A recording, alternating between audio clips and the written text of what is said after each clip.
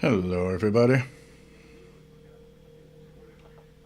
Check this live control panel so I can get the details of the stream. And there we go. Supposed to connect. There we go.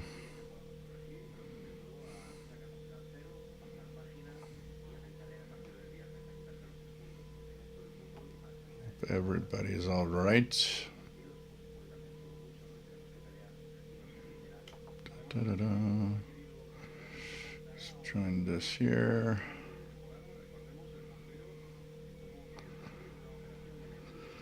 Already the start of a new month. It's pretty amazing when you think about it. Let's move this control panel to the left side here. And the chat room to this side here. And here we go. And I hope everybody's going to be all right. So welcome aboard, everyone. This is the Saturday Live Show where we talk about radio. And hope everybody's all right. It's pretty, I'm just going to put something a little higher here. I think the microphone's a little low. There we go. Oh, this is better. So, hope everybody had a good week as we start this Saturday show. Lots of things happening and waiting for a couple of answers that hopefully will be positive. Actually, I got one positive. I need a second one.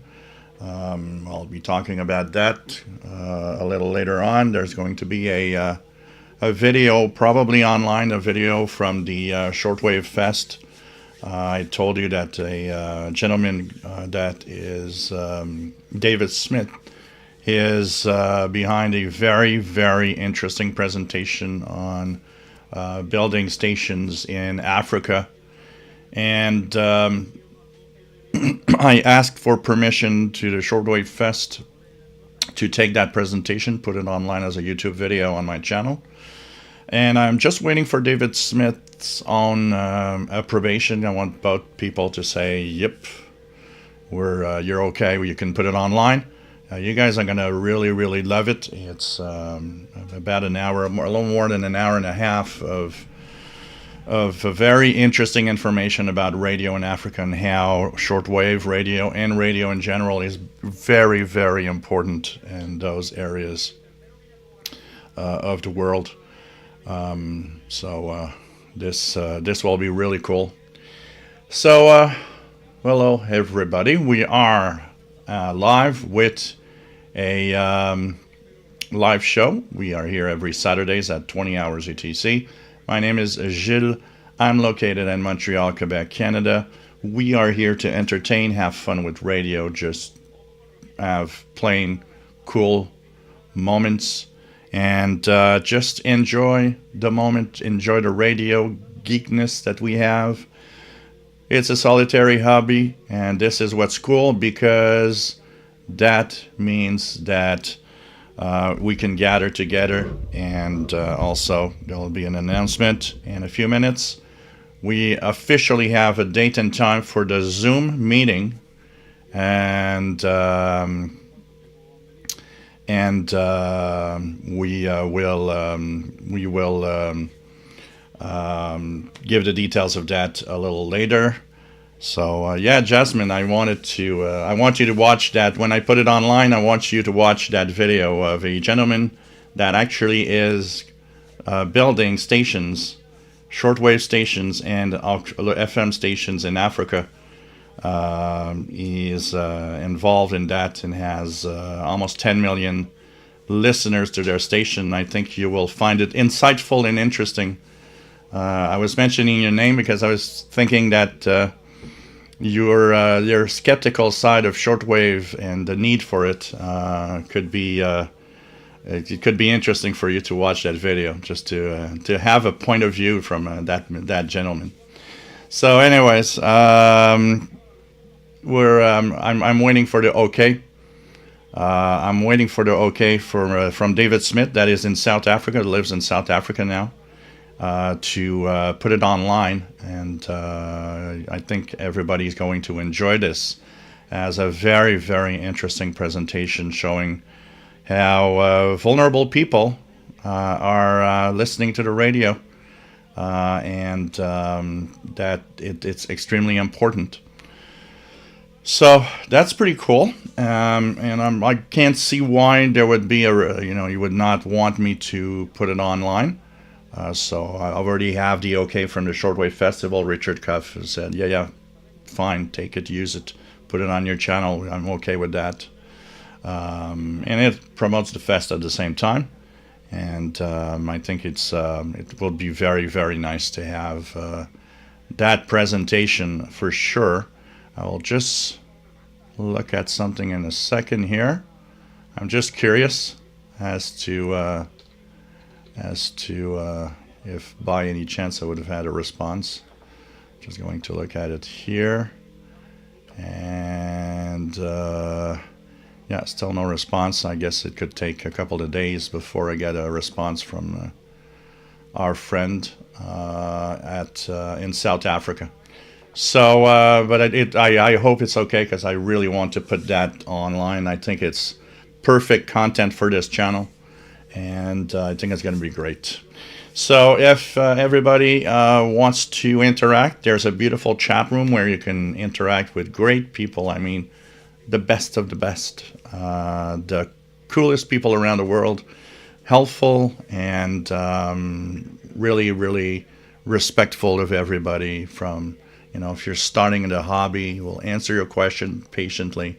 And if you are a seasoned listener for 40 years or 50 years or a ham, everybody's welcome here. There's no one is better than any other. We're all at the same level, and we're all helpful, and we all want to help. And this is why this place is great. So the other thing that you can do is, of course, go after this live show to our Facebook group. Our Facebook group has 4,200 members, and it is quite active. People are sharing what they're listening to, posting pictures of their new little radios. Sheila in Toronto just posted that she finally got, after last week's recommendation, her Quotacen DX286, which she's very, very, very happy, and will be. It's gonna be fun to see that. So here's the group, which is official SWL channel, just the same name as the YouTube channel, and here it is. And I hope that you join and share what you're listening to and what's happening. I often share what I'm listening to, and little curiosities and little things here and there about that. So this is going to be interesting.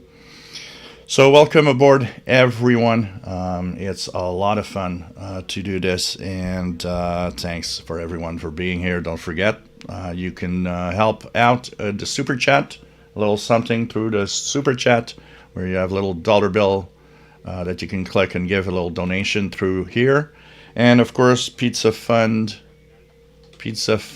and Paul the cat treat fund.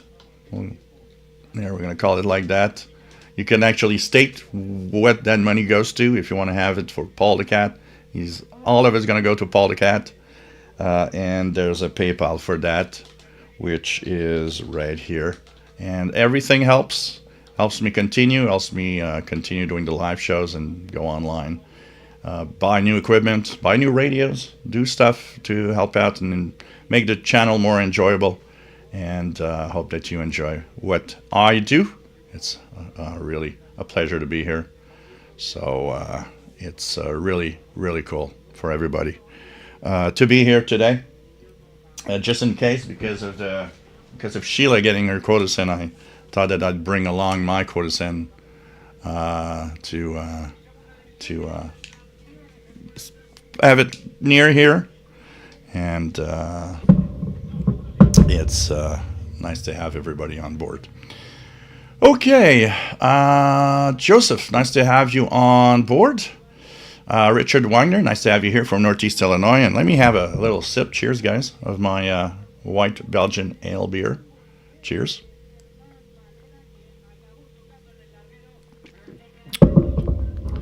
And Richard Wagner, Northeast Illinois, nice to have you here. SWL Signals 23, nice to have you on board from West Central coast of Florida. RJ Dakota, nice to have you here from Wentzville, Missouri, WA0113SWL. By the way, 15500 on the screen here is Radio Exterior de España in Spanish. London 19657, hot and muggy and rainy in northeast Pennsylvania. Good afternoon. Here it's about 65 Fahrenheit, 18 Celsius. We got 75 yesterday, about 23, 22. And it's supposed to be around 70, 72 for a few days. It's not too bad weather, actually. So we're slowly getting there. We're in May, so we're slowly getting there. I'm already thinking about the flowers I'm going to plant and stuff like that all around the balcony. TVDXer, salut. J'espère que tu vas bien. Toi aussi, ça va bien de mon côté. Nice to have you here, TVDXer. Old Radios, nice to have you here. Watching the Kentucky Derby. And no problem there. Jean Arrache, salut. J'espère que tu vas bien. Nice to have you on board. Brian Penny from Cape Cod, Massachusetts. Nice to have you on board, my friend. I have a little package that I will be sending this week your way. A little something.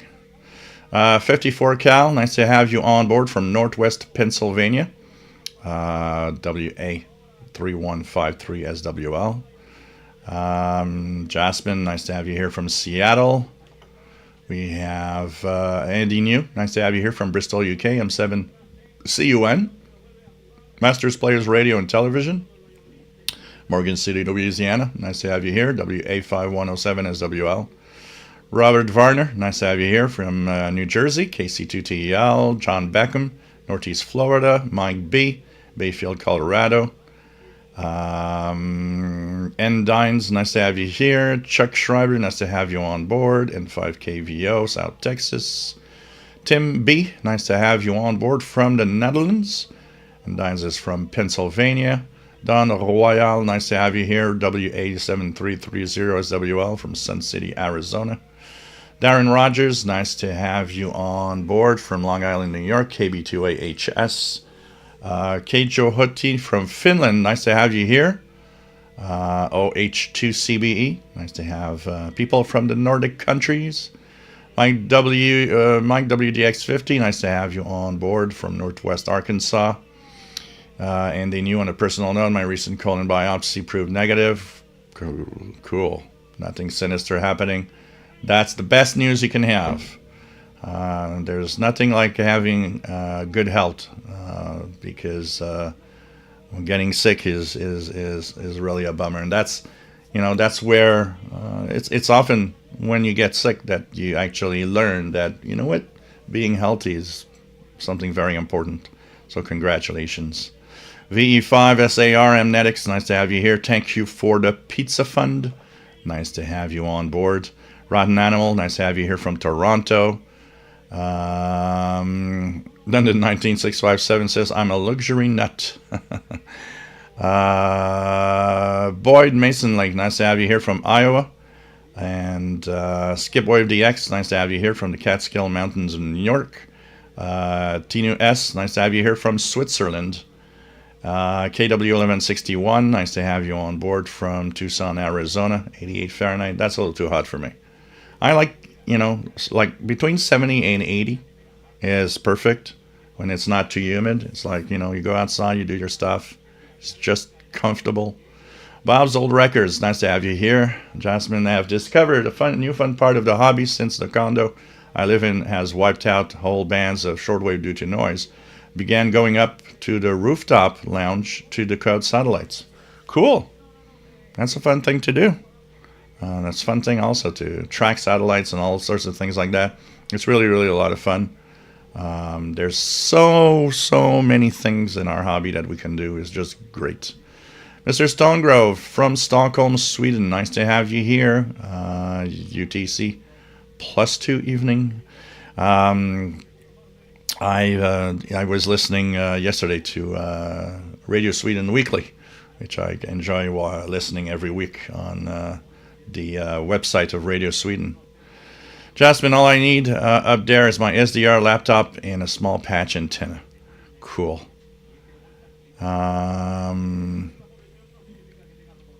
409, sorry, it just went a little past. Okay.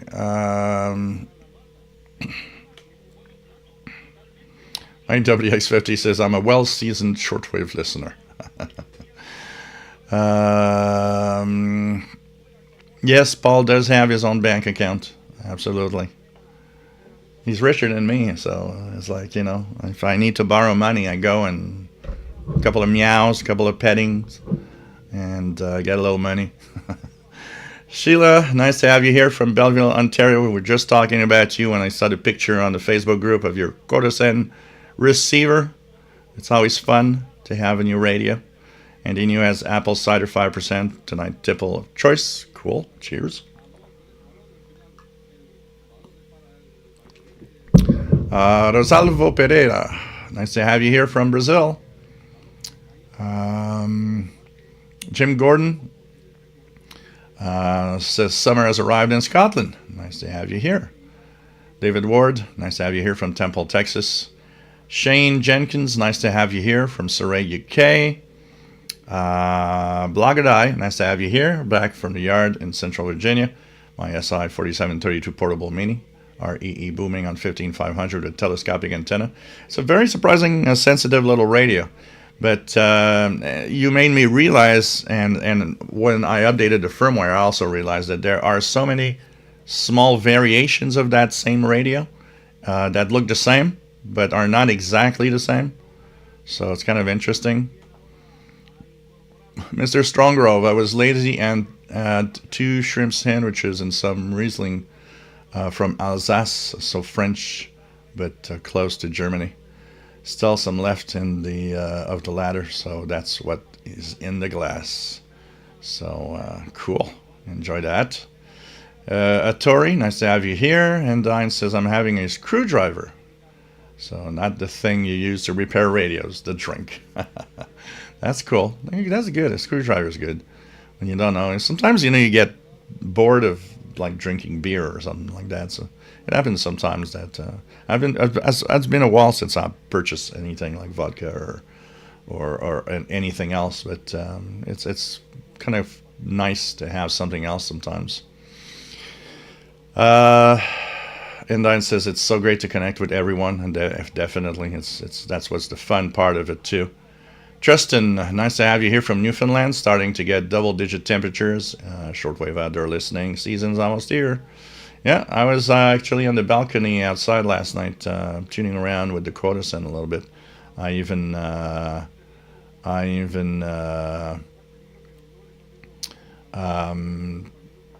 tune a little bit of the FM band to see what's on.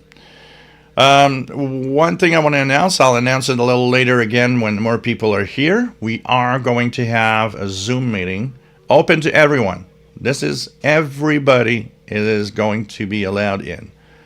From the Shortwave, YouTube Shortwave channel, and from the official Shortwave Facebook group. I will post the info in both. So May the 18th at 20 hours Universal Time. So that's a Sunday. Sunday, May the 18th, 20 hours Universal Time. We will be having a Zoom open to everybody that wants to join. The CIDX Club, Canadian International DX Club, has extra space on the Zoom account for the month, so it enables me to have as many people as possible that could join. So if you want to say hello, Zoom is very different. Instead of having you guys in a chat where we interact and I read your comments, maybe I'll see your face, or if I don't see your face, maybe you'll have a voice. And even if you don't have a microphone, you can just say hello through the chat You just join. I'll be having the link in a YouTube video and posting the link next week here on the live show and on the Facebook group. So that link will give you. You'll have to register. Say, "Yep, I will participate in that event," and that means you'll receive an email with a link that is going to be the link to click and to join our live show. So that's open to everybody, and it's on May the 18th at 20 hours Universal Time. Also, I forgot to say it a little earlier, for all those of you that donate a little something, either through here, the Super Chat, or through the Yahoo PayPal, if you donate a little something, whatever amount, you are entitled for the end of May. We'll be doing a drawing of 2 Canadian International DX Club memberships, which includes, of course, the monthly Zoom that we do and the messenger bulletin that we will receive by email. So that is for anybody that has donated since the last drawing of CIDX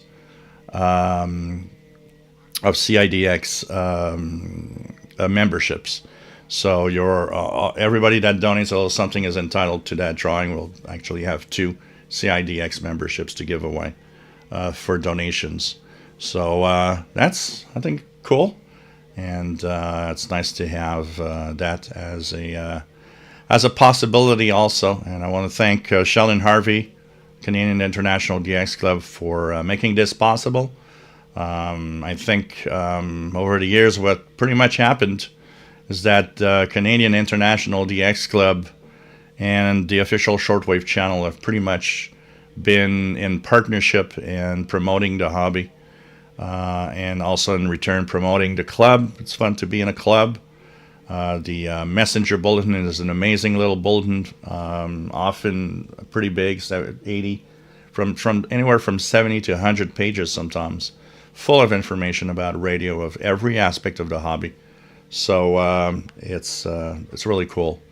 And if you're curious and want to learn more about CIDX, by the way, check it out. And if you've never seen a bulletin, and of course have never asked for one in the past, you can actually go to cidxclub.ca.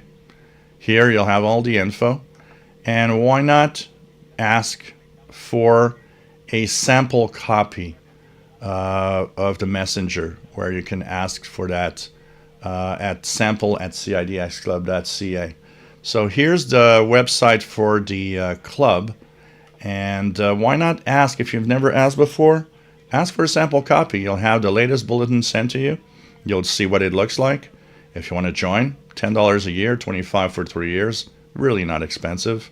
And that money actually goes in paying, the hosting of the website, for example, the Zoom, which Zoom is not free, so you got to pay. So the monthly, yearly Zoom account actually that's being paid with that, stuff like that, and little extras here and there that are being paid for. So why not join and check it out? Okay. Let's go and continue here. London 19657. Jill, sometimes you have to run away. I hope the person you care for is doing well. Yeah, it's not too bad, but I sometimes do need to go and check, make sure that what's happening, if all is well, and check on the person. So I sometimes do run away, but yeah, it's not too bad.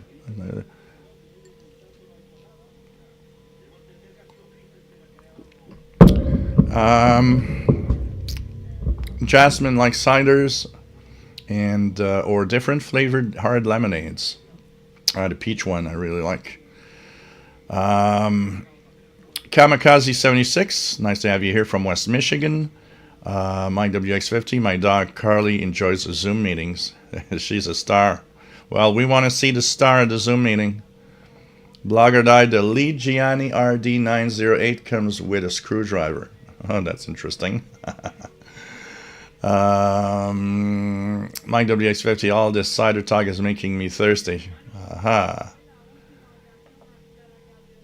So, Bob's Old Record, my favorite cider is no longer Maine, unfortunately. Totten Cornwall's best. Rest in peace. Yeah, I've had cider from time to time. I kind of like this stuff. It's not bad. It's not bad. There's a lot of good things, and there's the local liquor store here, and that I go to every Thursdays and Saturdays, or I think it's Thursday, Saturday, and Sunday.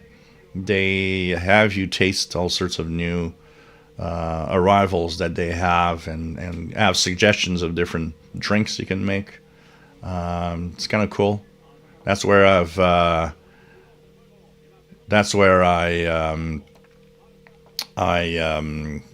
started from time to time making one, which is I discovered a local gin from Quebec, which is a gin made with the herbs of northern Quebec, and it gives it a very, very special flavor. And they had a little drink which is which is very good, with some orange juice, sparkling water, and a little bit of lime, and it makes a very, very delicious, refreshing drink, especially for the summer. But you got to be careful because that thing is 42% proof. So, London 19657, enjoy the videos you made this week, like the Spy channel. Yeah, I'm going to make more of those. I thought that, having a little more interaction, seeing my face is more fun than just static videos. VA7 EMT, monitoring everything everywhere. Nice to have you here. Are there any English broadcasts still available on Shortwave? There's quite a few of them. In an evening, I'll listen very easily to, like here Spain is in Spanish, but on Monday, Wednesdays, and Fridays, it has half hour in English and half hour in French. I listen to Radio Romania, Radio New Zealand. I listen to the BBC. I listen to Voice of Turkey. Recently, Brazil has added a little 5-minute English at the end of their broadcast at 0150 on 11780.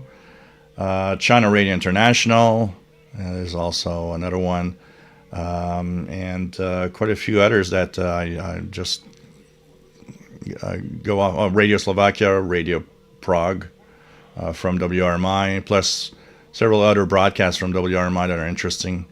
So there's some stuff out there in English, definitely. The biggest problem for us here in North America is that a lot of them don't broadcast anymore towards us. So that's why the impression of not having a lot of stuff in North America is present, because our North America, except for Turkey, Romania, and a few transmissions from WRMI, they're pretty much the only ones left targeting North America. So the other ones are mostly targeting Europe, Africa, and Asia. So they're weaker and more difficult. If you have a lot of noise, it's more difficult to hear them. Art Don, nice to have you here. Art, K280C, New Jersey.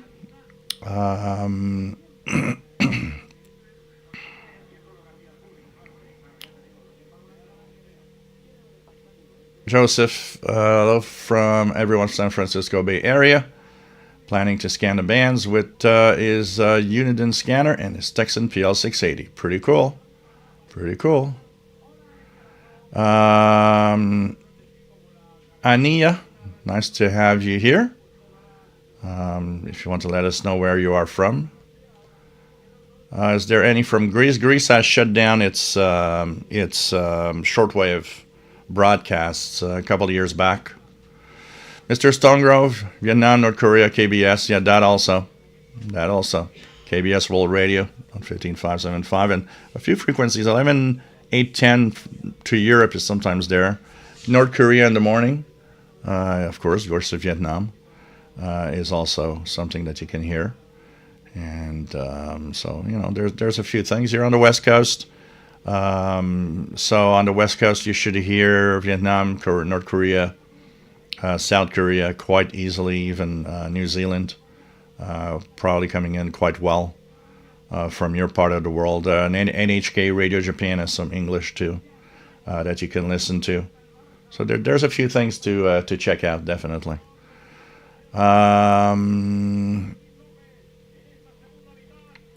We talk about radio, international radio, and radio in general, and ANIA. Joseph's Texan PL 680 is just with the built-in telescopic antenna. So pretty cool. And the Diamond RH77CA for the scanner. So pretty cool. WF7I Homebrew, nice to have you here, Bert, from Virginia. Participated as part of a group of hams assisting with a triathlon communications this morning, now having thunderstorms antennas unplugged. I remember, I don't know if they still do this here. You're making me think about it. When there was the Montreal Marathon, they used to have along the course quite a few amateur radio operators helping out and assisting in the coordination of all the event, and if somebody needed help or assistance. I really wonder if the amateur community still helps today. I remember that from a long time ago, where they would help and be there to coordinate. But I'm not sure today that the amateur.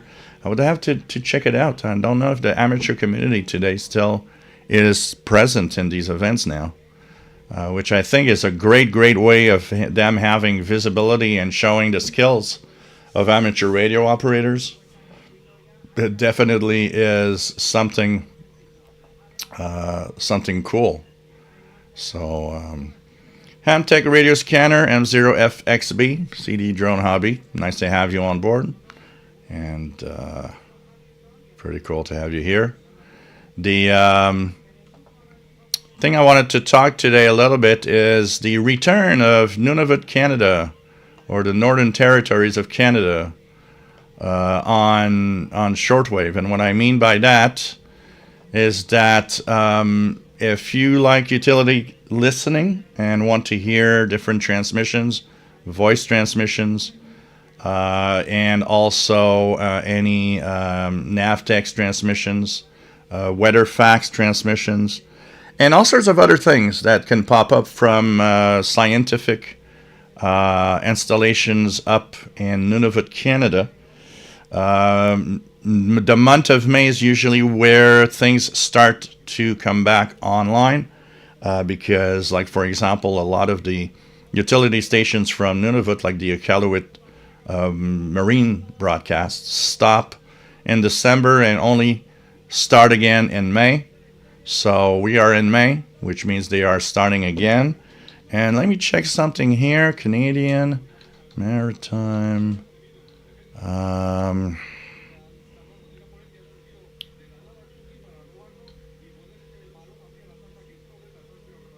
Book PDF. What's that? I'm looking at the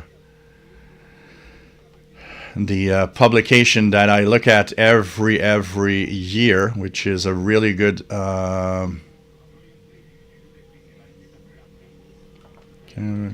Maritime Shortwave Radio Aids to Marine Navigation. Yes, the new one for 2025 is out. If you guys want to know what's happening in the shortwave, long wave, medium wave, shortwave, as long as also the VHF bands on the Canadian Coast Guard, there's a publication, a PDF publication that's called Radio Aids to Marine Navigation. The 2025 edition is there. It has and contains all the frequencies, locations of all transmissions that are on different bands. And it includes the Atlantic, the St. Lawrence, the Great Lakes, Lake Winnipeg, the Arctic, and the Pacific side of Canada. It's a beautiful PDF publication to look at if you guys are looking at something that might trigger the need to tune the utility frequencies. This is maybe going to trigger that. So this is the new 2025 publication that is available. I will actually save a copy to my computer. Here we go. And this is very, very helpful. In there you will have frequencies, times, the location of the transmissions. It's everything that has to do with Canadian Coast Guard. In terms of broadcasts of marine weather broadcasts, digital mode broadcasts, emergency services. It's a very, very cool publication to look at. And if you do go across Canada and you have a scanner radio, well, they have VHF frequencies for the marine, different marine places around Canada that you can check out. From the Great Lakes and the St. Lawrence, even the Pacific Ocean and Atlantic. Lots of stuff there, even up north.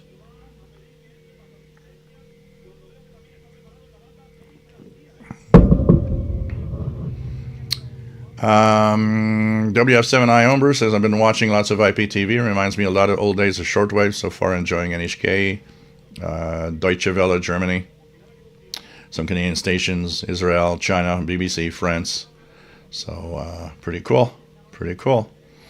And Freelange, nice to have you here from Scotland. What else do we have? So anyways, this is a great publication, and thinking of that, there's one that I want to check its transmissions. We tried it, I think it was last year. I want to check out if there's still anything, or if it's listed.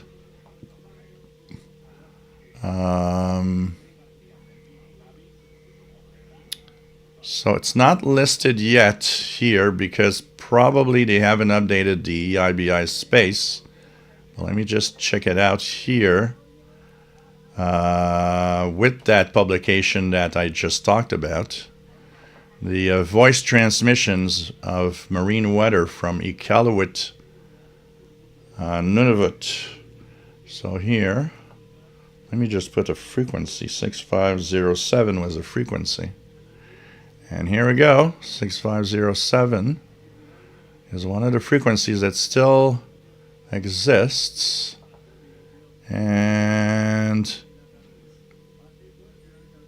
so Iqaluit Ship-Shore Communications is one of the frequencies of the ship-to-shore communications there on HF. Coral Harbor also.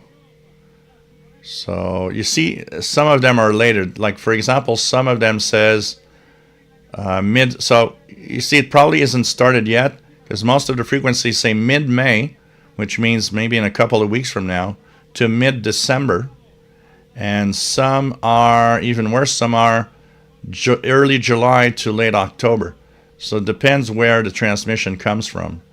But Iqaluit station VFF broadcasts 0110 UTC 6507 navigational warnings, technical marine synopsis forecasts.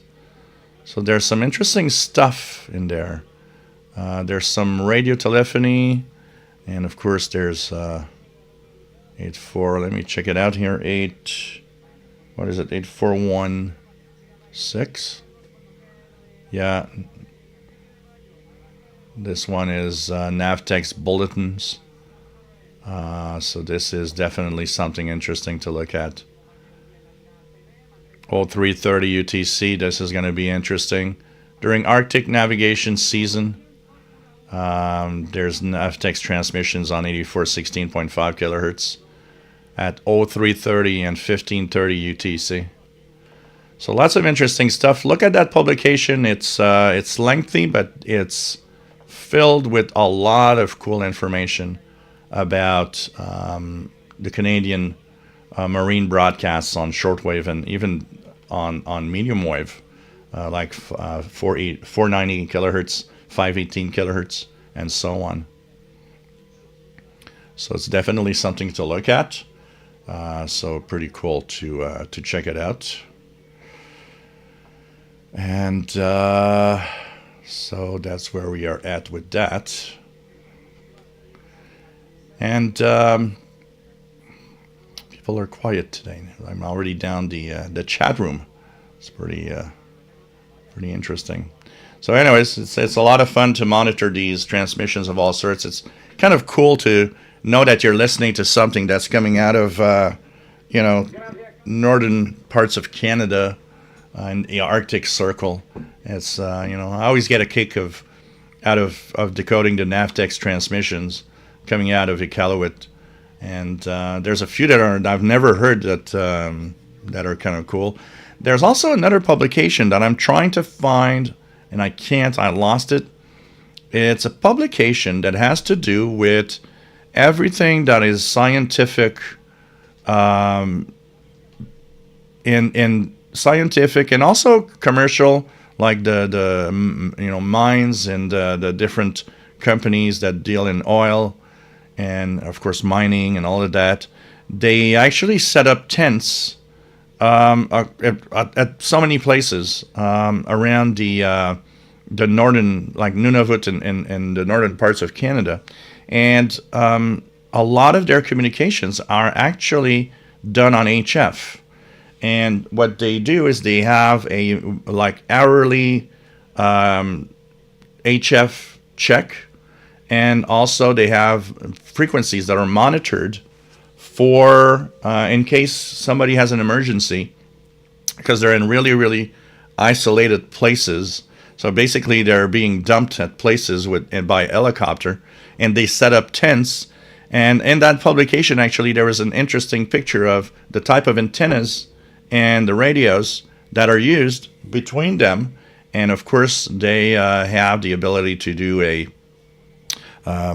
radio check every several hours to make sure that everything and everybody's all right. So I'm trying to find that publication. It was absolutely fantastic. And it had frequencies that are being monitored or transmissions being done. So I will try to find that. If anybody finds that, I would like to have the link to it, because there's lots of stuff that's very, very interesting there, for sure. Alex M0OOV, nice to have you on board, and thank you for checking in, my friend. London 19657, small world. I get the beef and tomato. My wife, okay. You guys are talking about beans and I make my own. I never buy. I pretty much never buy those stuff. I used before when I would go out camping, stuff like that. But now I make my own. So there's a lot of stuff that's kind of interesting there, because I'm in the. I was looking at the different utility stuff this week, as what's going to be interesting to monitor, and as the summer goes by and all, it's kind of cool. And utility stations tend to be weaker than most other transmissions to listen to. So what happens is that you have to, find the quietest place possible. So sometimes I go, to the park. There's a local park here. So Sarah Marie, nice to have you here from Oregon. Pretty cool. John in Tampa, Florida, nice to have you on board. So also, that is the other thing that's kind of cool. and it's the fact that with warmer weather, I'm going to start having my I'm going to start having my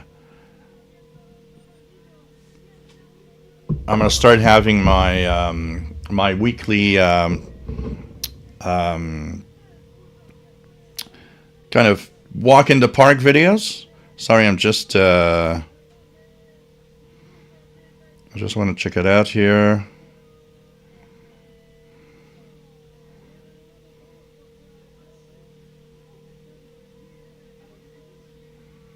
Okay, sorry, I'm just a little distracted by the I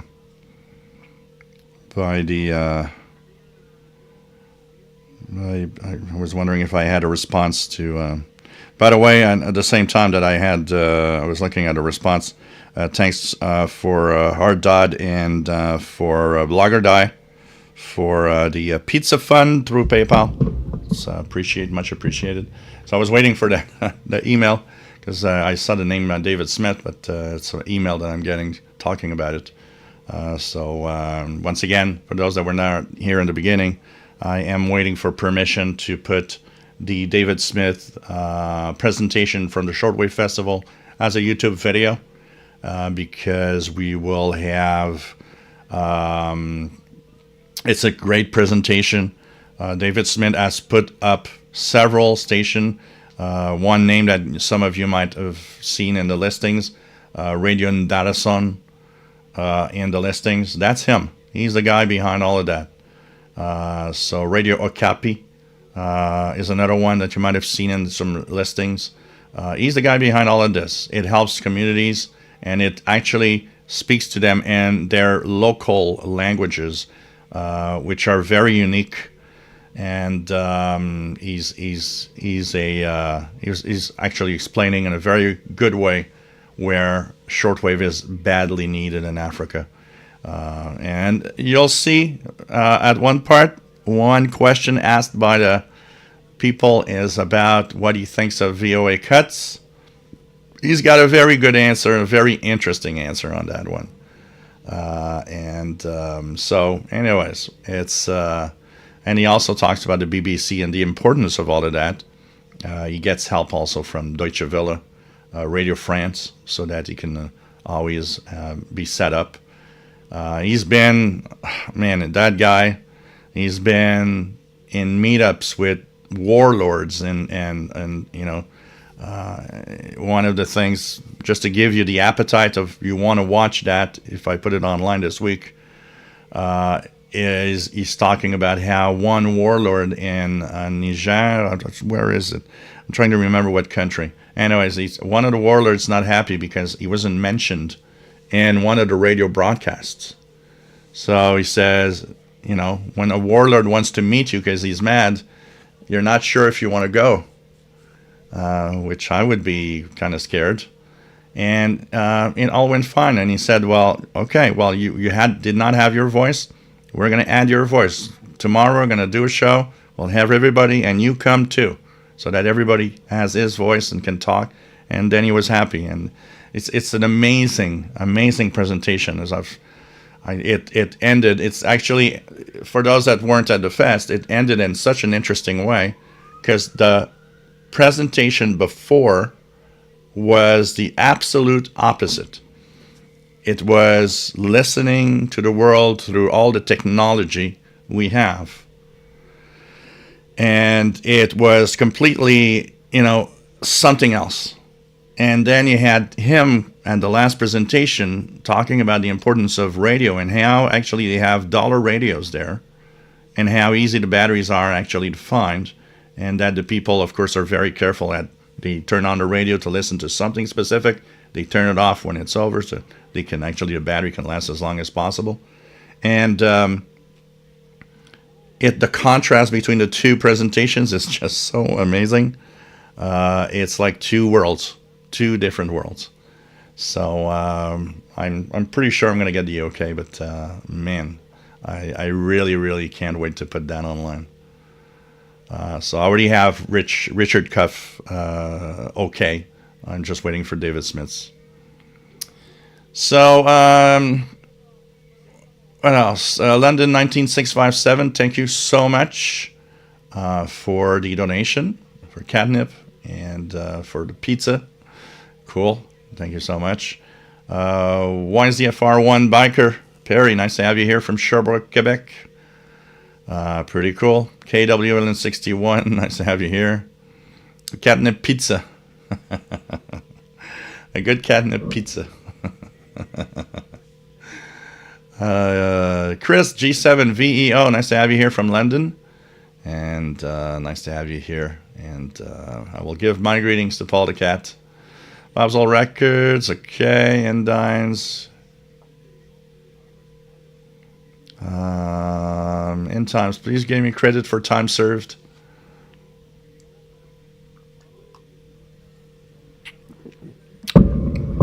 Jim Gordon, nice to have you on board. I too like to use my local parks for radio listening. They are usually interference free, and have used a few parks of my little YouTube channel. It is definitely a lot of fun. Here, the park that I go to is very, very quiet. Even though it's not that far from the houses that are around it, it's good enough. It's surprisingly quiet, and it's really, really nice. One of my dreams is to set up a little QRP setup for amateur radio and do some contacts from there. Sheldon Harvey, nice to have you on board from Greenfield Park, Quebec. Nice to have you here, my friend. Let me just go here. Okay. What else do we have? Steve Burnham, nice to have you here from Williamsport, Pennsylvania. Pretty cool to have you here. We have Hearts and Tariffs. Nice to have you on board. WF7I Homebrew. That was a fantastic presentation by Smith. Amazing life story and dedication. Definitely.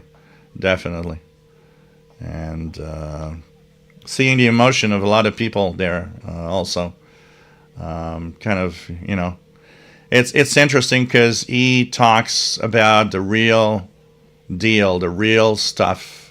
The real life of being there, having experience with all of this, and how important shortwave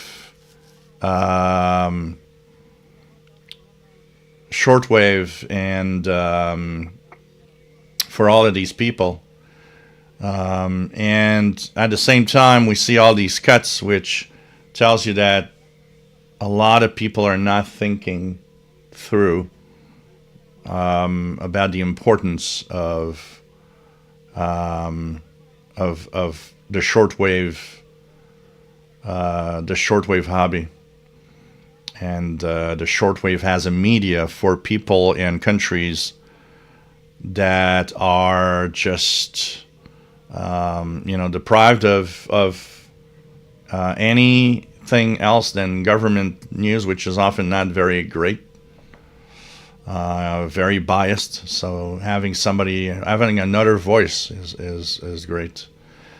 Bobby Burgess, nice to have you here. Master Players Radio and Television. That presentation you mentioned makes me think it was sent from God to share what others thinks while there. We have what we have. So yeah, it's definitely a world apart, and of course, there's a mix of all sorts of programming. There's us being hobbyists. Hobbyists are hobbyists. Obviously, some RDXers don't care about really the programming aspect of anything. They just want to have that log and that QSL card. And there's the program listener. The program listener does suffer quite a lot because, especially in North America, in Africa it's still good. You look at even Europe, when people tell me in Europe, there's less stuff to listen to. Well, I'd be happy to have all of that choice Europeans have on shortwave that we don't hear in North America. You guys have way, way more stuff to listen to. You're still targeted more with broadcasts from other stations too. And you got a lot of little private stations, which I find really cool. I wish there would be more of them, or some of them here in North America. That'd be an easy way for, little private operations of small stations that would broadcast on shortwave in North America. Would be kind of cool to assess, to have. And you guys in Europe have that, which I find extremely cool. And wish it would also be here. Mr. Stonegrove says if everyone was cutting, it would be one thing, but it's pretty clear that some still see the value of not making big cuts. Oh, definitely. Actually, there was one of the latest things that the chief of the BBC World Service said is, let's sit down and think about it. We need to increase our output, not lower our output. One country understands that really well, China. They even went to the point of actually constructing, a whole transmitter site with brand new transmitters in Mali. That just tells you that they understand that this is important, because they wouldn't spend all that money just for that. And unfortunately, when Western voices get shut down, well, these voices take over, and that changes the balance of the news output that people have.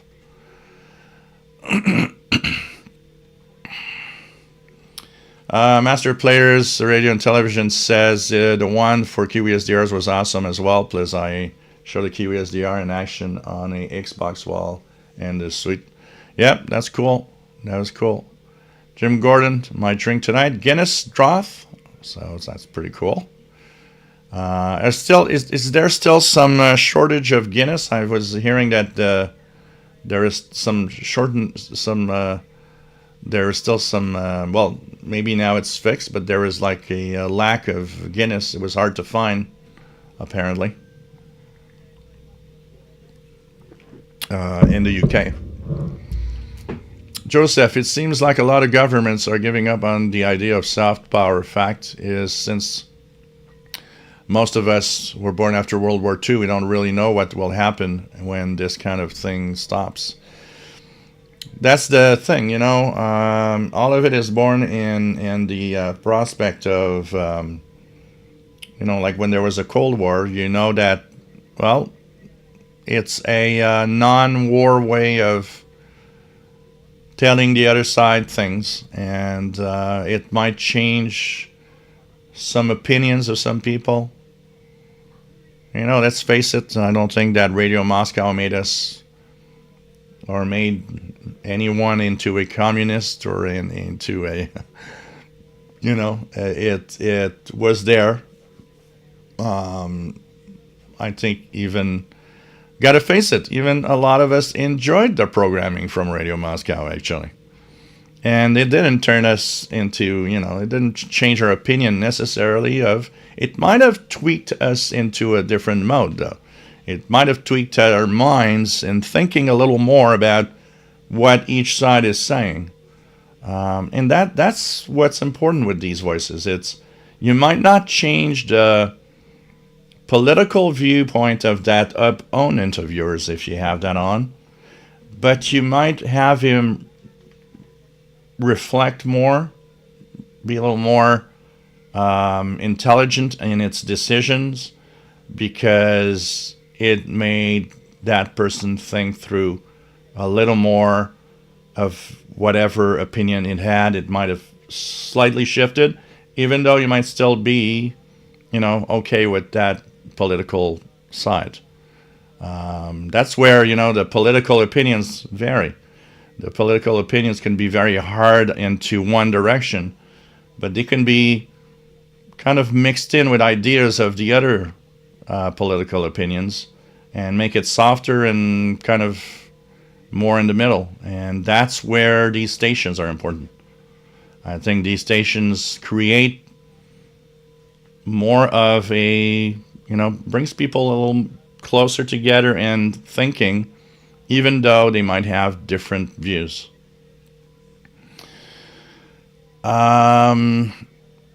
And guys, I'm in the mood to bake now. All this talk about Mr. Kipling's a great combination is baking and listening to this channel. However, very warm to put on oven now. Yeah, I like baking stuff and doing stuff like that, but when it's cold. Winter is perfect for me. It's like winter, okay, time to make donuts. Winter, oh, let's bake a cake. It's kind of fun. Or, make soup. I like pea soup. It's like I was thinking the other day, I haven't done pea soup. But, when it's hot, then forget it. You don't do stuff like that.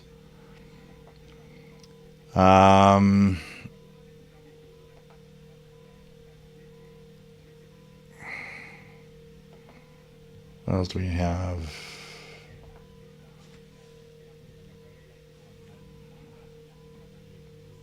What else do we have? Master Players Radio and Television might be a way to make it work on PlayStation, but its browser is not full featured. Yeah, I don't know. I would have to ask my nephew if we could try it. SWAT cats, call me conspiracy theorists. I honestly believe that Shortwave prevented World War III from breaking out. It is the only technology that stood the test of time and passed with an A+. It was an indirect way of speaking to each other, SWAT cats. With the Cold War had some heavy moments. I lived through the last heavy times. The 80s were harsh. The 80s were still, hey, they might drop the bomb tomorrow. You go to school and you have that in your mind. And I think that shortwave was a way to speak to everybody from every viewpoint. And we know things. We know that there's a lot of shortwave transmissions with coded messages meant to the enemy or meant to the other party or whatever you want to call it. And there are little hints here and there and broadcasts of the wording. You look at the Cuban Missile Crisis and how through Radio Moscow hints were given of how things are going. To kind of, through radio, you're kind of telling the other country, let's relax and let's not go crazy and make mistakes here. And that, I believe, went through all the way through the Cold War, even in the 80s. I'm pretty sure some broadcasts in the 80s we were listening to had some form of coded messages and news bulletins and so on to kind of align each country and saying, okay, this is an interesting way of saying things. It must mean that. And at the same time, it opened the mind of everybody. It opened the mind that we went from, nuclear war is something that we can go through and we'll still be here, to no, finally, nuclear war, we're all dead. It's not true that we're gonna, there's no duck and cover. I mean, that was so childish and it's just like, wow, really. And imagine a way of scaring kids. I don't know about you guys, but if you guys were in one of those classes where it's like duck and cover and you have to do the drill, that must have been traumatizing for kids. It's like, wow, you're telling kids that maybe an atomic bomb was going to fall and this is how you're going to protect yourself, which is totally crazy and stupid. I mean, and one of the documentaries that I saw, I remember a teacher saying, I remember doing the drill with the kids, and, she's looking at the camera and saying, somehow that was supposed to protect us and we would stay alive. And it's like, yeah, no, it wasn't the case. But totally, I agree that it's totally possible that World War III was prevented through all of communications, basically. We call it soft power. It's a way of communicating, and it's a way of giving everybody an idea that okay, let's take it easy. Sheldon Harvey, one thing he said that hit me the most was that these people who have just about nothing, they just want an identity. They don't even know what country they live in, and as no country wants to recognize them. That, and there's so much of that going on around the world, and you don't even have to go just to Africa. There's a lot of that going on in South America. There's a lot of that. Hey, there are people without papers in our own country. There are some here in Canada. They don't have an identity. They come from somewhere and they are not even Canadian officially. That exists in every part of the world. Some of it we, even here, some of it we just, brush under the rug. We just don't talk about it, but it's there. And there's even a whole economy around it. So, but definitely, imagine your life begins in a no man's land. You are born without a recognition of citizenship. You're a human on Earth, but there's no country that recognizes you. And that makes it even worse. These people are stuck with no identity. You go nowhere. You can't show up at the airport without any papers and say, hey, I want to go to Canada. No, you don't got any paper. You don't have nothing. What are you doing here? And they don't even have money. So all of that, it's like crazy when you think about it. And we don't think, and we do live in our little rich man's, life. And there's a lot of that we don't hear it every day on the radio or on the news. We might have a little report of something happening somewhere, but it doesn't describe the reality of it and how you are stuck hoping organizations will help because nobody else is there for you. You're on your own pretty much. It's crazy. It's crazy when you think about that.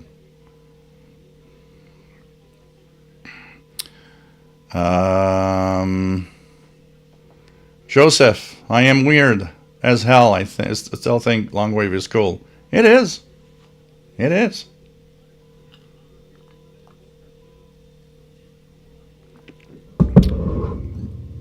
Jean Arash, did Radio-Canada 95.1 in Montreal turn its HD signal off, or is it just bad propagation? I can't get it in HD anymore. That is a very interesting comment. Hey guys, give me 2 seconds. I need to go get my HD radio and check that out. Sorry, won't be long. Won't be long, and I'll be able to check also at the same time. They'll do these here. Hope everything's all right.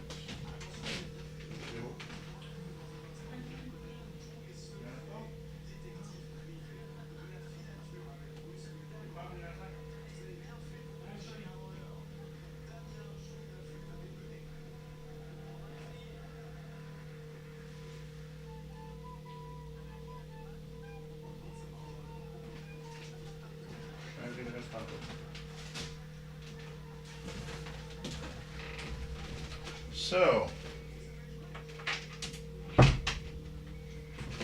that's an interesting question from our friend. 95.1. Is it in HD? And by the way, this is the only station in Montreal on AM 1650 that is actually in HD.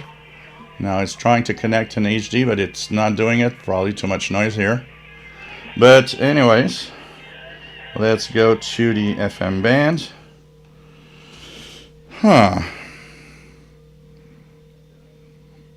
So,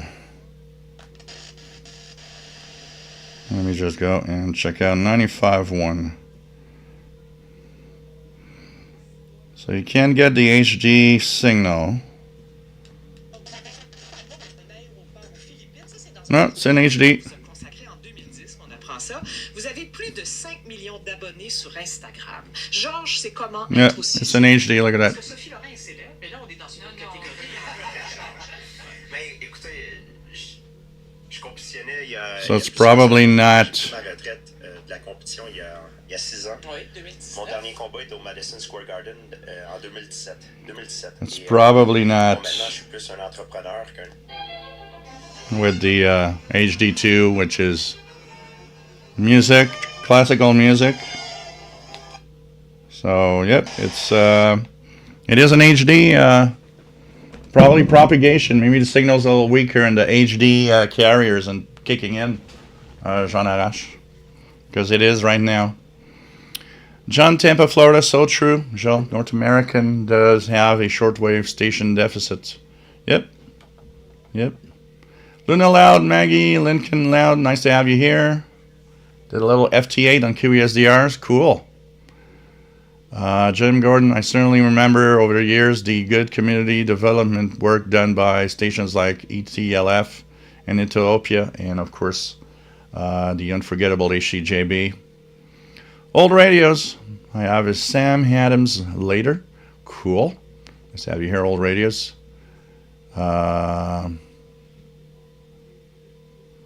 We're not Guinnessless, just a rumor. Okay. No problem, Bobby Burgess. Joseph, always enjoy a challenging perspective. Mike WX50, radio generator at Tirana. Yeah, that was, if you had to turn into a commie, it's Radio Tirana that would do it. That was harsh. Mr. Stonegrove, I prefer extra stout to draft, but as far as I can remember, draft was all available a couple of days ago. Yeah, the draft beers are popular. John Beckham, those Radio Moscow transmitters were real power bullies. Oh, God, yeah. Imagine the amount of money they spent on that. Plus all the woodpeckers and the jamming. Oh, man. Escapewave DX, I heard on Radio China's program, Supreme Master TV, they were talking about feeding their cat a vegetarian diet. I got a kick out of that. Man. Yeah, Supreme Master is not on Radio China. Supreme Master is on WRMI. You probably got it from the WRMI. But yeah, I think I heard something like that on their show where they were feeding their animals. I'm sorry, but a cat is not vegetarian. There's no way around that.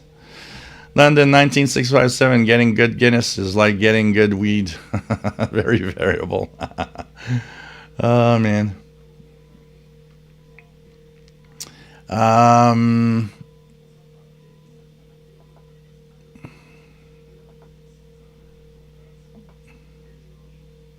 Just gonna find. Okay, here we go. There it is. Atari, wow, $329 for a Texan H501. Yep, they're expensive now. It's even worse for the S2200X. It's pretty crazy. The prices are really, really bad.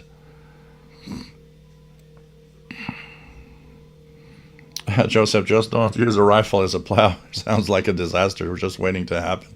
Sheila, okay, just picked up Montreal station on 99.5 FM. So far, that's impressive for the Courtesan, the X286. Don't think I've ever heard Montreal before. Wow, that is so cool. Yeah, on FM, the DX286 is one of the best radios I've ever tested. You scan on FM with that thing, oh man.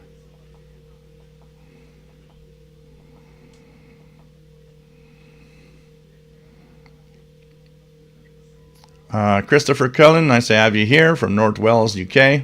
Jim Gordon, Guinness is back in the shops and plentiful. There's an official Nigerian version of Guinness. It's much stronger and dearer too. Huh. Joseph, I guess all of us 90s kids were spoiled. I was born in the 80s, but I don't remember Cold War except some bomb sheltering exercises at school. No big crazy things like that until COVID.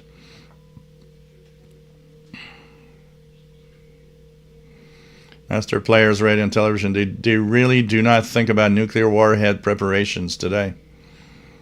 You know what is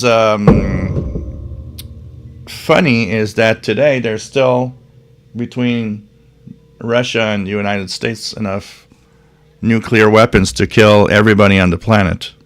We just don't talk about it anymore. It's as if it's taboo. There's no talk. In reality, we should still talk about that. Because, with the Russia-Ukraine war, that little nuclear flag came up again. Oh, well, we'll use a nuclear bomb if we need to. Oh, look at that. The nuclear flag is still up there.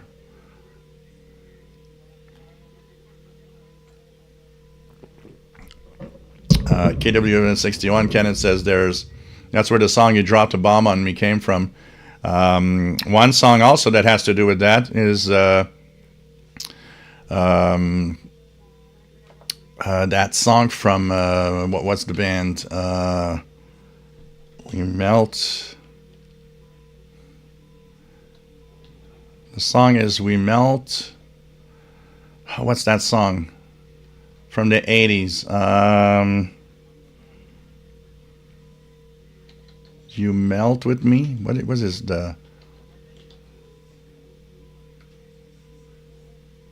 I Melt With You. I Melt With You by Modern English. I Melt With You is also a nuclear song. He actually sings about making love with his girlfriend as the bomb drops and heat melts their bodies together. It's also a 80s, nuclear bomb song. London 1965-7. If I have a phone coupler and remember bulletin boards, you're about my age. I remember bulletin boards. I did not use a phone coupler. I actually had the luxury of a 300 baud modem that was directly connected to the phone line. I didn't have that coupler that you put the phone on. Yeah, the Gab Band. You dropped a bomb on me. Wow, I forgot about that song.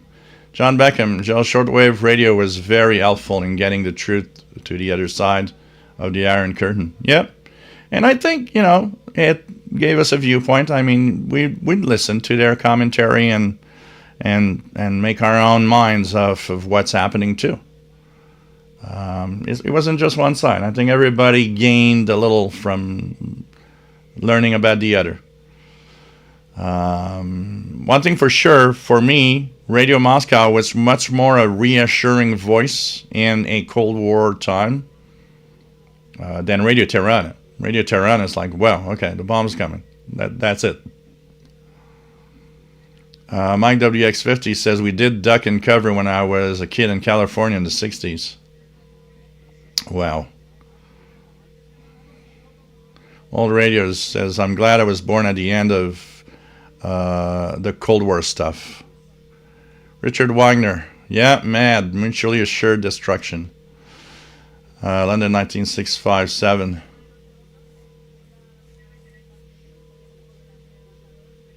Oh, man.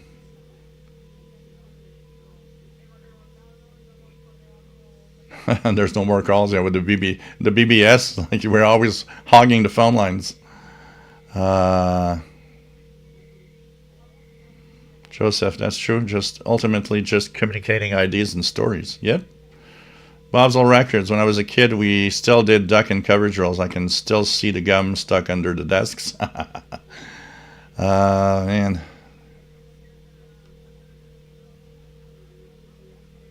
Joseph, yep, probably live by a decommissioned missile base in San Francisco. It was pretty real back then. RJ Dakota, I'm old enough to have remembered the distinct yellow and black posters that would direct you to the nearest fallout shelter. Also remember barely the duck and cover practices. And dang. KW61, my old captain on my ship said duck and cover was so the authorities could identify their atomic shadows. Wow. That's almost scary as a comment from a captain. Oh man, crazy. James Smoother ducked and covered in the school boiler room. Wow. Ricardo S. Nice to have you here from Portugal, where you didn't have any power on Monday. And Spain also. That was a big power outage, by the way, that you guys that was down there in Spain and Portugal. And there was actually a very interesting 30 minutes of Radio Exterior España on Wednesday. They dedicated the 30 minutes of their English language program to the power outage. And it was very, very interesting. And they were actually talking about the importance of having a radio, because it was the only way it worked. The internet was down too, which means you need a radio. That was, people were lining up to get radios too. John Beckham, remember old civil defense markers on the AM radio band? Yep. So Ricardo does actually comment. Ricardo says radio was hero during the 28th of April blackout in Spain and Portugal. Absolutely. Master Players radio and television. For anyone that was living in the dial-up era, what was your impression is when you heard of DSL or cable internet and you first touched either? So I was a crazy guy. I was a crazy guy that would buy all the new modems every time there was a new speed upgrade. So it's like, oh, I'm going from 300 to 1200. I'm going from 1200 to 2400. 24 to, I jumped to 96. Then I went to 14.4. Then I went to 28.8. Then 33.6. And then the 56K modems came out. Oh, man. Which had a hard time actually connecting at 56. It was just really the limit of the phone lines. Then the internet on dial-up, which I had for a while. And I remember I lived where I was living where I was before in the late 90s. I'd say 1998-ish, 99. So the high-speed internet was a brand new thing back then, and you had to sign up. You had to sign up, and you would get a message telling you, "Hooray! High-speed is now available on your street." So there was two companies really to check, Videotron and Bell. So I signed up on both, and I waited until I get a message that high-speed internet was available. The first one to do it was Bell. I got a message saying, "Look, high-speed internet is available on your street."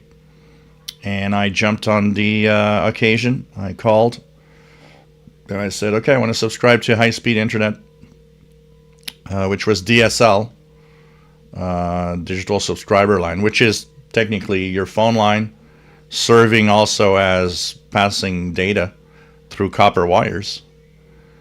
And two things were cool about it is that at the time I was with my mom, and my mom couldn't get any calls while I was on the computer on the internet, so I would often go on the internet, but late at night, because, as not to prevent my mom from getting calls. But DSL was like a breakthrough. It was not only fast because it was 1 megabit per second, it was also, you can make a call on the phone line and be on the internet at the same time. This is a revolution.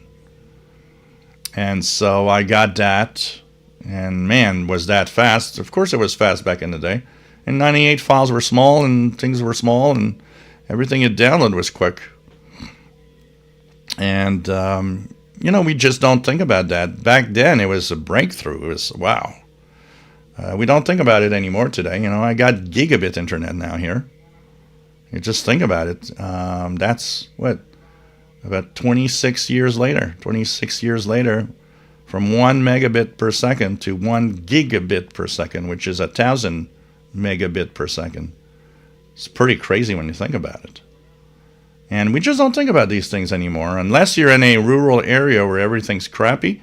A lot of people are. But, man.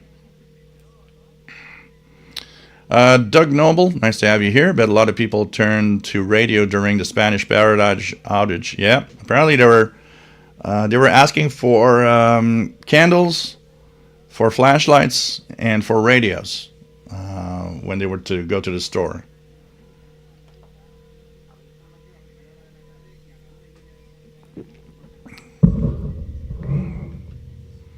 Pretty crazy. Tori, who has the Ratty RF206? Anybody have one of those? Chris, G7VO, I'm old enough to have it as a ZX81. I'm old enough to have had a Pong game and a Commodore VIC-20.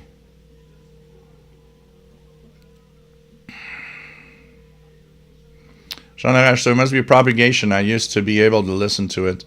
Yeah, maybe something, or I don't know, maybe they could have done some work or changed something and it's just not the same, the signal isn't reaching you the same.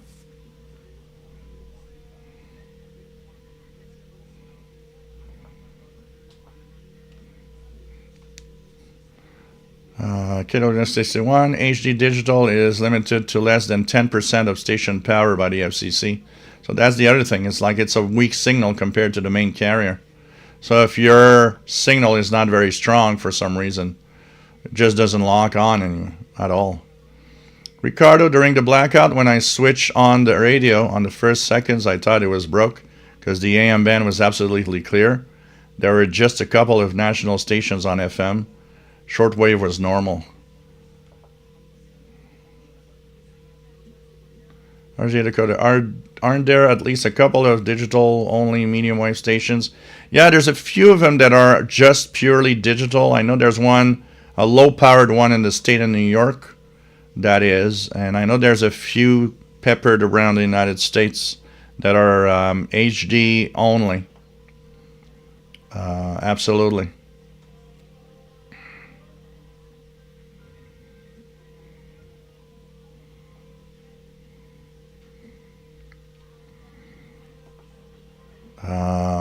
What else do we have? Lagadai, Thunder, switching to indoors. Yep, that I think is a good idea. Bob's old record says Walmart was Guinnessless last time I looked. James Farley, Aisha, there's a new version of that Mini SI 4732 with an audio amplifier and improved firmware and better speaker. Yeah, I think that thing is something that's going to be kind of like the ATS-25. It was in constant evolution. There will be newer versions with new capabilities, new options. This is going to be interesting to look at.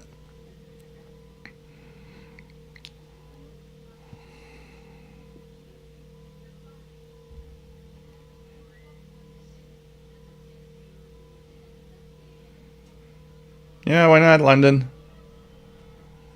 Atari, it's getting harder and harder to find a basic AM/FM radio in local stores, so if you buy it online and don't like it, you'll probably have to pay shipping to send it back. It wasn't.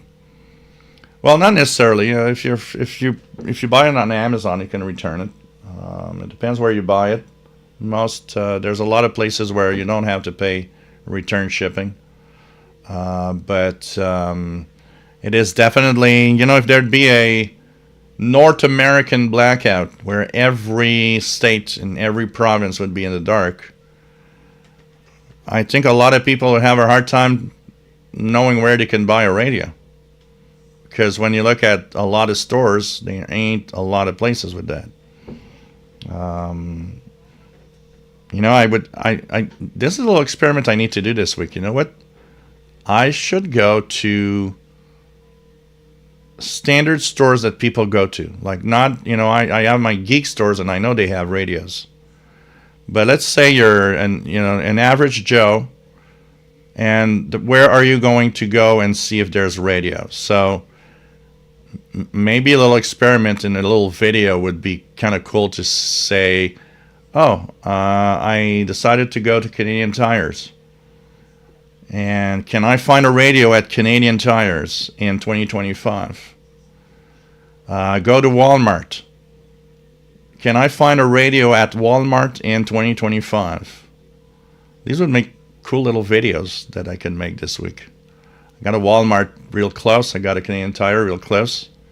These would be interesting to check out. I mean, most people go to these big surfaces like that, and that'd be interesting.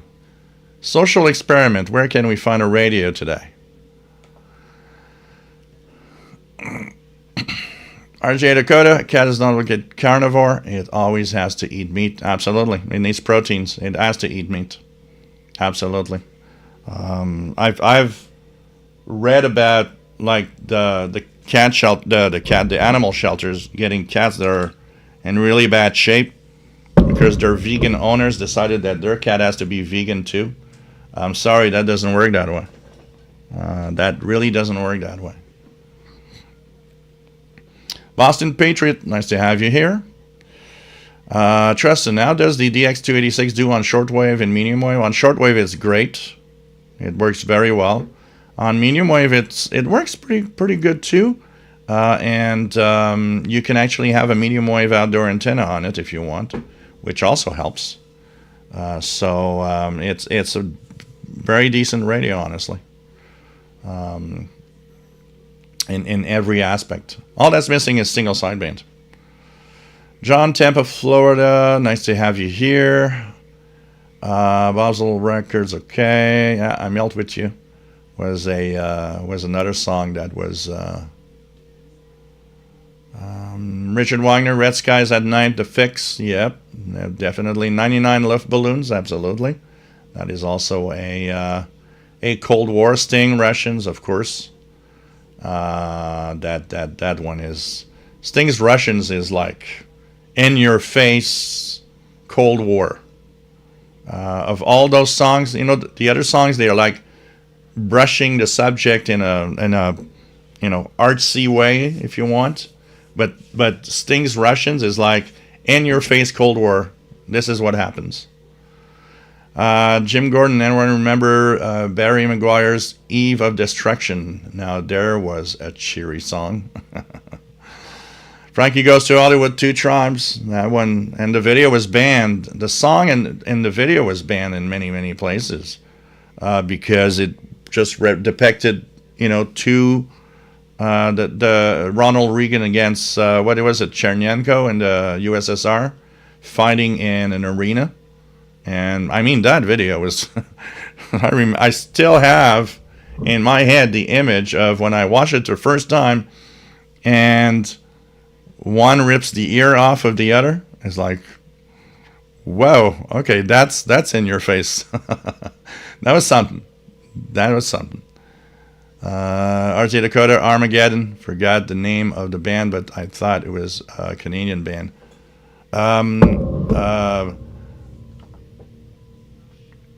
Oh God. Armageddon song. And an album, I think it's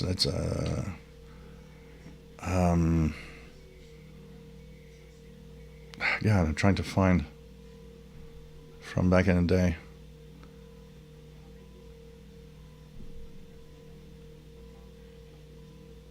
Oh well, maybe somebody has a name. Yep. Mike Beat, The Clash, and did Atom 10. Yep. There's a lot of people. That was SWAT Cats, the Golden Plover, or the Red Goose. Those two birds started the Guinness Book of World Records. Okay. London 19657. Was it Synchronicity? That's an album by The Police, which I like. Jim Gordon, Radio Toronto put out a really powerful signal into the UK. They used to cause AV interference to BBC Radio 1 on 1214. You guys in Europe had it very, very harsh back in the day. I mean, being close to the USSR, and all of those, the woodpecker, the jammers, the very powerful stations from Russia, all over the place. I mean, it was rough in North America already if you didn't have a really good radio. I mean, in Europe, it must have been crazy to listen to the bands without any overload or any problems. I must say. Pretty crazy. Man. John, Tampa, Florida. Deccan coverage was in school when I was a kid. Life in the 60s. Yeah. Richard Wagner, Conelrad, 640 and 1240 kilohertz frequencies on the AM band. Hey, John, Moderator DXer. Nice to have you here. M7EIW. Nice to have you here. Good evening. Jim's Radio Check. Nice to have you on board. Mike WX50 went from a 28.8 to 56K modem and thought it had lightning fast connections. Yeah. Okay, Kenneth says the problem I had with my modems was that the bad phone lines limit me to 4,800 baud during rainy days. Oh God, that was bad. That was bad. Oh, Prism. Yeah. RJ Dakota. Redhead Roofing in July. Nice to have you here. I put up a 200 feet antenna. That's a long wire for you. Blogger, I had this monster-sized 1200 baud acoustic modem. Oh, God. Tori Blogger, yeah, okay. Mr. Stonegrove, I went from 56K V90 to 10 megabits fiber over Ethernet. Talk about a revolution. Yeah. Mike B. Rush did distant early warning. Yeah. Can I remember waiting 4 hours to download a 3-minute song at 3 megabyte back in the day. Jim's Radio Check. I still have a DSL line. They're going to phase it out, though, pretty soon. Van Rain 79 used a 56K modem for years. First broadband I ever had was 650 kilobits down for 128 kilobits up.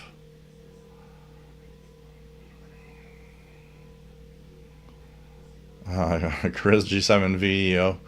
My modem sounded like loading a game on the Spectrum 48K. Yeah.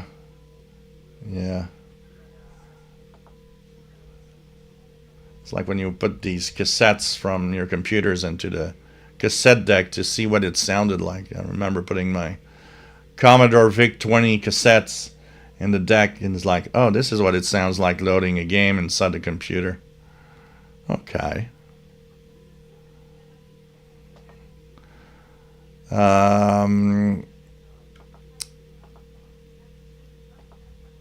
Matt Reader DXer says was old enough to have an Atari 2600 and unfortunate to play E.T., which was voted the worst game ever for that console. Oh man.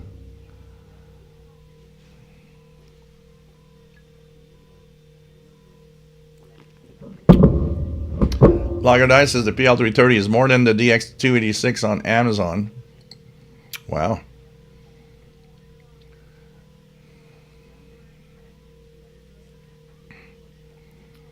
Yeah, William Shatner kind of did advertising for the VIC-20, which was a good move, I think. It was a good move. Dave Newmeyer, N0KM, nice to have you on board.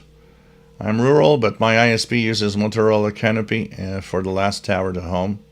At least, when you're rural, but at least you got still good internet, that at least is great. But a lot of people are stuck with such crappy stuff.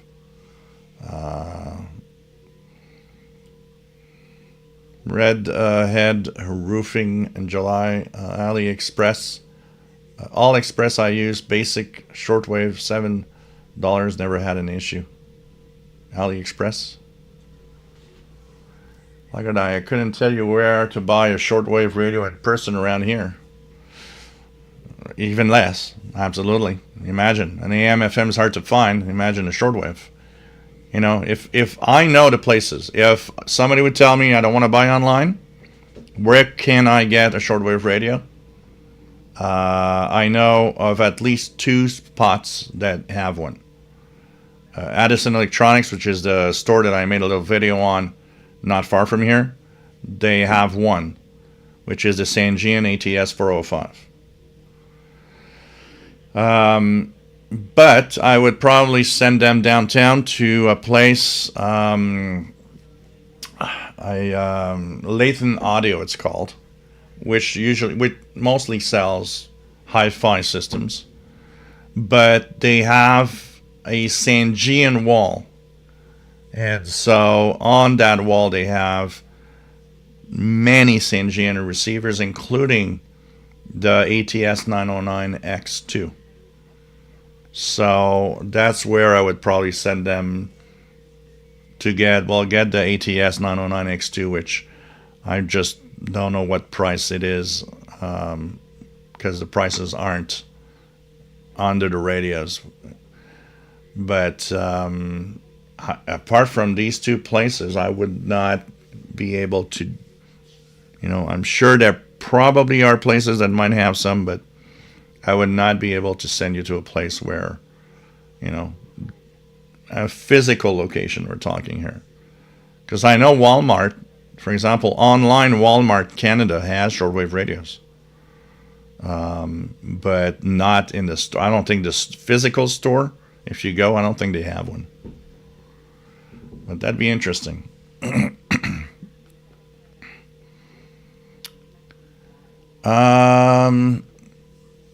Steelic000. Nice to have you on board. Pretty good. Hope you are well too.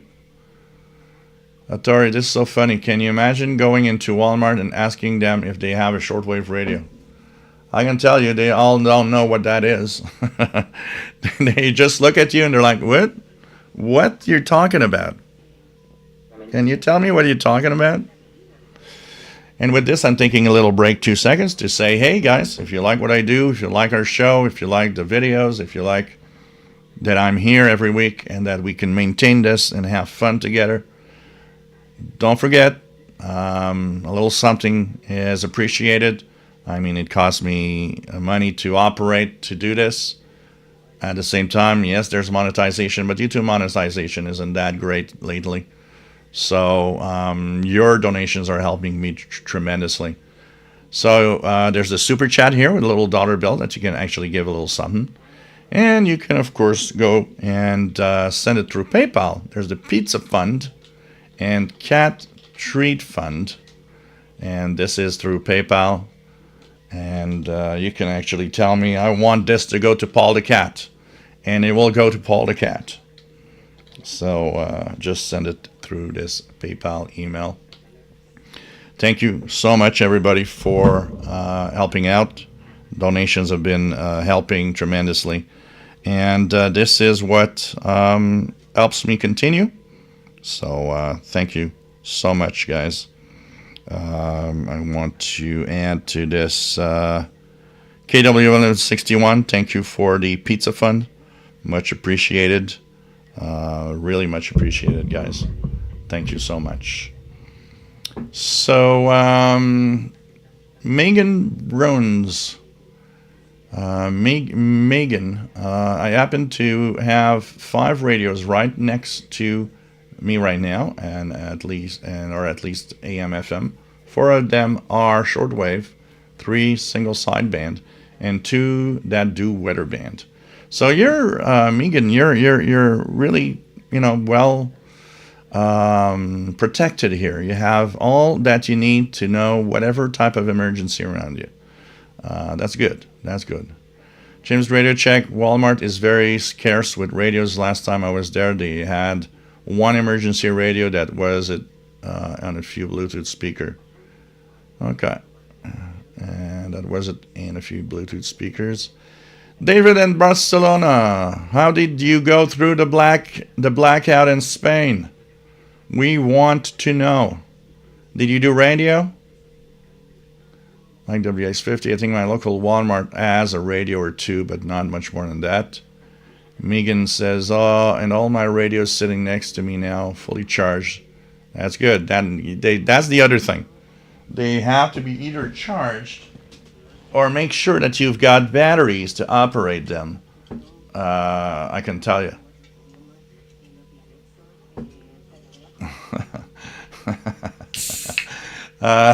Kenneth. I like Kenneth's humor. I've had trouble finding Canadian tires in Tucson, Arizona. Yeah, that might be tough. I give you that. Finding a Canadian tires in Tucson, Arizona.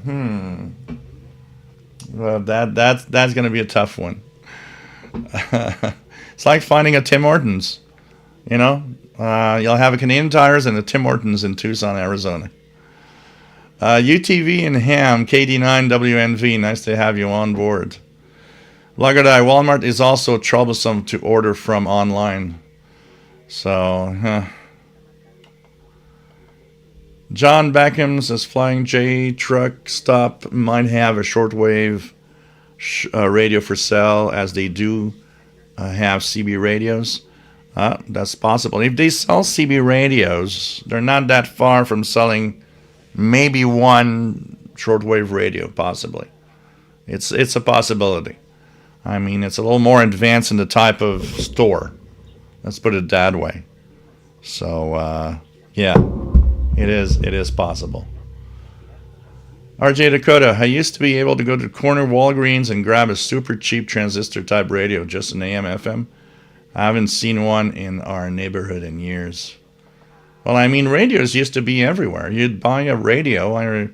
I remember going to Consumer Distributing, which was that odd store that we would go to. I miss that type of store, honestly. And they had in the catalog, AM, FM radios, clock radios. Oh, that's one thing I want to take out from. I might even. I'm going to break my neck if I try, so I will not do it. Okay, but I have to do it. I've been wanting to take my good old GE clock radio, the one that I purchased, the first I ever purchased, because I needed a alarm clock radio to wake up to go to actually work. It's a radio that I purchased in 1988. It's a GE AM FM clock radio. It has a blue LED display for time. And I've been wanting to take it out, plug it in live, and tune the AM FM band on it to see how it works today. That thing is there, and I don't think it has been powered in at least 25 years. So it'd be interesting to see. It's one of those, standard clock radios of the day that's like you put on your desk and had the time, the radio on the other side. I need to take it out. I actually see it from here on the top shelf.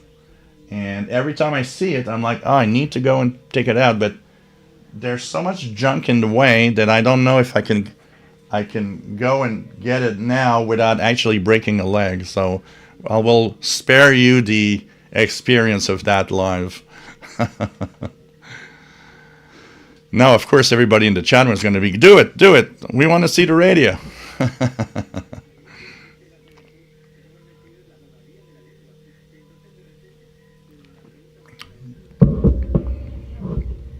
You know what, Notori? There was I guess you guys in the U.S. also had all sorts of promotions when you did a gas fill at the big gas stations.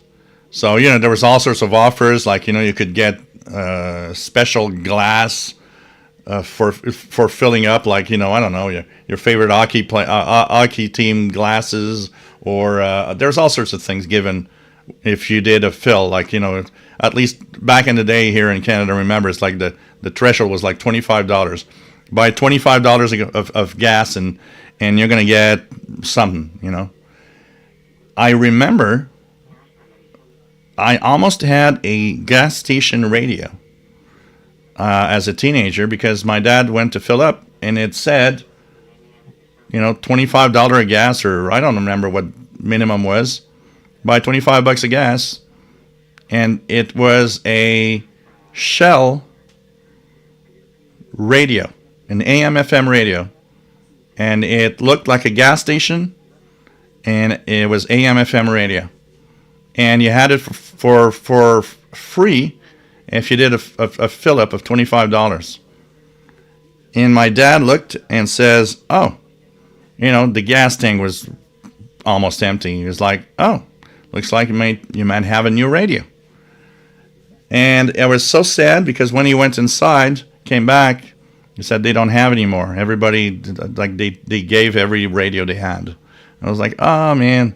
But I would have had a official Shell Garage AM/FM radio. I remember that. Oh boy, that one is a one from really far away. And that was, I would guess, in the mid '80s, maybe even earlier than that.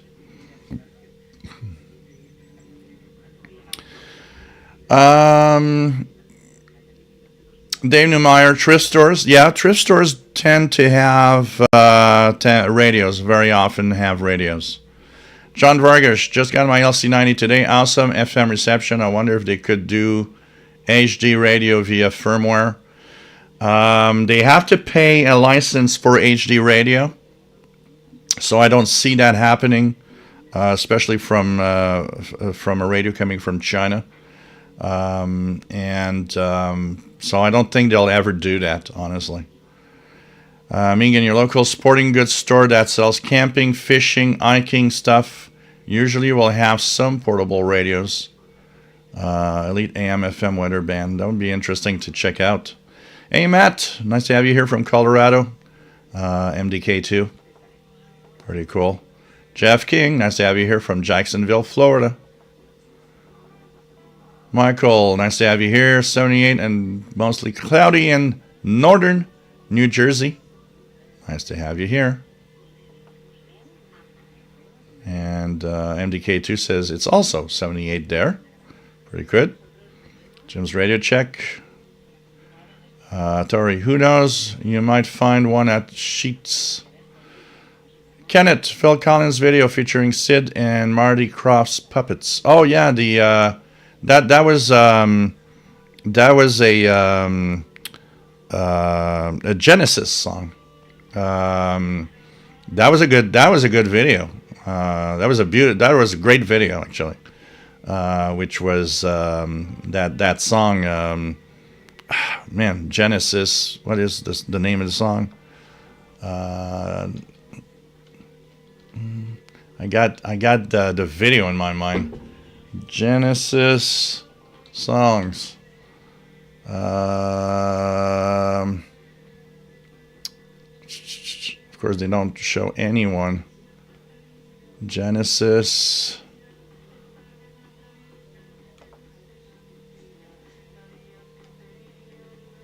Da, da, da, da, da, da.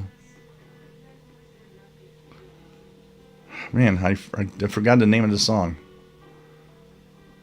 But it was Genesis. It was Phil Collins with Genesis of that song. And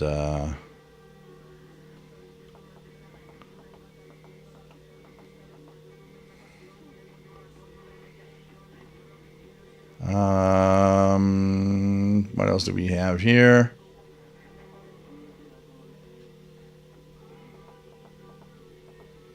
Andrea the Xer, we still have it harsh with high energy prices thanks to Putin and his plan. Yeah, I guess in Europe that's a very complicated thing happening right now. Chris, G7VO, AM radio and battery radios keep you connected in blackouts. Absolutely. Doug Noble, can you get Remarkable DX tuning the FM band?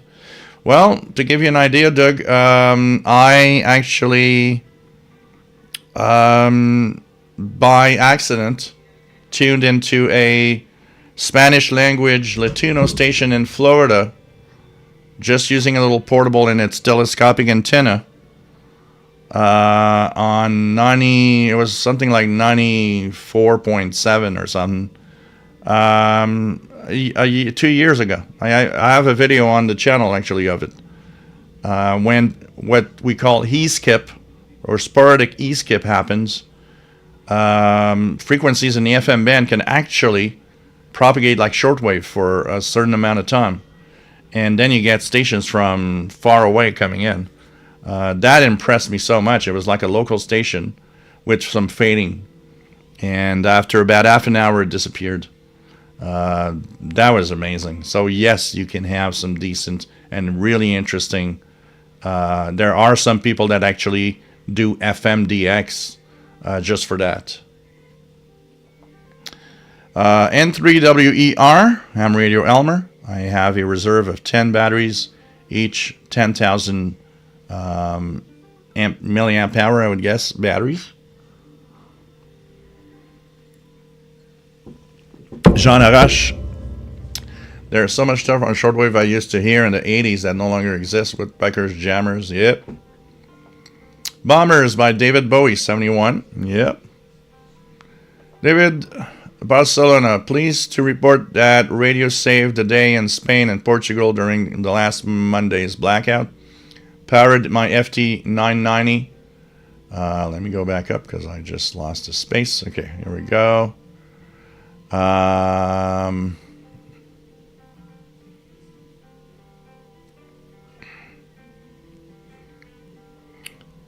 just going to go here and continue reading our friend here.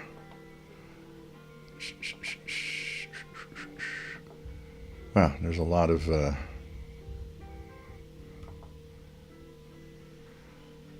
by the way, talking of woodpeckers, there's something that I heard recently that really sounds like it. It was very interesting. It's like it has the same pace, and it was very interesting. So, powered my FT990 with my 40 amp hour lithium battery, and in other news, FM medium wave radios flew off the shelves in the stores that had them. Though some people, especially the younger ones, barely knew how to identify what they had in their hands. There you go. I was telling earlier, you weren't here when I talked about it, but on Wednesday, Radio Exterior de España, it was very interesting. They dedicated 30 minutes of their English language broadcast to the blackout, to what happened, to how people lived through it. And also, the last expert they had was mentioning, do you think there's going to be another blackout at some point? And he actually answered very truthfully, of course there'll be another blackout someday. And this is not just here, it's everywhere in the world. Every country is going to be subject to a blackout someday. It's the way it is. Our grids are very complex, and you never know what can happen. And she asked the question, so what should people have to be prepared? And of course he talked about, flashlights, candles, but he did mention everybody should have a radio and be ready. If something happens, you are going to be able to use it to listen to what happens. And even the Spanish National Radio announcer said radio was indeed very important this day. So, yeah, pretty cool. Redhead Roofing, have you ever done part 15 low power local broadcasting? Yeah, when I was a teenager, I actually had a little transmitter on AM, part 15, which I actually became illegal technically with it because I wanted my friends to hear me, I had 3 friends that were strategically positioned around where I lived. So one was my immediate next door neighbor. One was at the corner of the street, and the other one was 2 streets away. And I had started doing this little radio station. I would pretend that I'd be a radio station. And I'd be on the AM band. I'd put myself somewhere around 1100 kilohertz. And I would spend my Friday. That was my geeky thing, which I was very happy. For me, Friday evenings during the summer months, I'd turn on at 7 p.m. the little Part 15 AM transmitter, and I'd start broadcasting as if I was a real radio station, playing music and having my own personal comments and stuff. And so at first I didn't modify anything. I used the transmitter the way it was, and which was, by the way, a transmitter I had built with parts in a magazine. I started first with a kit, one Radio Shack kits that had these Part 15, but then I actually built my own little kit from a magazine, and so it would work on 6 volts. And of course had like this long of an antenna maybe on it, as not to go beyond what Part 15 is. And I decided, no, I don't want that. So I pumped up the voltage from 6 volts to 12, which the transmitter could handle. And I plugged it on my long wire for shortwave. So I was an illegal pirate suddenly, but still with very low power. When I did that, my next door neighbor finally heard me, and at the corner street they could hear me. My friend could hear me, and he was like, that guy was cool, because my friend at corner street was like geeky like me, so he enjoyed listening to me, and he would actually call on my phone at home and say, I have a request for a song, and I would play his requests. But my friend 2 streets further, he said, I hear something bizarre in the background, but I can't make it out. But, just the fact that at the corner street I'd made the signal, I'd be happy. And I spent, I guess I was 13 or 14 at the time. I spent my whole summer every Friday night switching it on at 7 p.m. and going on until about 10 p.m. doing a pirate. You can call it now a pirate, because with the long wire antenna and 12 volts instead of 6, I mean, I was probably, instead of, I think the Part 15 is 100 milliwatts. I was probably more than that. And the fact that I would go to the corner street, I was stronger than that. But fun memories. I sometimes look at a warm summer day, and it sometimes comes to my mind of a warm summer day. What brings me to my mind, I'm outside on the balcony in the backyard. I set up a little table, the transmitter, my 4-track tape recorder. I had a little 4-track tape recorder. It had a cassette with songs on it. This was the music playing on that Part 15 transmitter. And little microphone. And I would just go away and do. I was in heaven. It was for me. It was so cool. It was so cool. And the fact that somebody else was listening, my friend on the corner street, made me like, I'm going to do this every Friday. And I believe my friend at the corner street listened to me every single Friday all that summer. And when we went back to school, I probably did it from time to time on Friday evenings, also for fun. And then I moved on to do it on CB. I had a 3-channel walkie-talkie. And I remember it was a 1-watt talkie. And I would just go on and do a radio station on like channel 20 or something. I don't remember what channel I was using. I think I was using channel 14. The standard channel that comes with all of these crystal CB, portable CBs. And I still remember getting a kick out of it because I had also a CB, my Navajo. At that time, I had my Navajo CB station.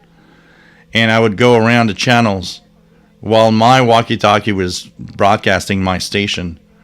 And there's some guy on another channel that's talking to others, and he says, "Hey guys, go check it out, channel 14. This guy's doing like a radio station and playing music." I got a kick out of that. I was like, oh wow, I got an audience. I've got an audience. And one of the guys talking, I knew where he was. So I was like, oh man, I'm making it like, 10 corner streets away with that little walkie-talkie, realistic walkie-talkie, a TRC 234 or something. And it was like, that was fun. It was like, for me, it was like so cool. I was happy. I was like, that also was kind of illegal-ish. But hey, I just, did that for a while. And I would just do my little radio station. And, it's like, honestly, if it was like, cheap and easy to get a license and do a little shortwave, even if it's just 100 watts, a little shortwave thing, I would go for it today and be like, okay, look, I'm going to make little programming and if some people want to, I don't know, it's I guess it's very complicated here in Canada. The licensing, even if it's a simple little thing, licensing is dreadfully complicated. Plus, you got to commit to standards of programming and all sorts of things, which I guess is much easier in Europe when you look at all the local European stations, these little private stations on shortwave. But, these are some of the best memories of my teenage years. Summer day, little breeze, I don't know, eating pizza and drinking Coca-Cola and just having my little broadcast on the radio that a couple of friends are listening to, and pretending I'm a real radio station. I still remember my call sign was CKSS, Charlie Kilo Sierra Sierra, was my official call sign. And I think I chose it back in the day because nobody else had that call sign, if I remember well. I don't know if today some station has that call sign, but I remember in the day I had chosen my call sign because I couldn't find anywhere that a station had that call sign. So, Charlie Kilo Sierra Sierra. Oh man, that was a lot of fun. I have found really cool memories of that. So, pretty cool. Jean Arrache, what the purpose of woodpeckers? Woodpeckers were radars. They could detect the advanced launch of nuclear missiles 1,000 miles away. They could even identify aircrafts, stuff like that. The woodpecker was really a type of radar. So it had two big, giant antennas, and one would send the signal, the other one would receive, and they could actually map, any objects of a certain size on a screen and know where it is, the distance, and so on. So, but they were all over the bands. They were everywhere. The woodpeckers would appear everywhere, in the international broadcast bands and so on. Man, I can tell you that. All radios, I don't have Kentucky bourbon, but I got Canadian whiskey. That's cool.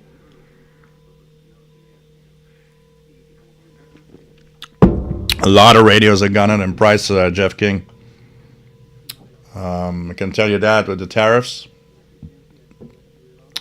And Diane's my dad and William Shatner share the same birthday. Cool. MDK2, I picked up a Texan PL368. Need to get out with it. I got it specifically to take on hikes. It's a great little radio. You're going to have a lot of fun.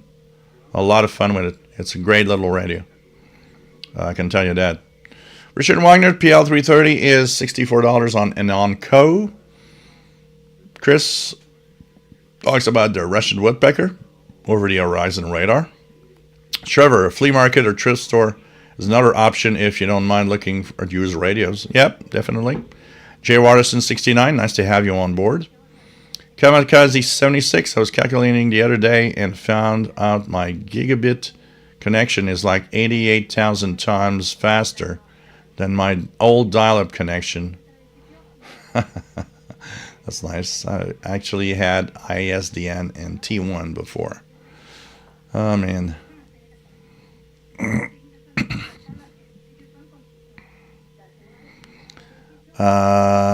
Justin, first MP3 I downloaded over dial-up was Matchbox 20. It took 48 minutes.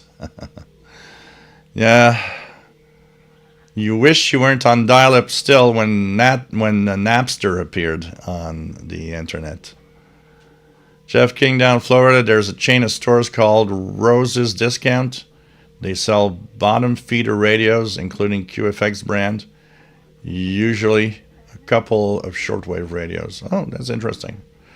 Jim's Radio Check, I was surprised to see Walmart is selling more and more vinyl records. Oh yeah, I mean, you know what? Vinyl records are actually getting more and more popular. It's become a thing now. Vinyl records are getting very popular. Might be other than FRS and GMRS. My local Walmart only has Midland Weather NOAA radios. Yeah, they do carry that. Well, I will find also at a local Walmart here. I will have these FRS GMRS radios. They do sell those. They're kind of popular because they're like today's kid walkie-talkies here in Canada, which is because they are different from what you guys in the U.S. could do with them. So, Joseph says, I would spend months sometimes looking for bots that shared the music I wanted. Yeah, back in the day.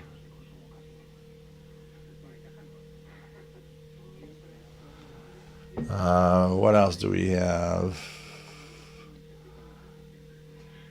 RJ Dakota, if I walked into a regular store and asked for a shortwave radio, I would probably get some strange looks and probably get an escort out of the store.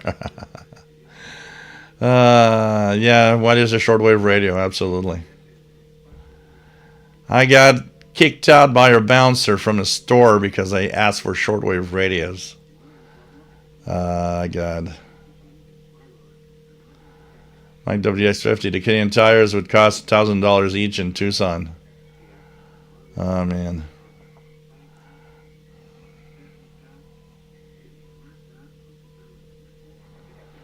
Megan says, I mostly have my radios to not be bored in the event of power outage. All the power lines running around the yard would be dead, and it would be great for the Xing. Yeah.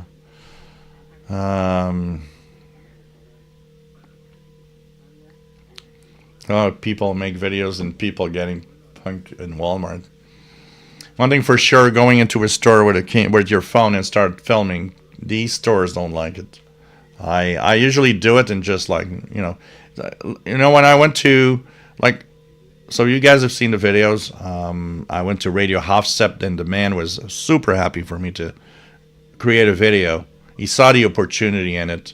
And actually, I've had a few people saying that they were bringing in some of their radios to get fixed there.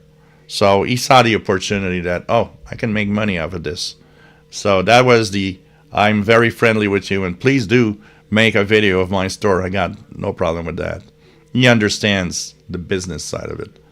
But when I went to Addison Electronics, you guys should have seen the reaction. When I said I'm a YouTuber, I got 50,000 subscribers, and I'd like to just make a quick video of the store. And the guy looked at me and says, no. And it annoyed me. And I remember I came back and said, look, I've been coming here since I'm like 10 years old. I want to tell my viewers about your store. Some people might not know where you exist, and I've got a lot of local people that are on my channel.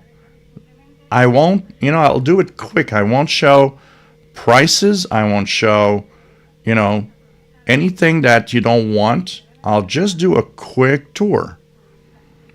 And he finally caved in and said, okay, but I want to see the video after.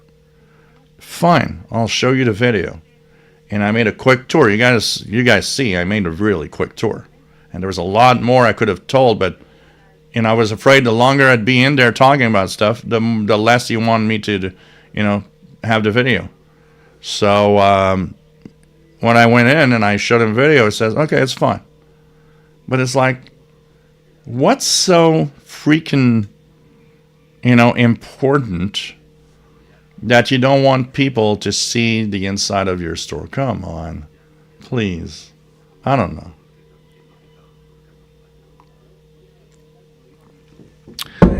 Please, Matt, please. Beer and popcorn goes great together.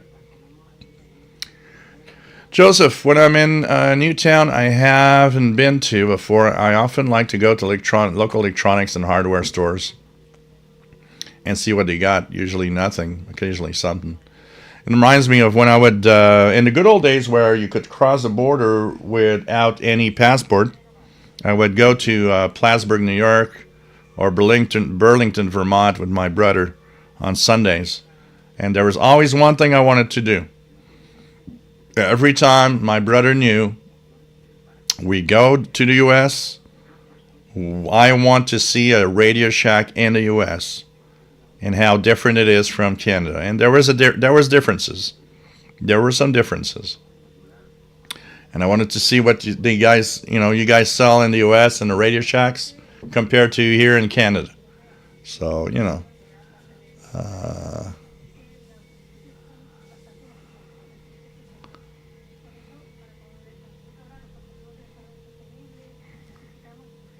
Joseph says, that's a simple question. Do you have any radios? That'll understand. And then you sort out if they have shortwave radios or not. Pretty much. J Projects, I happened to make my first ISS crossband contact during a cable outage. No phone, no internet, no problem. Cool, J Projects. Trust in Canada, there's Tim Hortons everywhere. There's one in my basement. And this is what I never understood, Tristan. I've went to Tim Hortons so many times, and I've never liked anything that I took there. Except maybe a breakfast. And even then. It's like, I just don't understand the popularity of that. And Dines, my hubby, London, says his first job in a camera shop in London. He got the job as a youth because he knew what people were talking about when they came in. Yeah, absolutely. Absolutely. You know what you're talking about. You're going to be important for any store, actually. Any shop will want you if you know what you're talking about with the stuff they sell. Kid only 61. Joe, when you plug it in and the lights dim and channels goes down, I'll understand.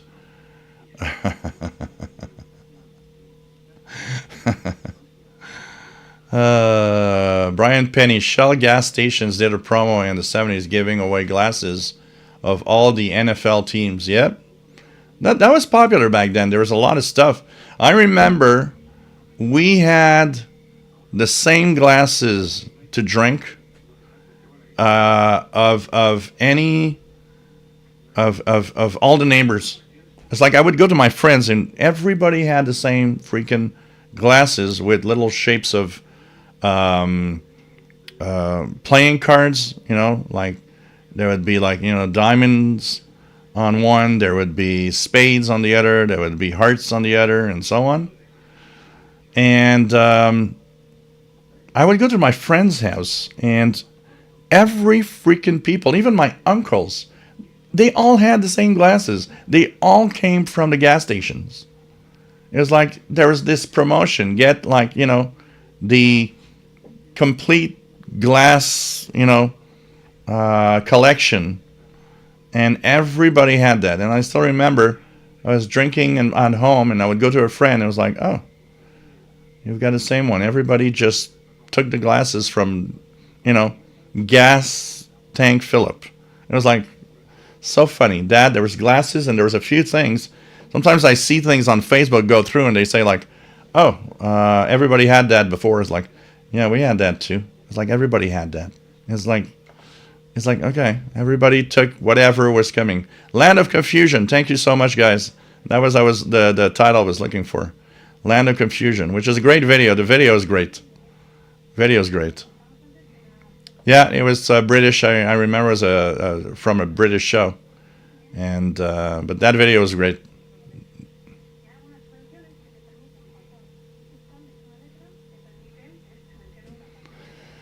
Yeah, Mike WX50, great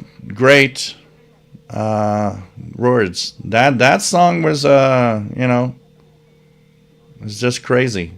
The one phrase I think that I remember from the song was, "Too many problems, too many people." What was it? Too many people creating too many problems. It's just like we'll never be able to fit it up together.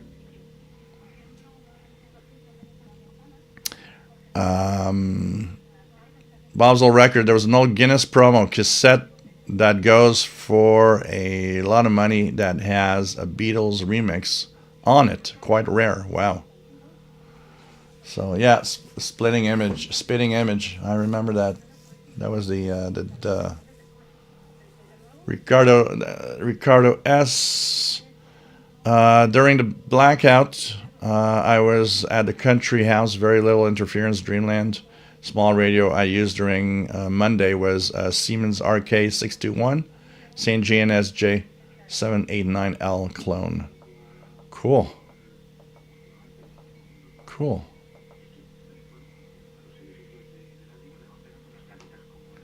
There you go. My Chrome browser is about to crash. And Chrome browser is about to crash. In a few seconds. I know it because now it's stuck. So, yeah, I mean, there are so many things like that. But my, going back to my part 15-ish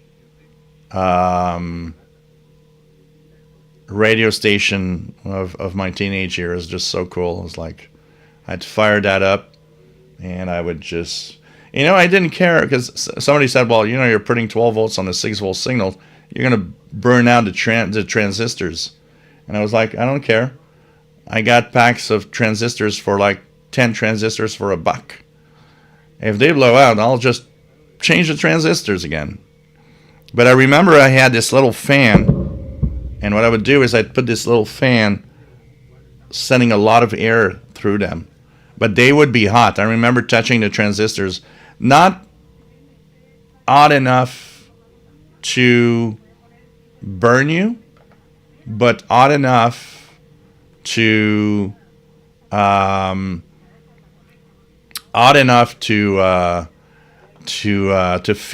It was like, this is definitely very hot. And so I would put that little fan on it. That was kind of funny. And I think they did burn once. I think at one point I remember being I was doing the transmission, and it's like everything just shut off.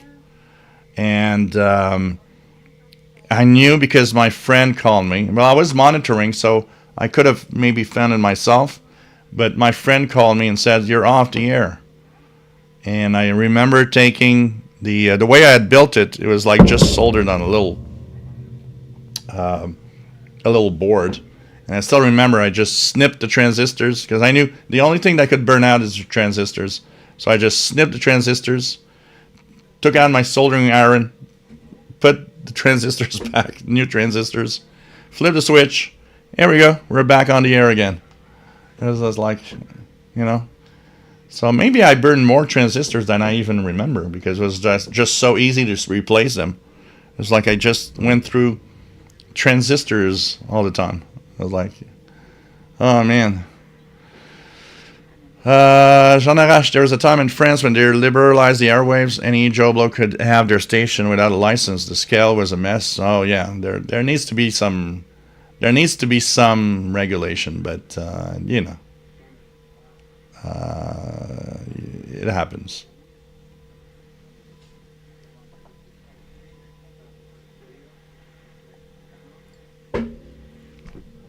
Craig Martinetti, nice to have you here. WDX2 ROE call sign. It's nice to have you here. Bob, nice to have you here. Feels like you've been saying vinyl is coming back for a long time. It is coming back. It's been back for 15 years now. It's at least it's becoming. It's more popular. There are more vinyls being sold than CDs, which I'm still surprised CDs sell. So it's something hot. A lot of places here downtown are selling the latest records, the latest albums. You're gonna get Taylor Swift on vinyl if you want. They're real expensive though today. Thank you, London 19657. And nice to have you here. I admire Yezu. Is there a comparable unit which I would only ever use for reception with a video output? Wow, that's a good question. A video output on a radio is not something common. And so, do you guys are there any ICOMs out there that have video output in a transceiver? Out of curiosity? Does the ICOM ICR 8600 have a video output by any chance? Anybody notice? I don't know. NDK2, I've taken my PL600 on a hike in Green Lake Mountain near Denver on Thursday. Got a few stations on 19 meters. Lucky to avoid QRM for nearby transmitter sites on Lookout Mountain. Had to maneuver the antenna a lot. With the PL368, you just hit that ETM mode and let it scan. Hold it in your hand for maximum effect. You're going to be, I think you could be surprised sometimes, but make sure that you don't do it like at 1 p.m. because we're getting into summer months soon. It's one of the worst times, like later in the afternoon, like, you know, if you do it at 3 or 4 p.m., you might be surprised what you could get, or early in the morning too. So, you know. Kev Michael, nice to have you here. The Win 1960, nice to have you on board from New York.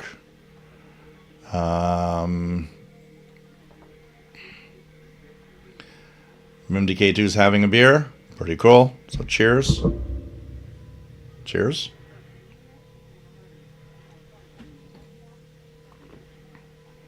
Robin Spalding, nice to have you here. Says, I hate stores that don't like filming in them.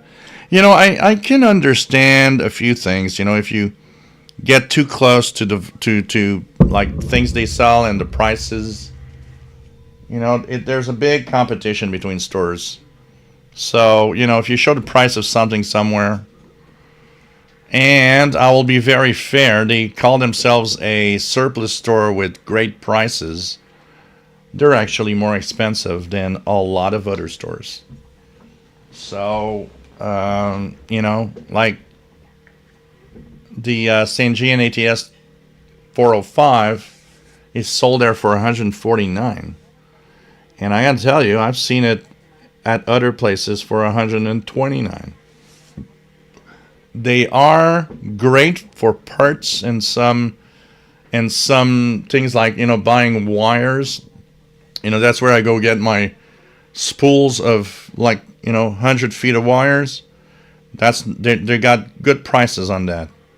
But stuff like radios, those prices aren't good. And I think that maybe was what they're afraid of. They're afraid that maybe I get too close to the pricing, and they're like, okay, but all the competition can now see the prices in store. and they didn't want that. There are some reasons why I do understand, but it's and David, at least if I have to extract anything positive from the blackout last Monday, is that I was able to enjoy hours of absolutely no noise at all in my QTH here in the city. That's good. First time in my main QTH, I just had QRN. Some static crashes, slightly disturbing my signal to noise ratio. It was quite incredible in this regard. Cool. Matt, well, it's a privacy issue sometimes, and some people who go about video recording are super obnoxious. You are right with that. I've seen a lot of, I maybe I didn't think about that when I asked. Also, is the fact that you're there definitely. I've seen some YouTubers being super annoying, and doing things that, you know what. It's you shouldn't. Okay, you're trespassing. You're going across a line, a fine line that shouldn't be crossed. So you're right on that. I get it, and like I said, I also get it that maybe they're scared that too many prices will be seen on the camera view, and I tried to avoid that. I stayed far from the displays. So as like not too much you could see on the prices and stuff. Or if there was like a display of something, I'd show the display, but if I'd see prices, I'd up the camera to make sure the prices aren't in the video. I was super respectful, actually. But you're right that we're living in this world where, TikTokers and YouTubers are forcing the note and probably giving people like me a bad reputation. I've had someone, maybe 6 months ago, like somebody's asking me, what do you do for a living? I say, well, I pretty much live off of, YouTube videos and stuff. And he looked at me and says, oh, you're one of those, what did he say? Something like, you're one of those, you're one of those people that, think you're better than everybody else and just film things and show them online and don't care for the impact it will have. And I'm like, no, I'm not that at all. I'm actually a good YouTuber. I'm a respectful guy. Just look at, asking permission for the video that I want to put online. I mean, some people would have just said, I'm taking the video and putting it online. I don't care. No, I want to be respectful. It's a video from the Shortwave Festival, which is a paid event. So I need to ask the event itself, is it okay with you guys? And I want to ask the guy that made the presentation, is it fine with you? I can't take a video and just throw it online and say, the hell with it. No. But some YouTubers, some TikTokers do that. Absolutely. Absolutely. And actually a lot of them. So that gives a bad reputation to the others that are actually good people. RJ Dakota, after 5, time for my own brew, Modelo Negra for me. Cool. Enjoy. Kev Michael, Joe, Friday morning, 41 meters and 49 meter bands were full of stations from China and Korea. Cool. London 19657. I got one of these recently. Bunch of fun. Uniden BC355N. MDK2 says, my wife went to Toronto on business about 8 years ago. Everyone insisted on going to Tim Hortons, and she didn't like it at all. It isn't good. Tim Hortons are no good. I'm one of those Canadians that will say Tim Hortons is crap. I'm sorry. I don't understand the popularity of it.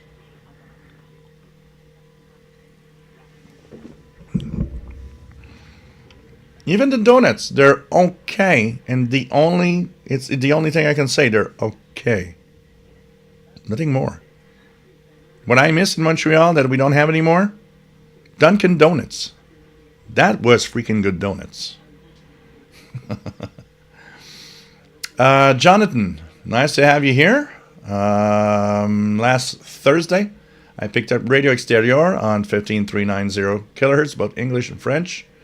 Probably Wednesday. But on English, news on the aftermath of blackout in Spain. Yeah, that was Wednesday. You probably heard it Wednesday. Unless on where you lived, you were receiving it the other day. But that was Wednesday, because it's Monday, Wednesday, and Friday. But you had the same broadcast I was listening to. It was very interesting to hear about the blackout and everything in Spain, Portugal, and they had the experts come in and so on. So, Craig Martinetti, I'm at Tim's right now. I had a large iced coffee with no syrup. I use a couple of sweeteners instead. So you're a fan of Tim Hortons, Craig. Show them the video and tell them, like, I'm a Canadian that's just blasting Tim Hortons. Kevin Michael says 9 a.m., 13650, voice of Korea, North Korea. Jim's radio check. Says, I think I remember those glasses. They were frosted. Yes, they were frosted. And they had these. Oh, you know what? Why is that? Why is the FR1 biker? They were mustard-filled glasses, and people turned them into their drinking glasses afterwards. Yeah, it brings back a memory. Yeah, Perry. Did you have those? Or your family had those? Everybody had those. I don't know why. John Vargas, remember the Star Wars glasses at Burger King and Star Trek glasses at McDonald's? Joseph, yeah, everyone had those. Our dad, good night, and thank you so much for the donation, my friend. London 19657, free with every 5 gallons was a phrase back in the day, yeah. SWL signals, does anyone know what happened to Trenton Military 15034? Haven't heard them in a long while. Probably propagation. And you know what? Let's check something here. Let's check out 6754 out of curiosity. Not hearing anything right now. Sad news for some of you. As you were talking about volmets, it's if you want to QSL and log gander volmet stations on from Newfoundland, Canada, Gander, Newfoundland, Canada, do it now. They are going to be phased out. I think it's in July. So sometime this year, anyways, they're going to remove gander volmet. So 3485 6604 10051 and 13270 Gander, Newfoundland, Canada. Weather station decommissioned this year, and so only a few months left before they're gone. So take the time to log them as they're going away.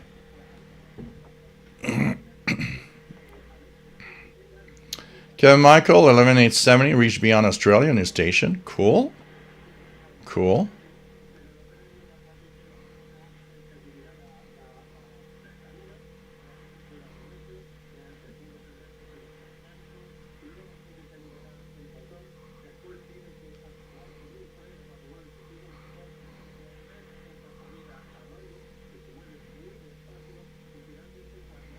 So let's go down slowly, catch up.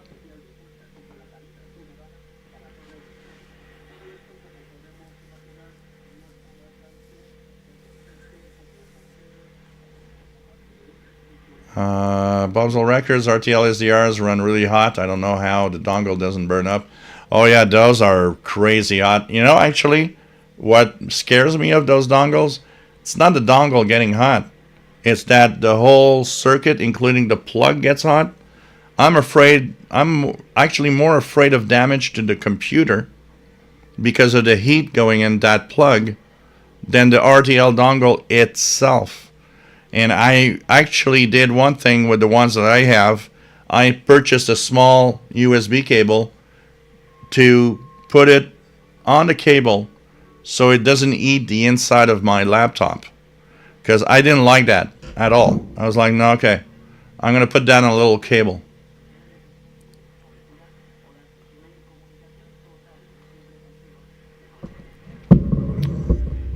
Robin Spalding, crazy question. If you piggyback a transistor with another one, would that double the volts capacity?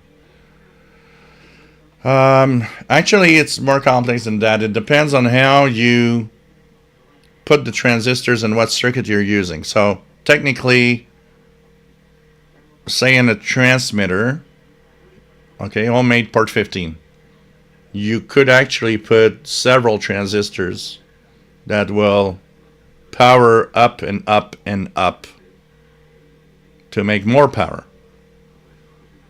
So that is something that is doable. But it has to be a circuit that's done in a certain way. Okay, Michael, 2310, SRA, Shortwave Radio Australia. At night, but weak. Tobruk Tim, nice to have you here. Back in 72, 73, I pumped gas at Sunoco. Man, Sunoco, we had that too here. We gave away green stamps. Customers would yell at me, cuss at me, call me names when we ran out. Oh, man. That's customer service for you. And 2025 would not be different. Would even be worse. I think even though you had that in 72, 73 to Rook Tim, I'm sure it was less of a problem than in 2025 where they would just put a gun to your head or something. It's like, it's crazy. But yeah, that's customer service. Customer service, people will treat you. And you know what, Tobruk Tim, you were probably great at what you were doing, but people give importance to certain types of jobs and trash other types of jobs, which should never be. And I'm pretty sure some of them thought they were better than you because, hey, you work at a gas station. Hey, I did some shitty jobs in my life. I'm going to tell you that. I am happy to have done them. I was proud to do them. I needed the salary, and I should not be crapped on because I do this job. And that's the problem with the job you had. It's like, some people think they're better than others, and it's like, oh, yeah. And, of course, there's those idiots that are not better than you, but actually worse. You just look at them, and you're like, oh, yeah, that's trouble coming at you. But, oh, man, my little story here. My brother worked at a station, at a car, what do you call them? Anyways, the car cleaning thing that you go through. So back in the day, it was like a manual thing. Half of it was done with the guy, cleaning half of your car before you go into the car wash. Sorry, that's a car wash. And one guy got into the car wash, and he said, you got to wait a few minutes. And my brother completely forgot. And he didn't wait a few minutes, and the car went in with all the windows down and all the jets of water getting into his car. And it's like, at the other end, the guy was like just nuts, going crazy on like, you stupid idiot. And it's like, yeah. But the worst part is my brother said, he was such an asshole that I'm just glad it happened. It's like, you know what? That's all he should have had, But yeah, I know, I'm sure. And today I would imagine you did that in 72, 73. Imagine if you did that today. It'd be worse. I'm sure it'd be worse. Kevin Michael has the Beatles on vinyl. My first ever record that I purchased, 33 and a half, the real big record, Meet the Beatles, and 1980-ish, with my little pocket money. And I remember the album was something like $3.97. at one of those stores that sells like everything. They had a little record section. And that's where I got acquainted with I Want to Hold Your Hand for the first time. Yeah, today's vinyls are very expensive, honestly. Old Radios likes reel-to-reel. Well, I got a friend of mine that's hooked on reel-to-reel. He actually goes on eBay and has purchased original reel-to-reel tracks of bands that from the 70s and the 60s. And he takes really care of them. And he's got a lot of these original reel-to-reels, which is just amazing. Bob, I like a musician that only puts stuff out on vinyl. It's most annoying as I don't have a record player. If it's a CD, I can rip it. Yeah. Joseph, a lot of resurgence of vinyl with streaming, and two things: a long-term storage actually degrade over time. Streaming companies usually have bad audio due to compression. Yeah, and there's a lot of things that can degrade digital audio. You know, people are like, oh, digital audio. No, wait a minute. Wait a minute. And when you actually have music, you can actually, you know, we talk about the bit rates and everything. This can actually distort and change the quality of what you're listening to. And I mean, when CDs came, there's a purity in the fact that the background noise isn't there because it's bits. But there was also, for a long time, a trade-off. CDs were at 128 kilobits per second, and there's the high end of the frequencies that could be missing.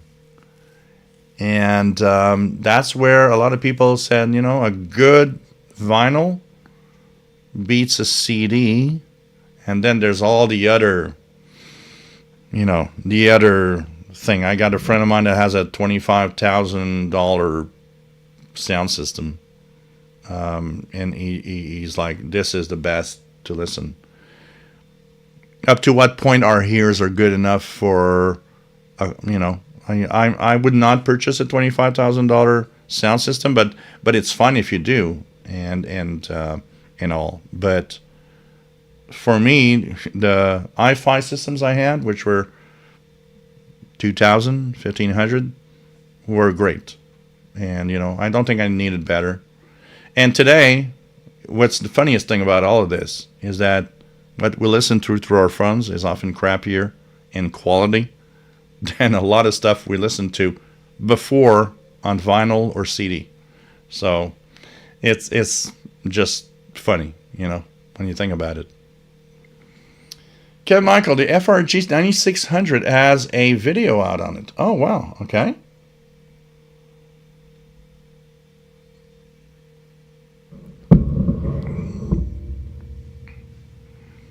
One thing that hits me a lot on vinyl is I've got vinyls here from the 1950s. It's how thick and heavy a 1950 vinyl is compared to the very thin vinyls of today where you can actually see through when you put it through a light. Matt says, I'm hoping to get some early hikes in. I know a very noiseless spot in another park nearby, Mount Falcon Park, but it takes about an hour to reach. You know, try to get to those times where it's off the peak midday, because the peak midday is kind of always deceiving. It's like, even here, when I go to Perry Island, if I'm there at noon, there's nothing interesting. It's crappy. But unless I would be, say in September or October in a very nice day, because now we're in that equinox where the gray line is very different, and so there at noon it could be very surprising. But May, June, July, midday, forget DX. But if you can do it before 10 a.m. or after, I'd say after 3 p.m., it could be very surprising what you get.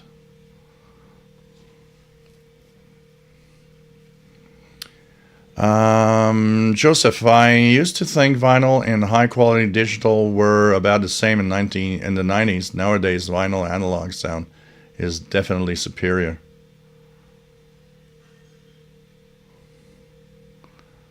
How do we have here? SWAT cuts. Vinyl records are better than digital CDs. I remember when I got my first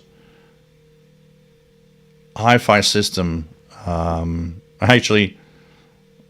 told you guys there was a date that I remember because I looked at my credit record the other day, and the credit record had a date, which was April of 1990. And that's when my credit record was created for the first time. And I know why. Because when I was working and I wanted to have a nice hi-fi system. So I went to a store here in Montreal and I found something that I really, really wanted. But I didn't have the cash for it. So the guy says, oh, we have financing. 12 months financing, So I'm like, oh. So he said, do you have credit? And I said, no, I don't have a credit card. I don't have nothing. So it was the first time ever in my life that I could get something off of like a credit payment. So that opened my credit file. This is so funny. So every time I see the date of the opening of my credit record, I've always think about, when I purchased my hi-fi system. And, I was approved and everything. And I paid, my hi-fi system in equal payments of 12 months. And, but I remember I went out because it was the first time that I was with a CD player. I never had a CD player before that. And so I thought, okay, what are the best CDs to buy? And I went downtown Montreal to my favorite record stores. And I thought, okay, what should I buy? And I remember I did a little research. I learned that Brothers in Arms from Dire Straits was one of the first records to be digital. And I said, okay, that's one of the first records I will buy. The second I did was Sting. Nothing Like the Sun was also digital. And I said, okay, I'm going to buy these two records and see what it sounds like. And I was kind of blown away by the cleanness. The first time that you don't hear anything in the background when it's very quiet. Because on vinyl, you need a really good turntable. Because you could have that needle picking up the noise of the spinning record and the motor and everything in it. So, but I remember that was the thing. But every time I see my credit report, it's like, oh yeah, April of 1990, my first ever credit that I've done in life for my hi-fi system. Matt Reader DXer, Yaesu FT710 has a video output. It is a cut-down version. Oh, yeah, it is much cheaper than the FTDX10. So the FTD710 could be a good choice, actually. Apparently, it's pretty good. John Beckham, vinyl is back. Yes.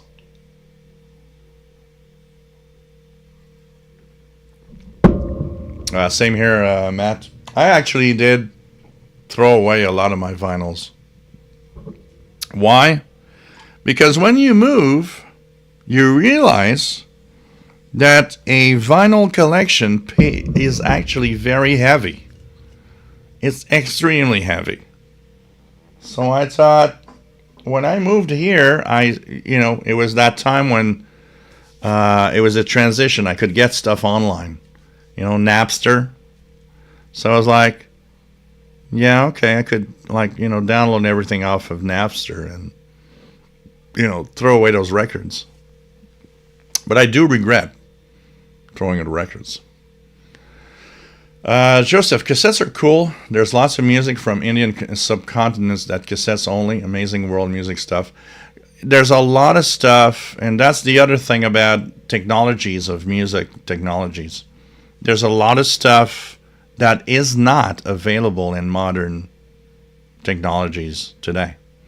An example of that is that I had several albums of, they were called a Secret Policeman's Ball.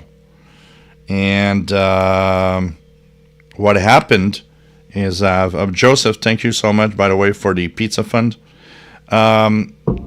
Those were never released in any other formats than the original vinyls from the late 70s to the early 80s. So, there's so many things that are not released that you can't find on a CD. You need the original vinyls or cassettes where they were released on. So, Manual DXer, the ICOM 8600 does not have external display option. One solution, I think, is a pan adapter. Oh, pan adapters, yeah, if you have skills. Pan adapters could be something to put on, absolutely. Like my Kenwood R5000, I've never used it. But when I got it back, my friend Eric actually put a pan adapter in it. So,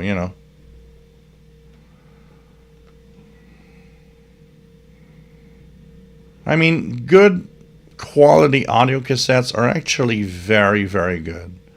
Unfortunately, one of the problems with the albums we purchase on cassette is that the distribution systems of 4-track cassettes made a lot of 4-track cassettes album kind of crappy sounding, unfortunately.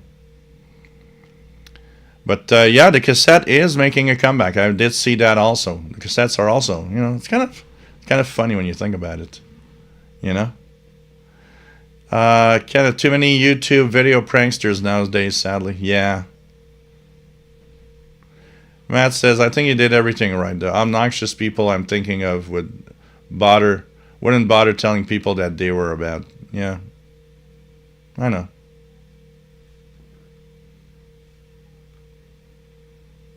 They would probably just go in and do what they want to do, and it's like, yeah, go to hell. I don't care. Sue me. I'm being fair. It's like, can I please, and I want to do it in a way that is not a problem for you. So I guess, it's the reputation, that we get from those really, really annoying people, John Vargas, nice to have you here, John. I have a JVC dual cassette and still works. Yeah. The only thing I have here, I got two things that play cassettes. The most, probably the best one, I still have my my mother's boombox cassette player from when she died. It still works. Is this still here, Klaus? Trying to see if I can. Yeah, it's there, but it's full of dust. I don't want to show it. It's too dusty. It's not going to be a nice. But I'm going to clean it up. And I want one of you guys to send me an email this week to tell me, hey, you said it. Next week we want to see the clock radio and your mom's boombox with cassette. Okay? It has an AM, FM radio on it. So one of you guys need to send me an email and tell me, hey, you got to do it. Remember, you said you'd do it. Because it's not because I don't want to do it. It's I always freaking forget. KU, happy Saturday, brother. Thanks for bringing us here together. Hope everyone remembers to add the thumbs up and money to the pizza donations. Thank you, Kevin in Detroit. Nice to have you here. All the radios. Oh, Minidisc. I've never been there to Minidisc. One of my best friends was there. He was like, Minidisc was the cool thing, and he actually went there. I still remember when I had a Panasonic CD player. I looked so geek in the subway in the bus. I had it, And it was one of those with the like the buffer. They had like a little bit of memory, so that when you move, and it distorts the laser, that at least it has enough memory to kind of fix things, so you don't have that skipping in the song. Oh man.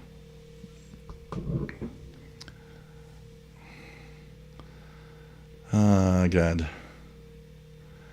UTV and Ham, KD9WNV. I'm 66-year-old and remember all the stuff being chat about walking down memory lane.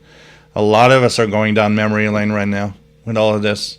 I mean, I was born listening to music on 8-track cassettes. I remember listening to Pink Floyd's Wish You Were Here on 8-track, Rolling Stones, Some Girls on 8-track, Manfred Mann's Herd Band, Solar Fire on 8-track cassette. Oh God, that was something. Bob says Jill influenced me to have this beer. I am an influencer. I push people buying radios and drink beer. That's the beer. The beer side is not necessarily the best one, but the buying a radio, that's good. Joseph, sometimes people will show the videos they post to the people they're asking permission for. Sometimes people actually get excited, and it's some people's are not fair to on their videos. Some people will actually say, "Hey, here's my video," but then they will edit it, and it looks bad. It looks bad to the store and stuff like that. That's also something.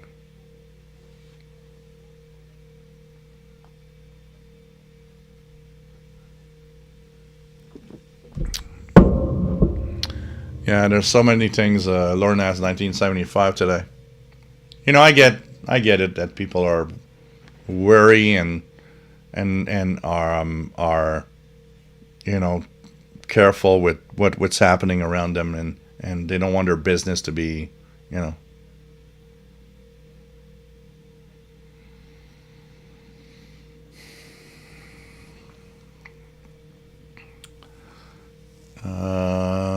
what else do we have? Kevin Michael, Miss Radio Shack. It was great in the 70s. It was great in the 80s too, until they all changed. MDK2 says we have Dunkin' Donuts in Denver. One more reason why you need to make the trip here. Yeah, I need to make the trip when you have that beer fest, and we go to a Dunkin' Donuts. I think I have a lot of fun. Maybe someday. My biggest problem in making any trips right now is my caregiving duties. I'm kind of a prison in my own world, and it's not there's nothing negative in what I'm saying, but sometimes it does take a toll on you. Sometimes you sit down at night and you're like, oh God, I ain't doing anything in life. I'm getting older, and I'm not doing anything.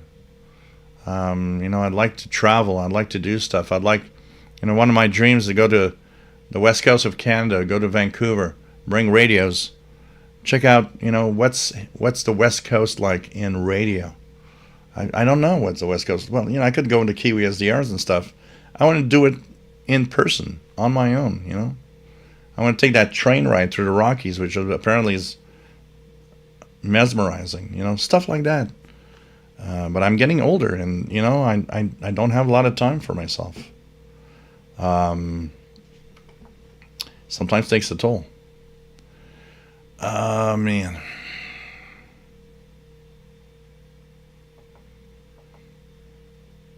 Kevin Michael, Tahiti on which is Radio France Outre-mer, RFO, 738 kHz, Tahitian and French at night.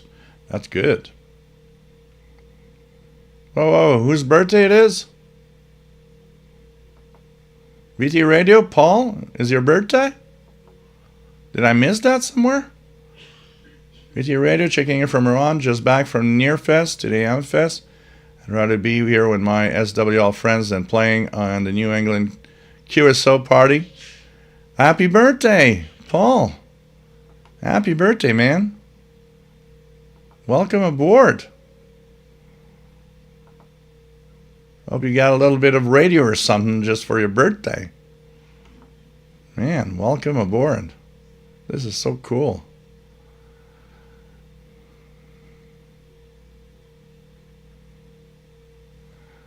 Well, that's the funniest thing, because especially in Montreal. I mean, the Montreal Canadiens, and it's a big thing here. Facebook, my Facebook wall gets smashed with Montreal Canadiens stuff all the time, and it's funny because I am not a hockey fan, so it's like I don't care about the Canadiens, and they're like, what? Yeah, and I'm from Montreal. I miss the Expos. I want to have the baseball back. Montreal Expos. That's what I want to have. That's what I love, and that's what I dig. But it's just funny because all the friends around me are like, "Oh wow, do you see Montreal Canadiens?" The other day I met with a friend, and we ended up having a beer and everything, and then I came back home. And it was funny because his text was, well, have fun with the game tonight. So it was like, yeah, no, I'm not going to have fun with the game tonight. I'm going to do radio instead. Oh, God. It's incredible. Incredible. Cool VT Radio. We'll check those videos of Nearfest tomorrow. Oh, Kenneth, don't tell me that. Chocolate cream donut. Oh, man. I want Dunkin' Donuts back. We had one left, and I didn't know it was possible. It was in the southwest of Montreal in a place called Verdun, which is, kind of far southwest. But I didn't care. About 6 months ago, I went there because somebody had told me that there was a new shop, and they were calling themselves something like Quebec Donut or some Canada Donut, I don't know.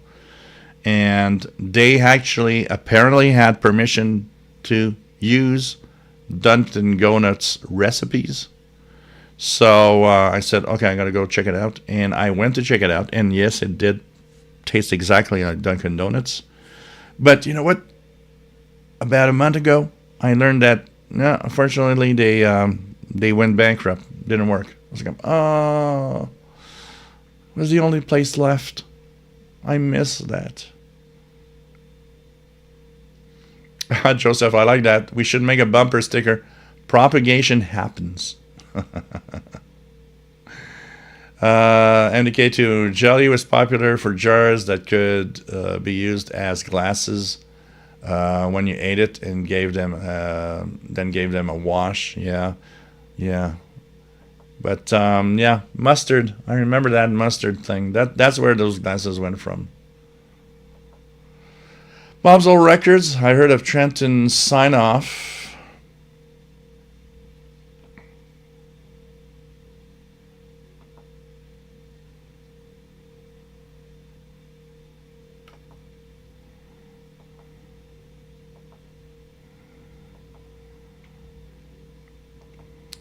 Try to go back down if possible.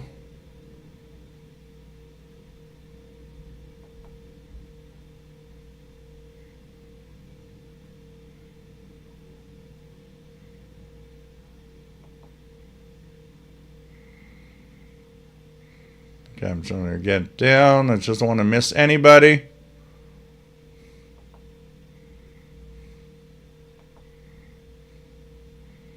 I see that I was a little far behind, and I'm coming down, guys. 652. Okay, we're getting down.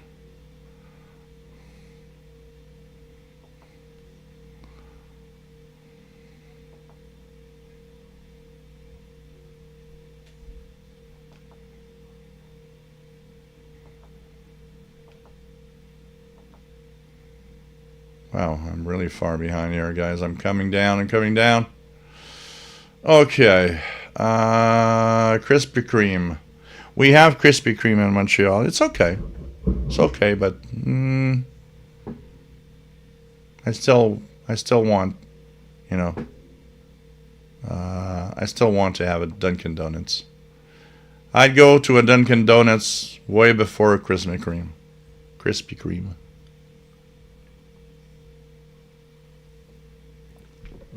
Yep, RGA Dakota. What I find sad that some people put layers of importance on those. Anybody working is an amazing person, whatever salary, whatever job you do.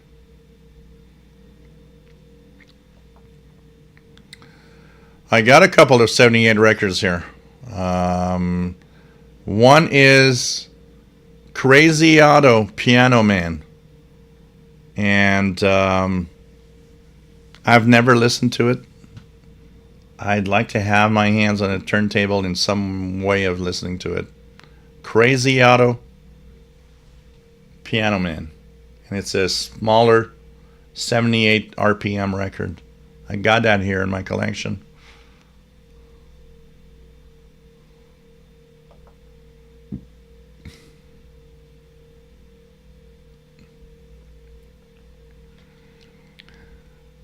You know, MDK2, you're talking about the Denver Public Library, stocking reel to reel. I remember when I went to college, the library had all sorts of medium for, you know, looking at different videos and audio stuff. And they had all of that. I still remember having to take, like, the projector and put the tape through all the little... you know, it's like you're looking at it. It's like, where does that film need to go through to actually be shown on the wall? And having that librarian come in and says, where do I put that, you know, film so it works? And she's like, here you go. Yeah, I didn't see that. Yeah, I just saw somebody do like some kind of design, and I still don't know where it goes. It was like to watch. I remember watching a science thing because I was in applied sciences, and I was like, yeah, I didn't see what you just did. I have no idea how to do it again. Jean Arras, some people are so conservative they only want vinyl. They hate CDs, DVDs, and they read audio files. Oh yeah, I got a friend that is exactly that. I don't care. It's like, as long as it sounds good, you know. But that person is like, oh no, I don't. That's bad. It's like, yeah, it's okay. Okay, keep it to whatever. I just don't argue. It's like, oh, okay.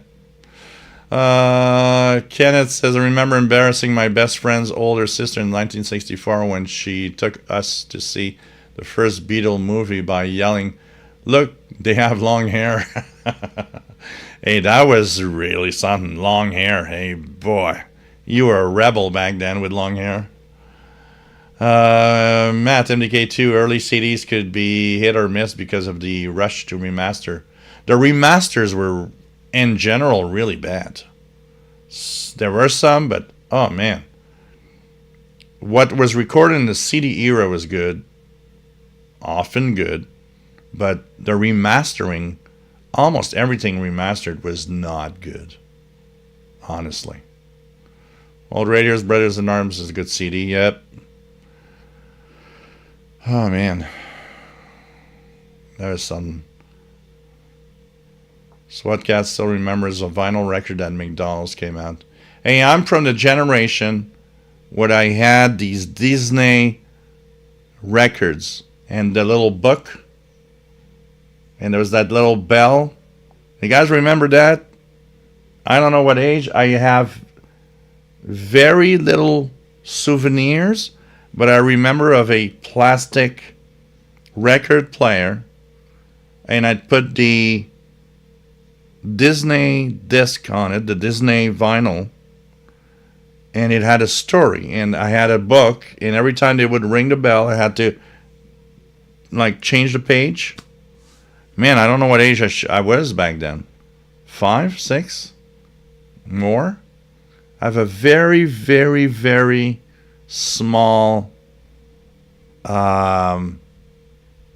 record in my brain of that.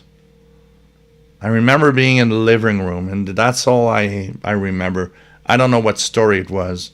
I think it was I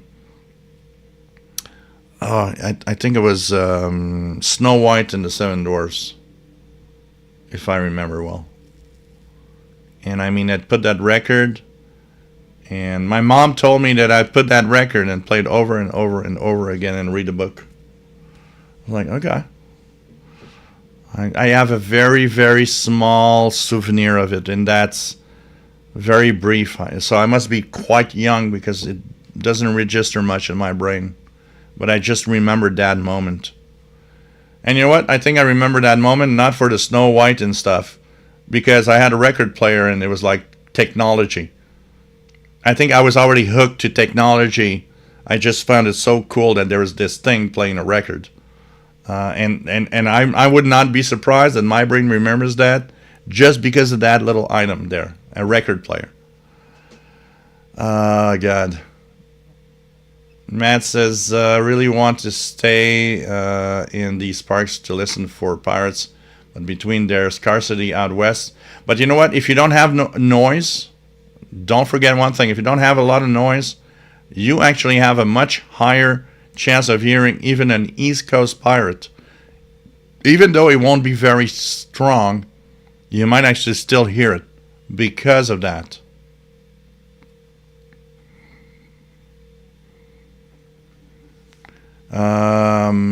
Petro, wow, nice to have you here. A long time. You know what? I was thinking of you this week, because even on my Facebook, I was like, wow, what happened to him? He's disappeared. Nice to have you here, my friend. Petro is, I guess, still from Montreal, on the west side of the island of Montreal. Yeah. Nice to have you here, man. Matt says, maybe I can get Wolverine. I think you can get more than that, honestly. If it's very quiet and noise, if your noise floor is low, you will get that. Matt, what else do we have? DL has an Audiolab 6000A, KLH Model 5s, and Fluence 85 turntable with around 520 albums. Cool.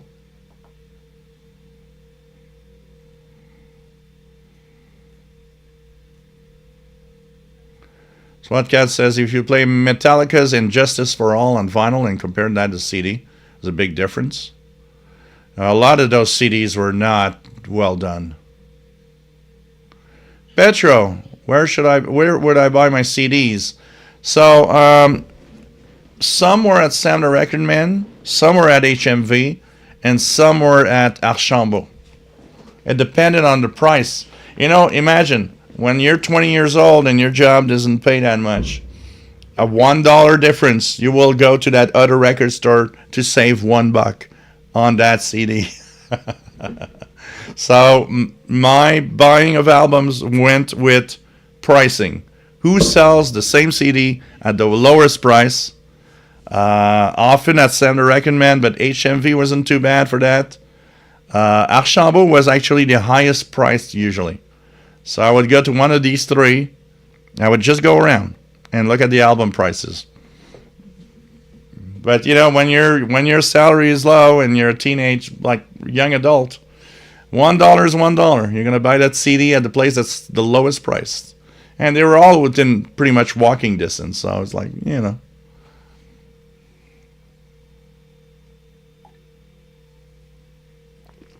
Bob's Old Records. Today's records are mostly digital, but the sampling rate is much higher. Yeah, that's different. It makes them better. Definitely makes them better.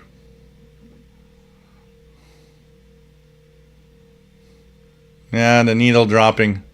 I was a vinyl guy, and what happened is that all my friends were on cassettes, and they were like, why do vinyl?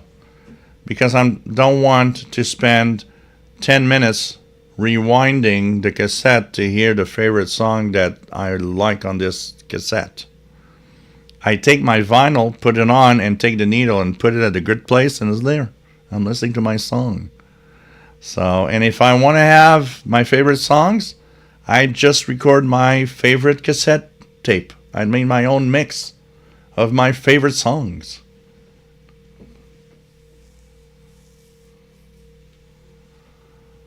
So, you know. John Beckham, yes, vinyl starts to become very heavy on the shelves of your listening room. Yep. I remember at home when I was a teenager, I stored my vinyls on the top shelf. And as I store more and more vinyls, the wooden shelf would slowly start to bend down and get down and down. And I remember my dad telling me one day, I think I'm going to have to take those records and put them on the bottom shelf because that shelf's not going to hold. It's getting too heavy. My WX50, I had Secret Policeman's Ball albums. Yeah, there were several of them too. And I loved those. Those were like special event kind of albums. They're not on CD or anything.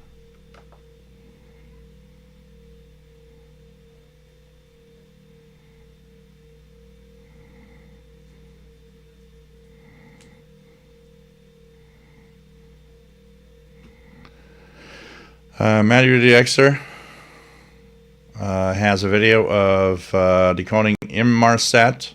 Cool. RJ Dakota, all those records had their original labels in them. Remember CBS? Oh, yeah, back in the day. Columbia Records, CBS, stuff like that. Oh, man. I got so many old stuff.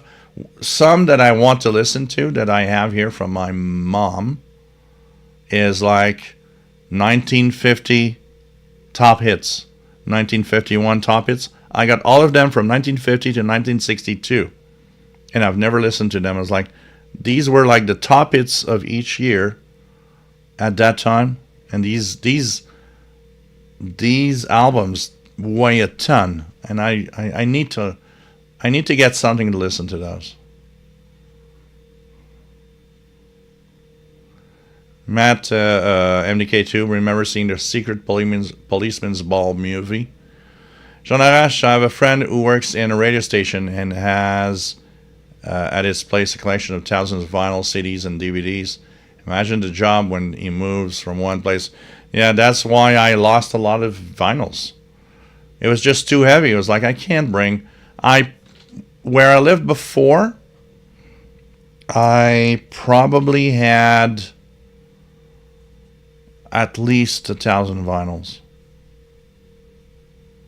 And when I moved, it was like I can't, same with Shortwave. I had boxes of correspondence, letters, stuff that, I regret throwing away, but you know what?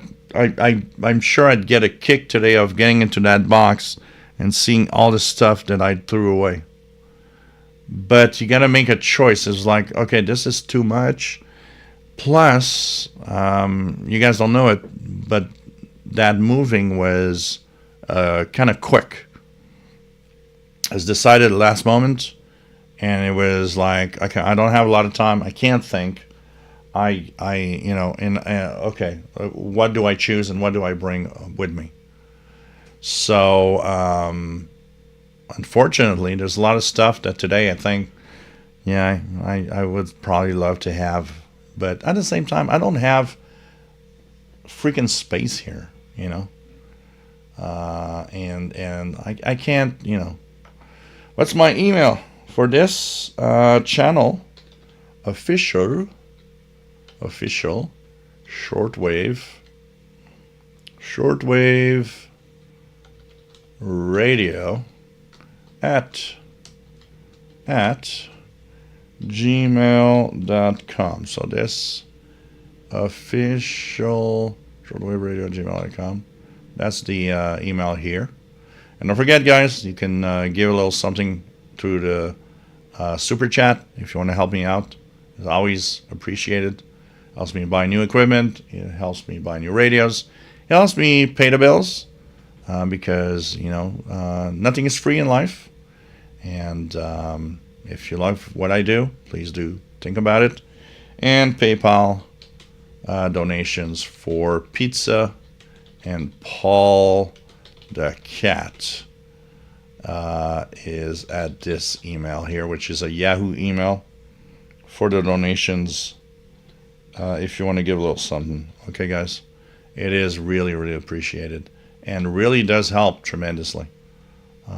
Without those donations, I'm not sure I would be doing as many live shows and being here and making videos as much, because it's a little rough on the YouTube monetizations, and you guys have been coming through decently, and it's been helping out.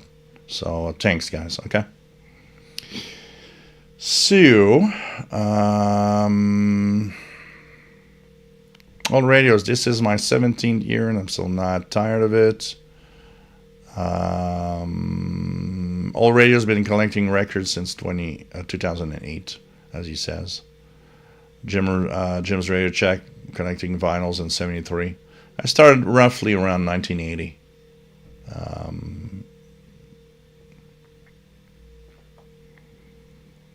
Yeah, 4-track.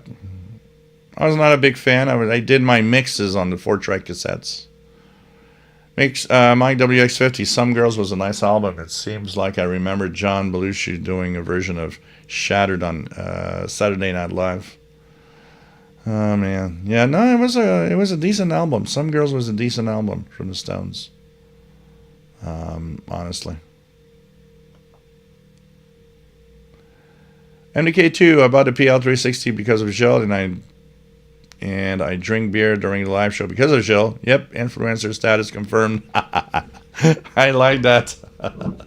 So I bought a radio and I got drunk, and that's Gilles' fault on the official Shortwave channel. Anybody got a problem with that? Bob, I never had a portable CD player, so when I got CDs, I copied them to tape so I could listen on my personal stereo. Sort of negated the point. Yeah, not always, depending on the CD, actually. Craig Martinetti says, go to Nanaimo, Vancouver Island. One day. I wish I will have the opportunity. BT Radio, you have to ask Jasmine what radio is like on the West Coast. Yeah.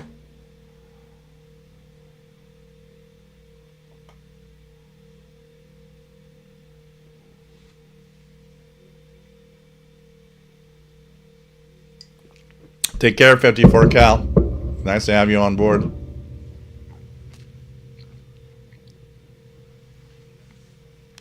Also, records.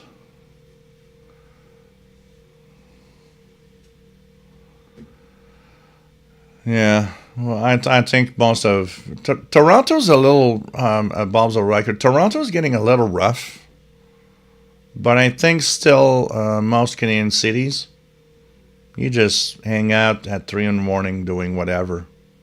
Is the safest place than most big U.S. cities. I mean, here I've had one bad rep once with a gang of Latinos, but honestly, I do not feel, if I go out, I'm a party guy. So as long as it lasts, I will actually go, because I am a party guy. I love it. I am a guy that goes to bars up to 3 a.m. It's part of my life, and I like that. This week I went to karaoke on Tuesday night with friends at a bar downtown. We went to karaoke. It was a lot of fun. Came back in a taxi at 3 a.m. I don't feel going out at 3 a.m. in Montreal is, it's not zero danger. I mean, there are crazies out there. But I like my city for that. It's still feels safe enough that getting out at 3 a.m. is not a concern,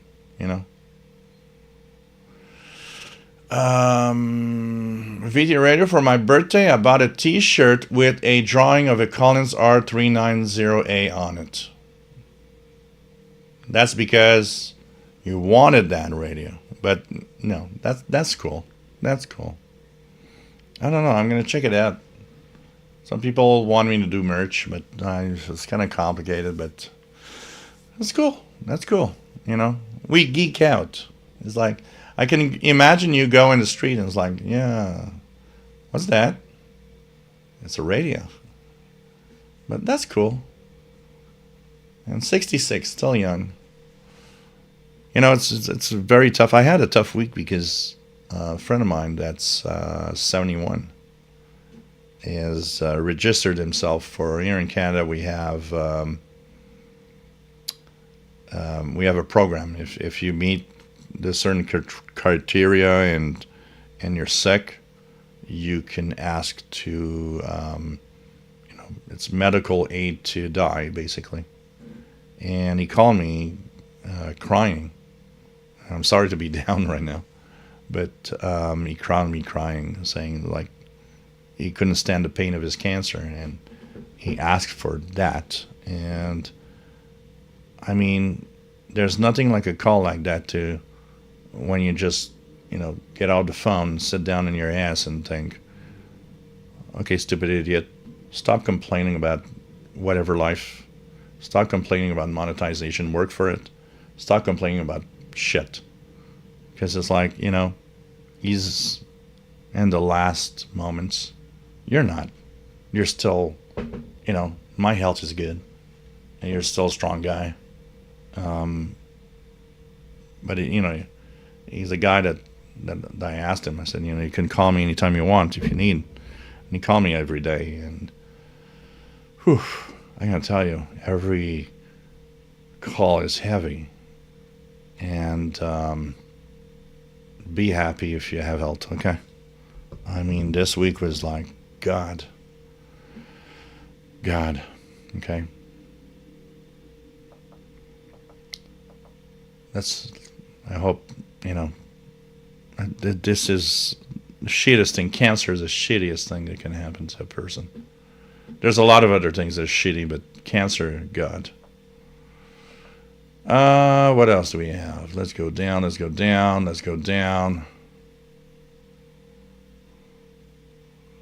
Okay. Wow, Old Radio's got a 78 from 1899. Wow.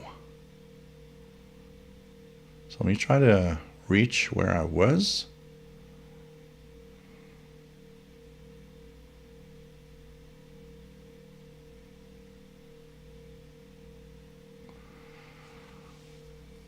Yeah, I want my MTV.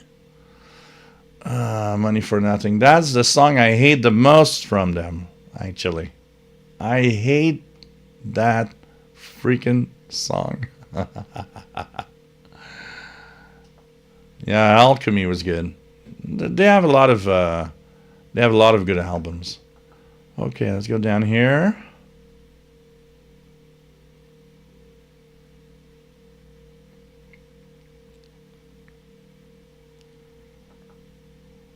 What else do we have here?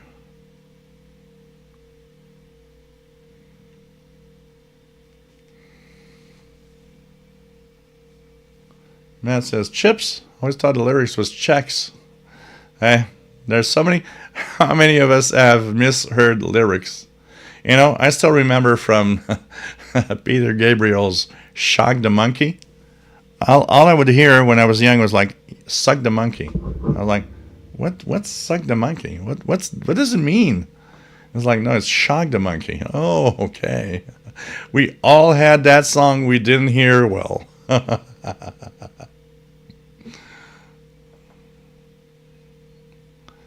Yeah, chrome dioxide tapes. Oh, God.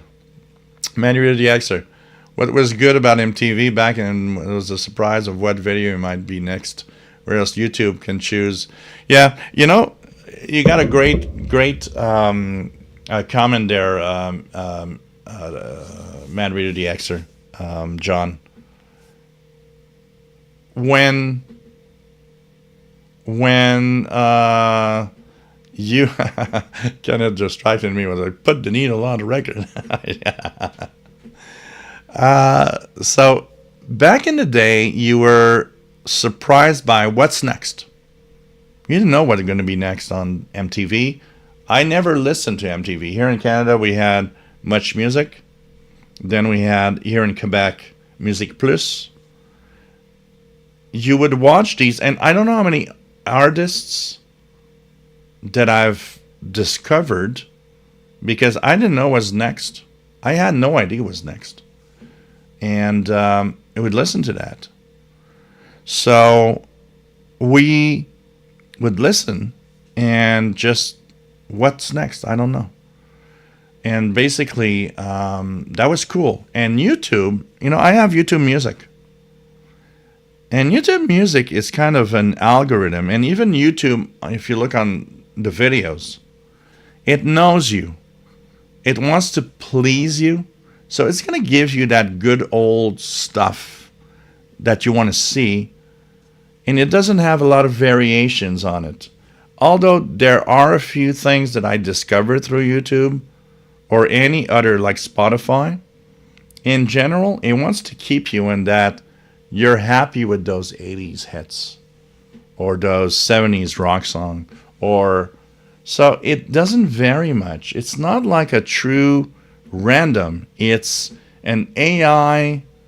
Okay, that's what you want. I'll give you what you want, which is very different. Where MTV or Much Music in Canada would just play stuff and new stuff you never heard before and be like, oh, this is great, And it's a very different experience, absolutely. So yeah, Kenneth, put a needle on a record. Put a needle on a record. VD Radio says, Jill, I bought several vinyl records from Columbia Records back in the day and started off with 8 albums for $1 or something like that. Still have them. Oh, yeah. That was the Columbia Records. We had that here in Canada. I never got into it, but one of my best friends was into it. He was getting like 10 cassettes for $1, and then you had to deal with all the rest. And it was like, yeah. Right now, Jasmine, absolutely, and I'm sorry about that, but we are in the, not just 80s, I think it's old folks nostalgia night. And this is, why I like this channel. We do radio, but there's so much all around it that we all have gone through. And sorry, Jasmine, I know maybe you feel left out. And it's not, it's not because we want to. That's where generations show. That's where we see that we're all different depending on the age we were and where we are, But, yeah. Kevin Michael, I do not have Beatles 78 RPM. You know what? I bought 3 vinyls from the Beatles. I bought Meet the Beatles, the Red Album, the Blue Album. And I thought, well, I think I have the main Beatles that I should hear.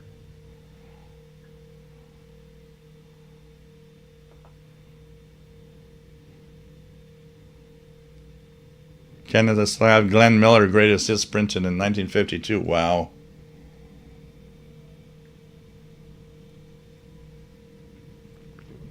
Oh, wow. MDK2, as someone who swore not to be that way when I was younger, you can't stop it. You can't. You can't. It's so... It's who we are. And as we get older,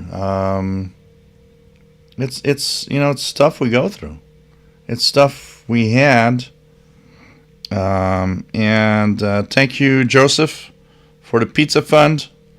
I'm gonna have a really good pizza. I'm getting hungry. I'm gonna have a real freaking good pizza tonight, guys.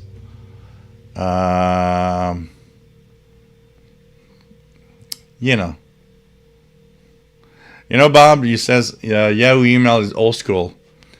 I actually made a comment to a friend the other day, and I said, if you have a Yahoo email or a Hotmail, you're starting to get old. So you're right. NDK2, more on Shortwave. Do you think tonight should be a Wolverine radio night? We'll start testing, 1, 2, 3, interval in 30 minutes. So we'll be checking that out. Anything on the Pirates? We're going to check it out some. What else do we have? Yeah, I know we're going to all sorts of little moments here. It's kind of cool. Matt says one important recap from earlier in the show. Gander Vomit is going away, so get your listening now. Yep, absolutely. Oh, really? Arches Ali Crafter's Kitchen has himself playing 78. Oh, I need to check that out. I've not seen. Cool.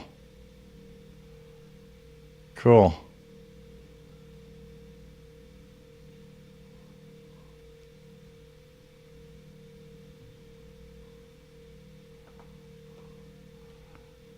Hey, don't worry about it, Craig. It's all right. Mr. Stonegrove, influence to get a Guinness Extra Stout out of the fridge. and meant a donation. Thank you.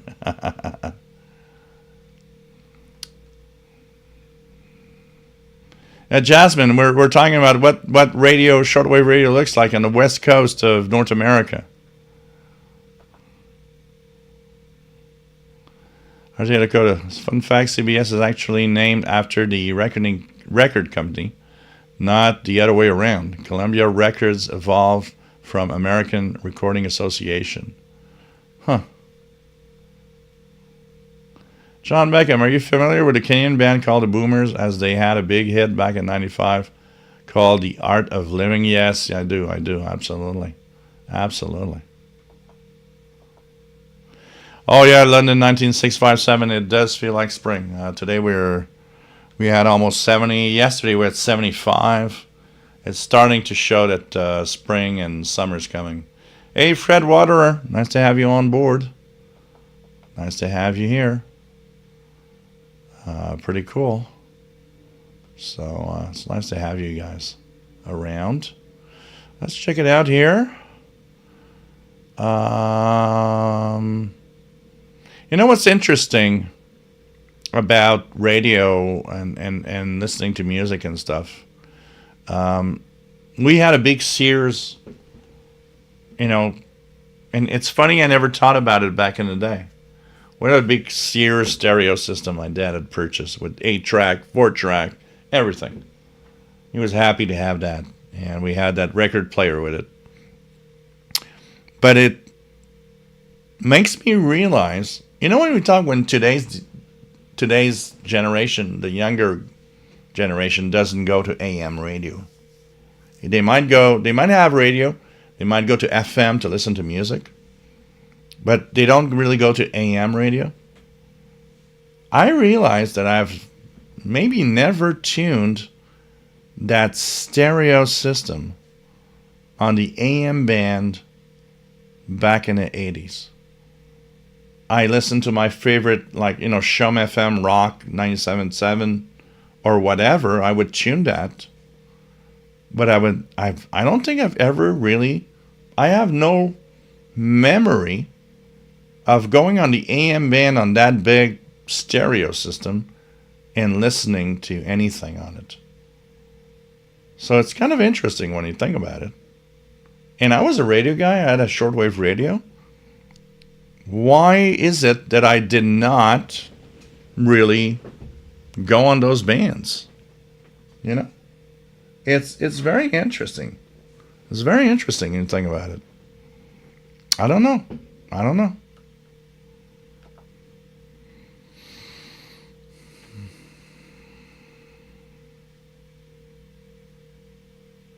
Oh, you have? Yeah, okay. You do have a Collins R398. So you got the shirt, and you got the radio, and you got to wear them together. And take a picture so we can see. It'd be fun. I'd like to see that. KW161 was a fan of the Collins R390 radio until I was asked to lift it on the ship. Oh, God. That must weigh 10 tons.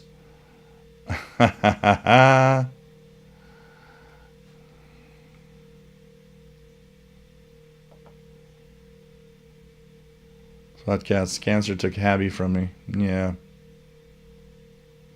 Old radios. Sorry for that little down moment about cancer, but yeah. Jasmine, so answer the questions. A lot of radio on the West Coast in terms of shortwave can pick up a lot of stuff from all over the Pacific, even the Indian Ocean. Okay, that's cool. Bob, I bought a bootleg DVD once and thought I was getting Enemy of the State, but it turned out to be Enema. Oops, that's a different story. MTK2 cancer ate up my grandmother when I was 10. She wouldn't get checked out until things were bad, so it was late. Went into the hospital and never went home. Oh, God. Yeah. Yeah. My first brush with cancer when I was about 7 or 8 years old, an uncle. Still remember going there. He was the sweetest uncle you can have. And he always had a surprise for me. Every time I would go there, it's like, look in that cupboard there. You'll have a little surprise, and I have like a little bag of candy or stuff. And he was a great guy. And the best, I still remember the phrase. The best phrase I've ever had of somebody close to death is my mom told him how he was, and he said, you know what? He was 50. He was very young. He was 52 at the time, and we're talking maybe 1977, 8. And I remember the phrase. I'll always remember the phrase. He said, "I don't want to die, but there are kids out there that are dying of cancer that will never see life, never see what it is to be an adult, maybe have somebody to love. I've lived through all of that. I had a wife. I had a great life. I don't want to go, but I have more at my age than a lot of kids and young adults will never see." And I was like, wow, what a phrase. It's like, I've lived more than so many others. I guess I should just feel lucky that I'm here, when absolutely there are kids out there that, are in hospitals that will never see what all of us have seen. And I thought that was great as a response.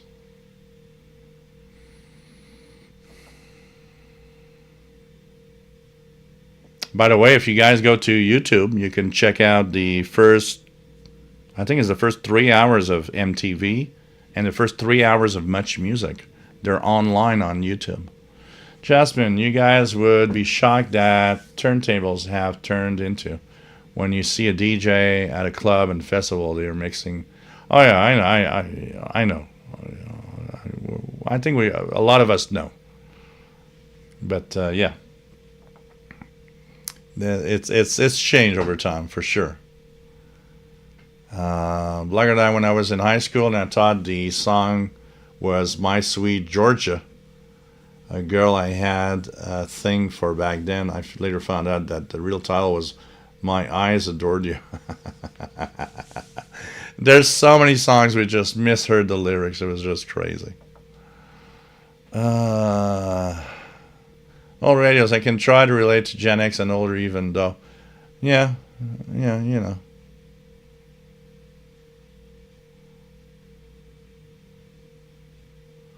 SWAT Cats. I loved the Police and Sting for a long time.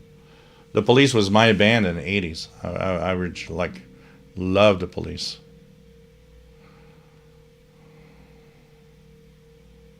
Fred Waters still uses Yahoo Mail. Yeah, we're old.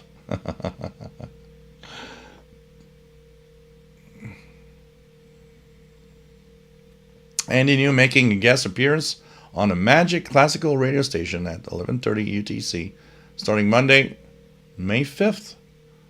So that's cool. Toast and Loaf, I'm Hotmail hold. Sheila, I have both Hotmail and Yahoo email accounts. Guess that makes me old too. We're old. What do you want? And the K2 says the best record store in Denver is called Twist and Shout. Been around since '88 or so. Oh, that's cool. That's cool.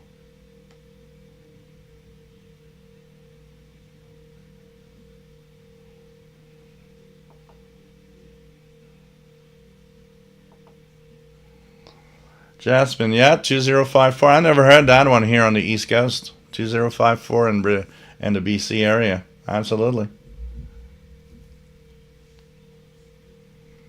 Darren Rogers, does Gander have any info for QSLs and stuff? Let me just check it out here. I believe there is Gander Volmet Canada. There is, yeah, it's from Nav Canada. You have to go to Nav. This is the website you'll go to. Nav Canada is where things happen. Okay, let me just accept here. Okay. Decommissioning of Volmet service provided by Gander International Flight Services, Gander, Newfoundland.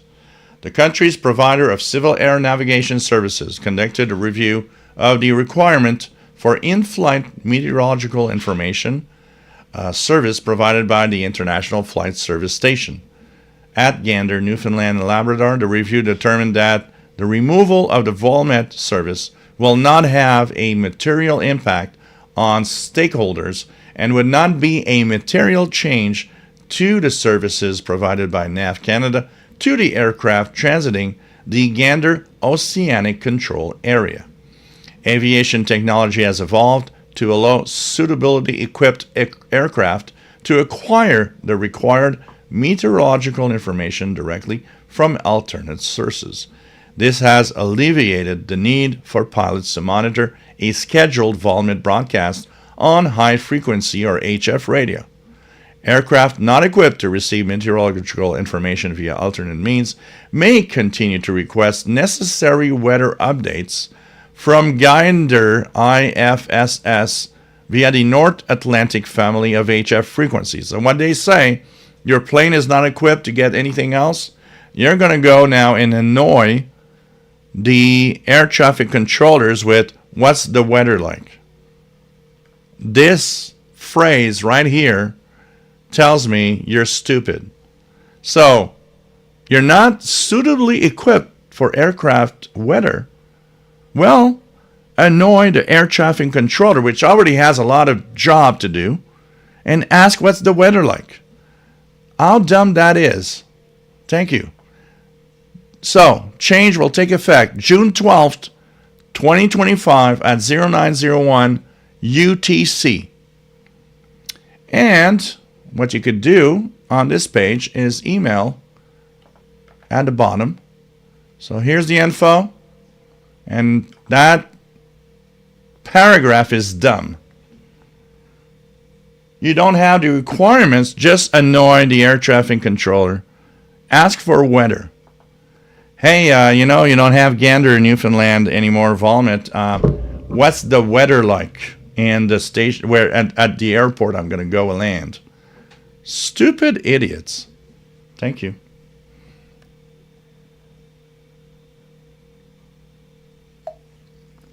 Oh yeah, and empty toilet paper rolls or empty what is it? Those that the big rolls of paper too. I used that back in the day. Oh God, yeah.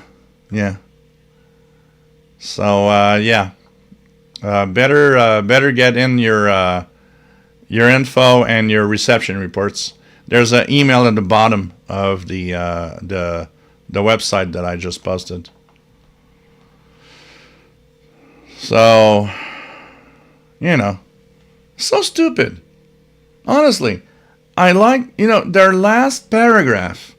Oh, by the way, if your aircraft isn't equipped with the proper method of getting weather, annoy an air traffic controller that is already maxed out in what he's trying to do. Bravo. I can just imagine one phrase one day. It's like, well, that plane crashed because I was stuck on giving a weather report to an airplane that didn't know if it could land on my airport because of weather. Really? What does that cost NAV Canada? Pennies. Oh, but we don't need that anymore. Yeah, of course. It's like New York radio. They did the same freaking thing. Oh man, that phrase pissed me off. It's like, if you told me there was alternate things that every plane has, okay, you've got different ways now. But the fact that he add the paragraph that says, oh, but by the way, if you don't have that technology, just annoy your local air traffic controller. Thank you. Come on. I know that most station SWATcats have the system, but you understand the implication here that if you are one of those that does not have it, and now you have to add to the strain, what does it cost? What does it cost them? Pretty much nothing to have that going on. But you add to the strain of the air traffic controller that already has its freaking job to do. It's like saving pennies for stupidity.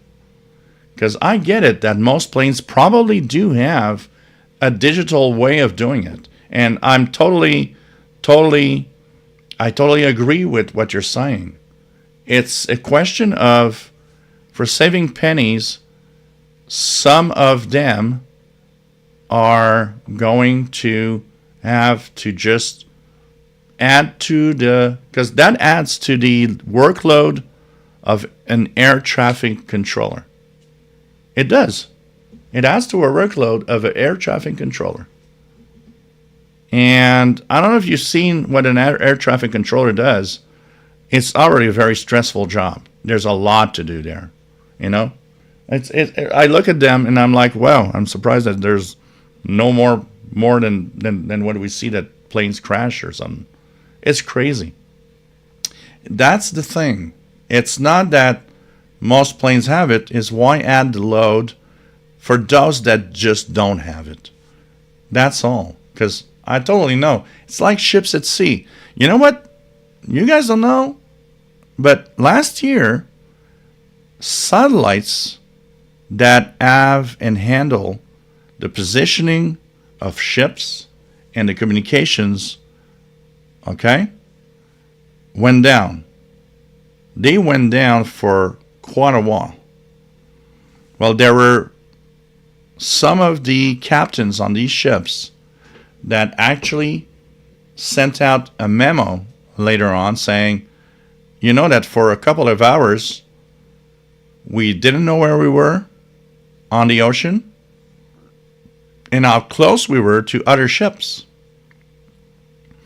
And they actually raised the awareness that if we still had HF radios to coordinate stuff, we would have at least been able to have that to fall on while our satellite comms failed.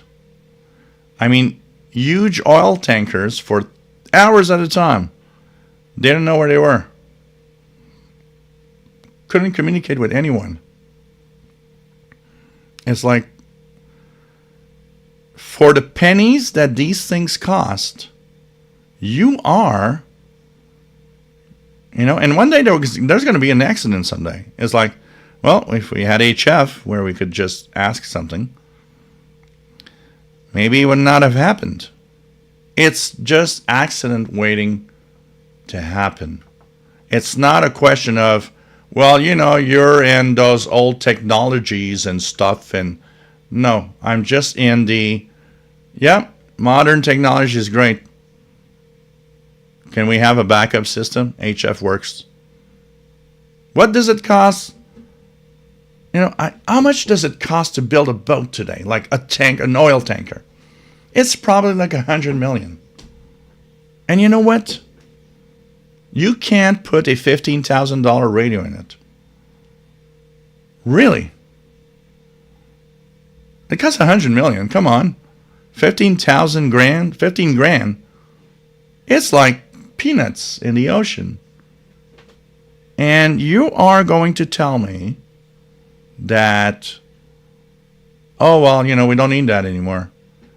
Well, if it saves one freaking life, it's worth 15 grand, which is nothing in your budget of a boat. Just saying. Just saying. Stupid companies, stupid decisions. I'm so tired of that shit. You know.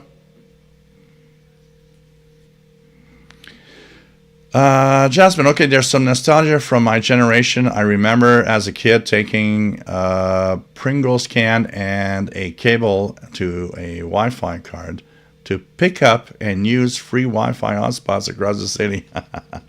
Jasmine, you're a bad girl. You know that? Doing that? That's, you know what? That's why you're here, Jasmine, because we might not be of the same generation, but you're as geeky as we are all with radio. Kevin Michael, Jill, they are doing that here, closing down the radio services on Longwave and HF. Andy New, we still got a Shan involvement, thank goodness. What a stupid idea to cancel Gander. MDK2, I'm seeing something faint on the waterfall on 6950. Let's check it out. 695. Very strong station here. Very strong pirate, 6950 upper sideband. It probably is Wolverine. So it's really good. Really good. Coming in well.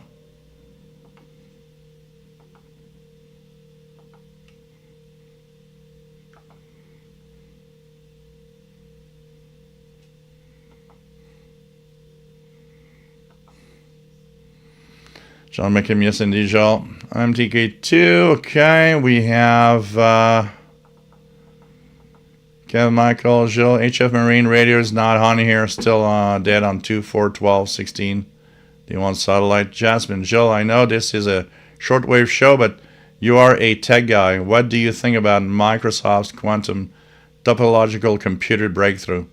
I don't know. Like, you know what? We're still in so many early steps in there of the quantum computing stuff. We'll be there at some point, that's for sure. But I know that it's a major breakthrough if we would get through all the loopholes that make it tough to be a reality without having, you know, so much extra technology around it to make it viable. But you know what? It someday is going to happen because we had stuff back 50 years ago or more that was a complex thing to maintain and to be possible. This is going to happen at some point. But yeah, Microsoft, apparently, I'd like to learn more or see more of it, of that breakthrough. But yeah. Well, we're going to check it out. We'll see as time goes by what our technology goes through with all of that. You know. So, Jasmine, nope. Most boats at sea have no HF capability. Go and search. Most boats at sea have 0 HF. Of any kind. No DSC, nothing. They're not required anymore, and the new boats don't have it and don't have anything with that. They're all satellite driven. Yes, I know, Jasmine. That's why you're here. You wouldn't be here if it wasn't for that. So, you know, you're one of us, but you're a modern version of one of us. But the newer technology.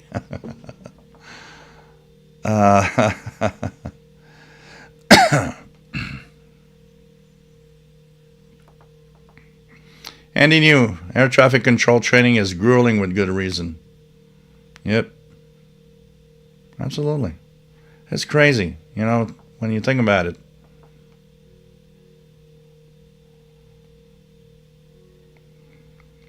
Jasmine, my friend just got hired out of Microsoft in that department, and she can't tell me any. No, Microsoft is extremely secretive. I worked at Microsoft for a year, and I can tell you one thing. I can tell you one thing. They are, I guess you want to save their intellectual property or something, but they are the most secretive company I've ever dealt with. They actually gave me so much trouble on my tech channel because I had advanced notifications of things they do, and they didn't like me talking about it in advance. So,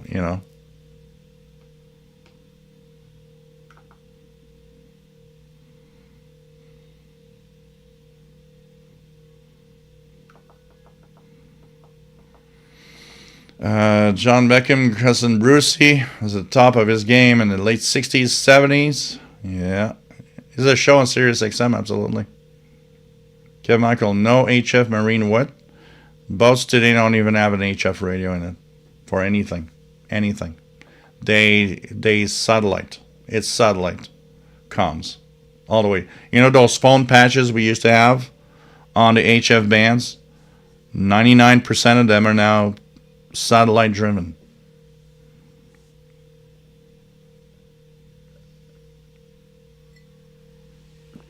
Well, that's the thing, Jean Arash. It's satellite driven. They'll have communications through, their home companies, the companies that deal with them, or so on, with through a satellite.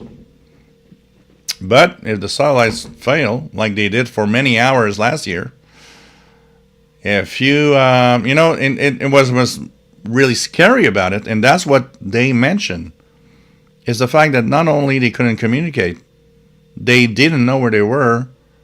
So that makes a high risk of one thing very important. It makes the risk of two boats crashing into each other because they don't see each other. It's crazy.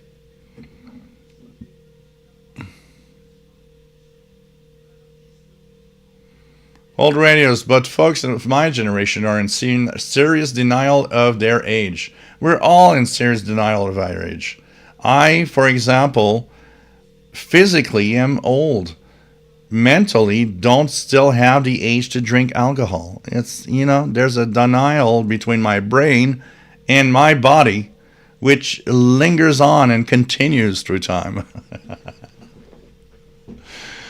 Ken Michael, what can I use to get satellite marine? Nothing much. These are very, they're encrypted, and they're very, they're kind of stuff that you can't really go through.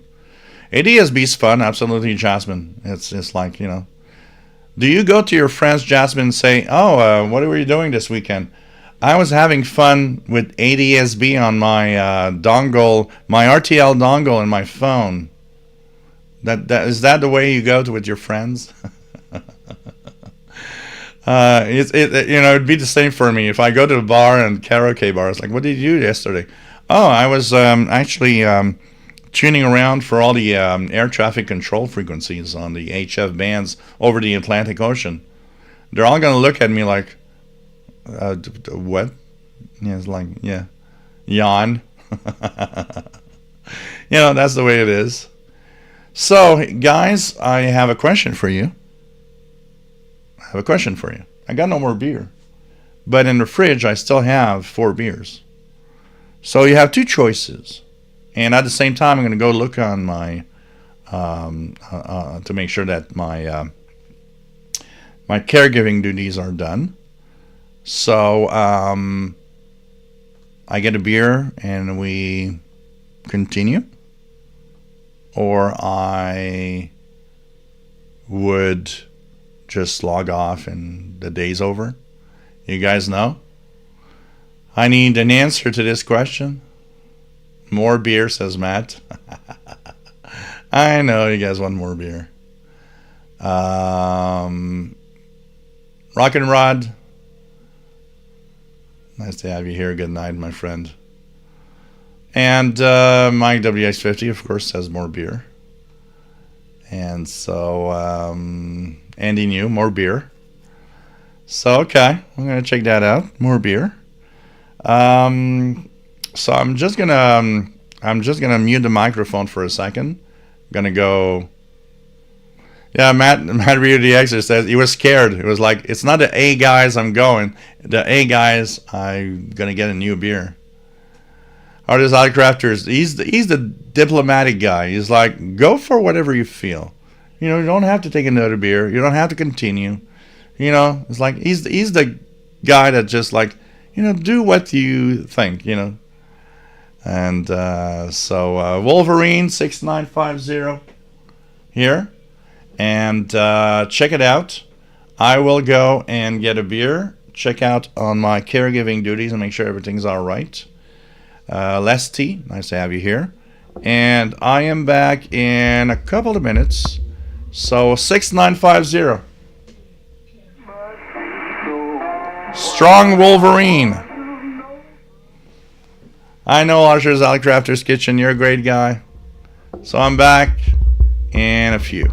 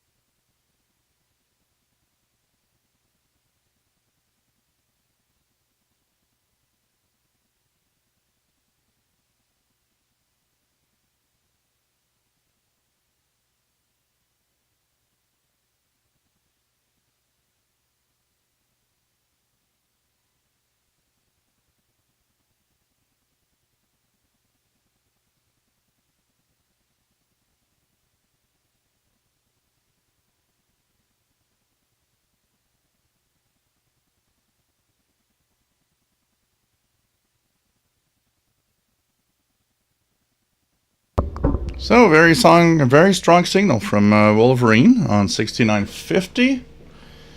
Everything's all right. Pizza is ordered thanks to you guys. Thank you so much.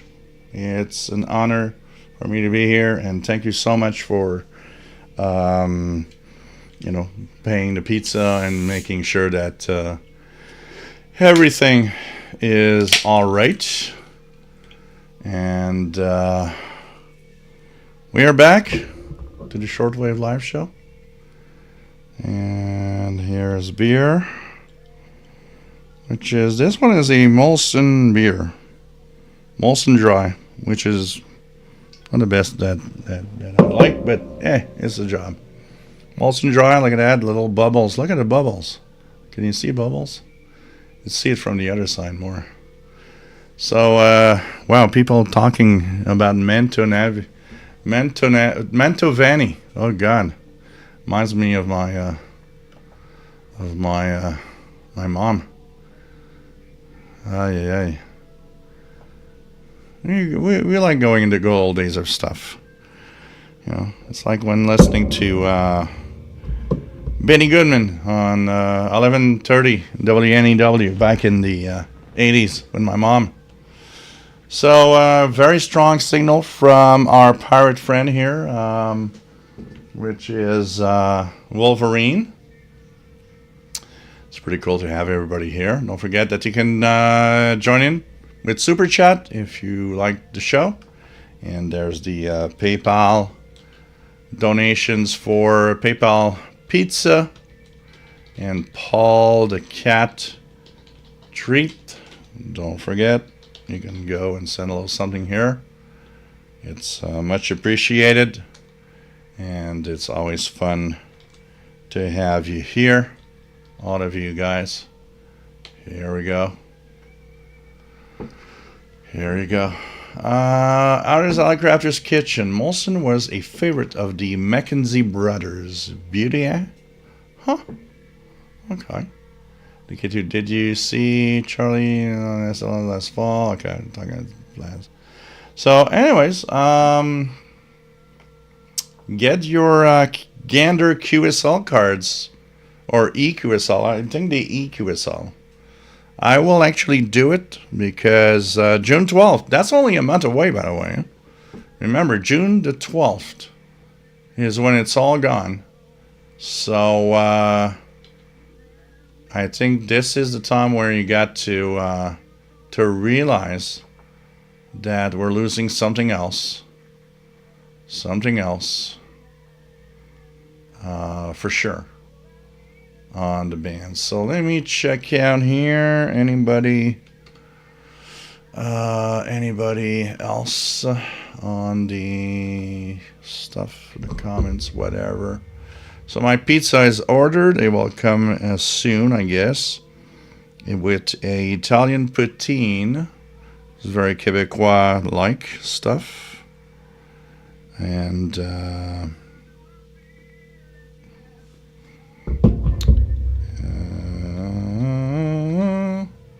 check it out here. So, not too bad. Not too bad. So thanks everybody for the donations, guys. It's much appreciated, by the way. Much appreciated. And there we go. Okay, so Pirates 6950. Moosehead. Oh man, I had Moosehead. When did I have Moosehead? I had Moosehead beer.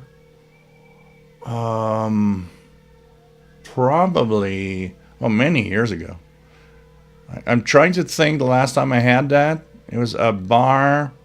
There was a bar that a friend brought me to. I'd never been to, and they had Moosehead. It's before the pandemic. I haven't had any of those after. But I remember Moosehead. Absolutely.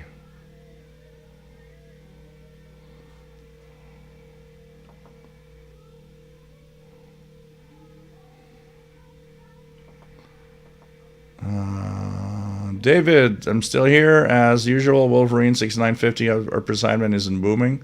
but it's still quite clearly audible in Barcelona, which is cool, thinking about it. Kevin Michael 6950 is there, but very making it. Old radios, yes, he's coming great. Andy New, 1989, when I was in Toronto, we saw a lot of adverts saying "Drink Canada Dry." I can honestly say that we did our best to do just that. Kevin Michael, Jill, how about Moosehead? So that's what I was saying.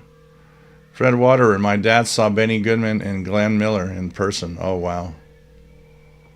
Wow. Those old days of these guys that were like popular chaps of the day. Glenn Miller. I forgot about Glenn Miller and his orchestra. Oh, man. Jasmine's now hungry for pizza and my fault. It's my fault. Basel Records. Okay, Roger Dakota. Yeah. Oh, man. Mike WS50. Molson was my beer choice. DL, I just recently discovered Kovacs, and I absolutely love her music. I just bought a couple of her albums. Cool. Labatt. There was a beer which I don't think, I'm pretty sure it doesn't exist anymore. I'm not sure, actually, it doesn't exist anymore. My dad was into Labatt 50. There was a beer which was Labatt 50. Does that exist still? Let me check that out. Yeah, Wolverine Radio ID just now. LAVATT 50. Does that still exist? The story of Labatt 50. A working class beer. I like that. Labatt 50 was the best-selling beer in Canada for over 10 years, but nowhere has it had as much of an impact on popular culture as it has in Quebec. This is interesting. I didn't know that. In Quebec's brewing landscape, Labatt 50 occupies as a place as the Laurentide, which was a local beer, which I think this one doesn't exist anymore. Those who have never drank it know that it's emblematic of a bygone era, but having left its mark all the same. And those who have known this beer speaks, wow, Labatt. My dad drank that. I remember drinking one Labatt 50, and I was like, this is so disgusting. This was my first reaction. This is so freaking disgusting. Ay, ay, ay. SWAT Cats, today is the 26th anniversary of the tornado emergency. It happened here in Oklahoma City. Oh, wow. Send you a photo. I'm not watching the show on my old Chromebook because my seat in the shack has been taken over. I wonder who can take over a seat in the shack. What could be the reason behind that? Let's see the culprit. Let's see who is the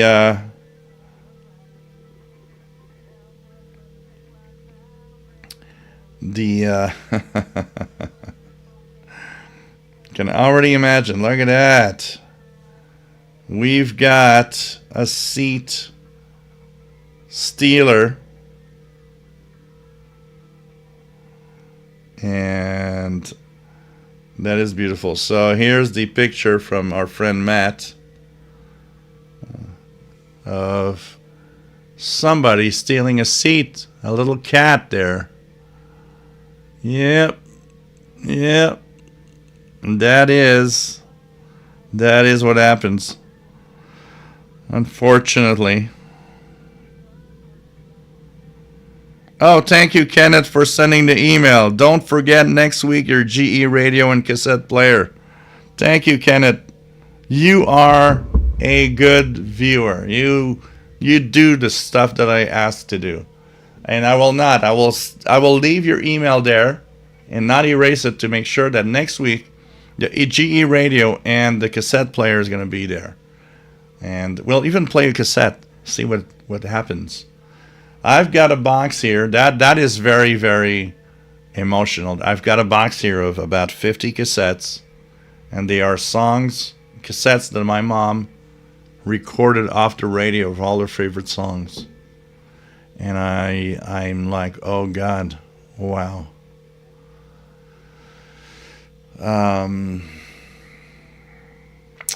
Good old days.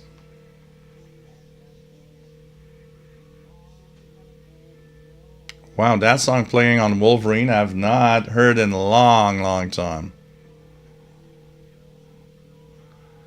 So the other thing that you guys might know in the United States, we're going to talk about it in the International Radio Report tomorrow. PBS and NPR. Trump has has decided that to cut the funding. So I'm just wondering what's going to happen with that. The majority of their funding is in government, but they still need government money to continue operating. I don't know what's going to happen with that for the public radio and TV. Jean Arrache, I bet 50 back when the Canadians actually won the cup. Yeah, pretty much. That was the time. Mike WX50, the worst beer I experienced back in the day was lukewarm hams from a keg. We drank it anyway. You know the worst beer that I had? We had a place in Montreal called Peel Pub. It was on Peel Avenue in St. Catharines. They were the cheap, like college. I was in college, and it was a cheap place for students. That's pretty much it. They had pizzas for $5, spaghetti for like $3. It was like the inexpensive place. You're a student, you have no money.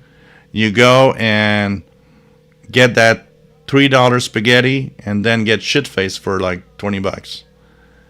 And the beer they had, I still can't today imagine why I could drink that. And it's obvious. You're 18 years old and you just want to get drunk. It's just cost you $5. Who cares? And you got a picture of beer. Like, I think the big, huge picture they had was like the picture they had was like $10. It's like, it was ultra cheap. It was like, yeah, I'm going to get drunk for $10. That was the. But they had one cool thing that attracted us too, because I was the geek. We were the geek gang. So it wasn't just going there and getting drunk and meeting up. They had the trivia. And that trivia was connected all across the East Coast. Other bars had the same trivia. So you'd go up to the bar and you'd give your driver's license, for example, in exchange of a console, which made you respond to the questions and so every hour they had a trivia which was last about 30 minutes, and so every hour there was a new trivia, and we just loved that. And if you were the winner, the highest score in the bar, you'd get free beer. And me and my gang were so geeky, we'd get free beer all the time because we just won everything. But there was different gangs there, and it was it was a cool thing. And then it was cool to see the name of the bar positioned against all the bars across the East Coast. It was just so cool. It was one of the coolest things in the world. It was like we go there, we play those trivia stuff on the consoles, and we would just drink and have fun, and just have fun. It was like, oh man. So,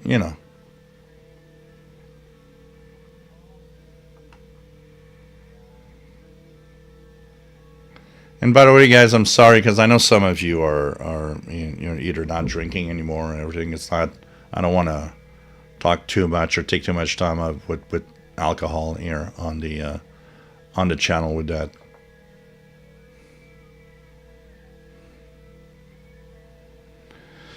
Bob, I burned a hole in my favorite shell suit taking a frozen pizza out of the oven. 1990, in the early 90s. I was devastated. Miller High Life. Oh, I remember their ads on TV too. Miller. Oh God. Mike B. Is Kokanee beer still up there in Canada? I haven't seen that here. I've never seen that here. Jasmine. Yep, we do. We just warm up the seats for our cats, and after that, they're happy.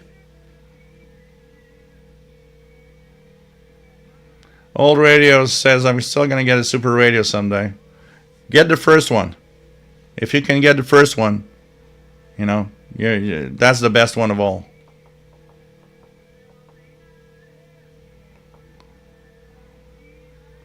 Okay, Michael, I'm recording on CD I made from cassette.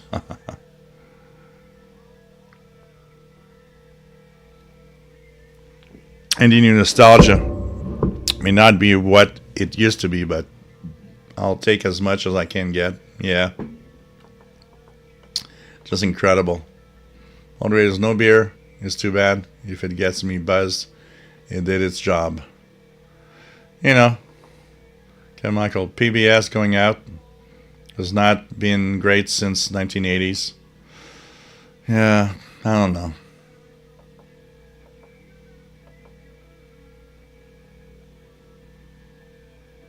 Bob says, recall when you could get a good night for 10 pounds. Now it costs 6 pounds for 1 pint. Yep. The karaoke bar where I go to.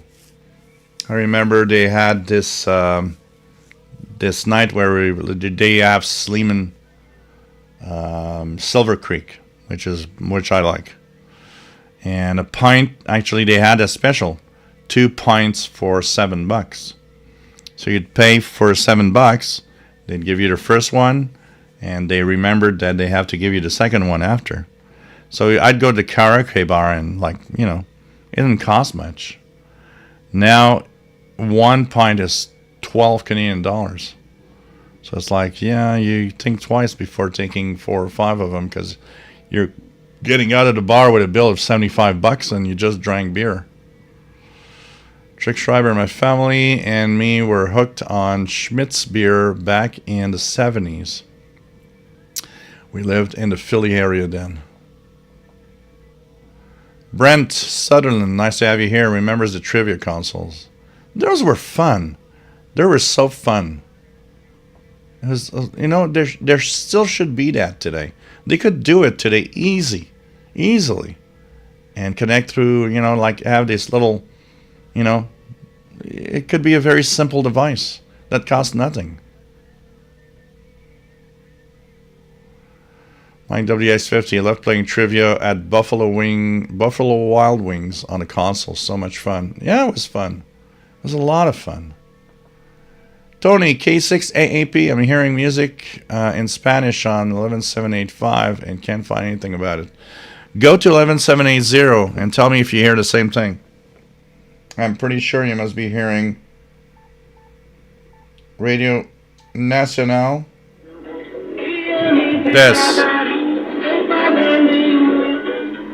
That's Radio Nacional Amazonas, Brazil.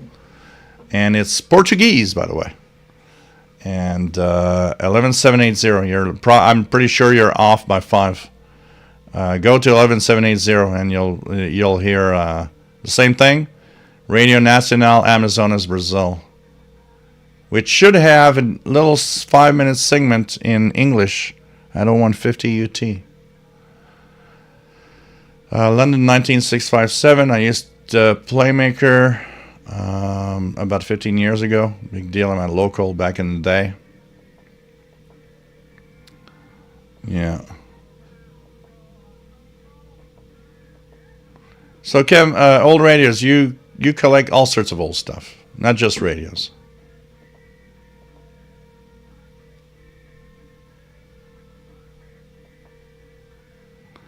Bob's old record. I can't drink until my ulcer heals, but I still wax poetic over a good alcoholic drink. Oh, Jasmine, absolutely. When I learned guitar, I had a guitar course. I would start, I would actually buy these guitar magazines that had tablature, so you can learn to play all sorts of songs. And what every month they had one of those records, which is it was like a very thin, pliable plastic sheet. It was really that. It was a plastic sheet like you'd see today that you can bend easily. That was inside a magazine, and you would just, like there's these little pins like in the plastic, so you can actually tear it off the package. Well, the records were made like that, and then you'd put that record on your record player, and you'd put the needle on, and this is how I was a big fan of a group, and I mean that was a thing back in the day.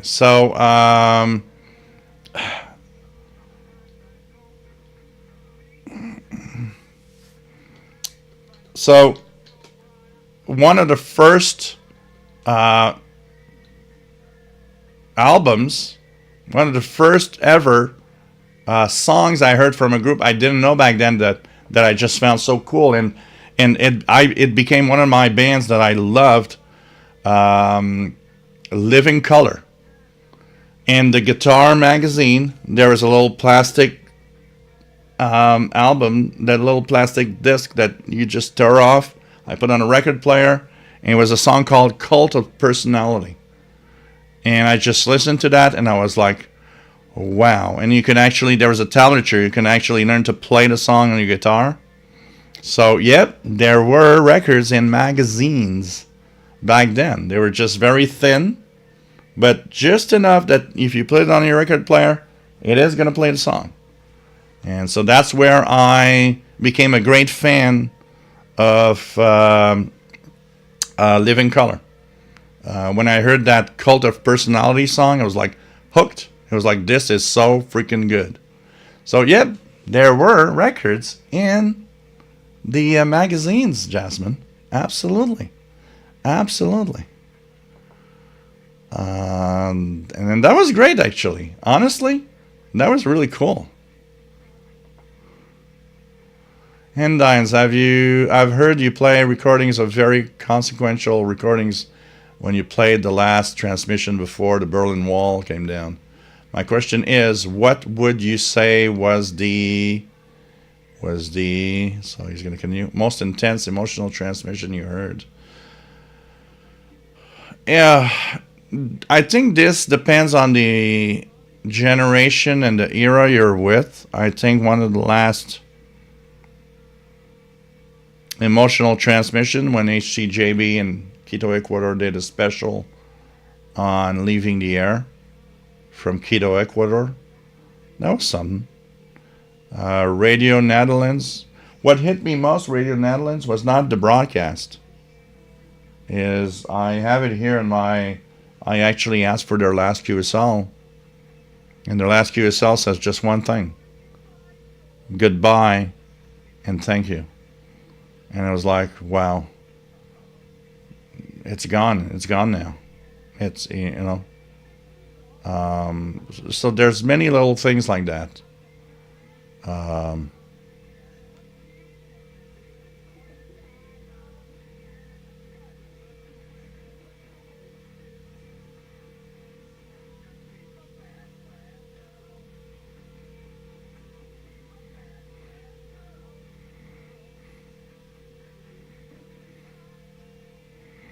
Justin says, okay, my generation needs to bring back that records on cereal boxes back. They'd be great collectibles. There's another Crafter's Kitchen. Trump wanting to pull public radio funding is all for the wrong reasons. Yeah, we know. We know about that. It's stupid.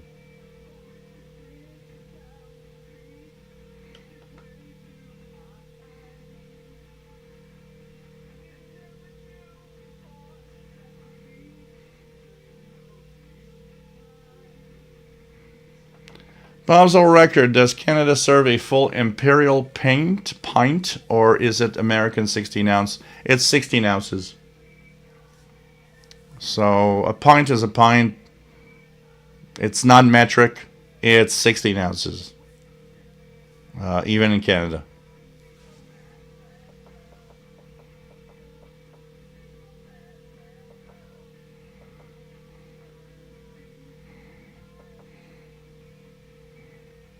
Puzzle Records flexi discs is what those magazine discs were called.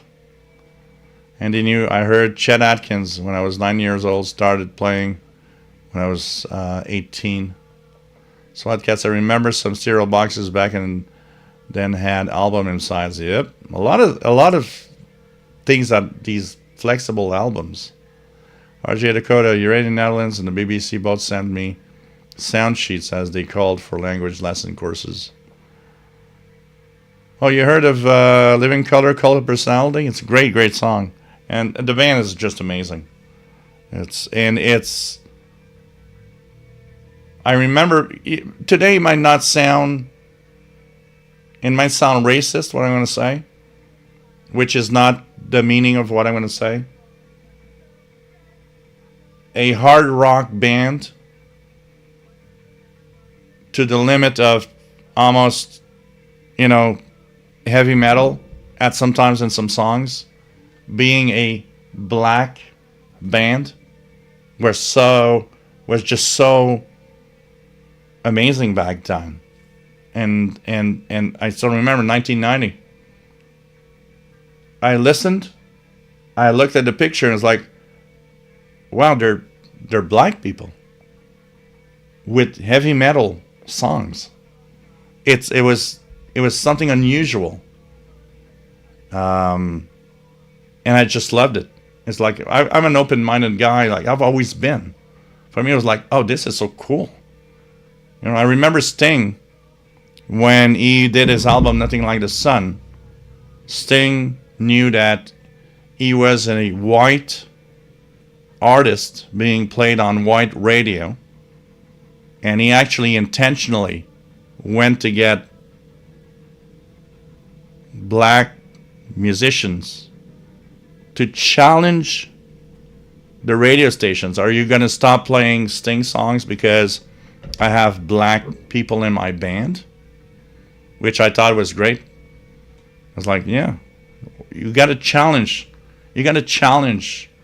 the society in front of you all the time. And I thought that was so cool.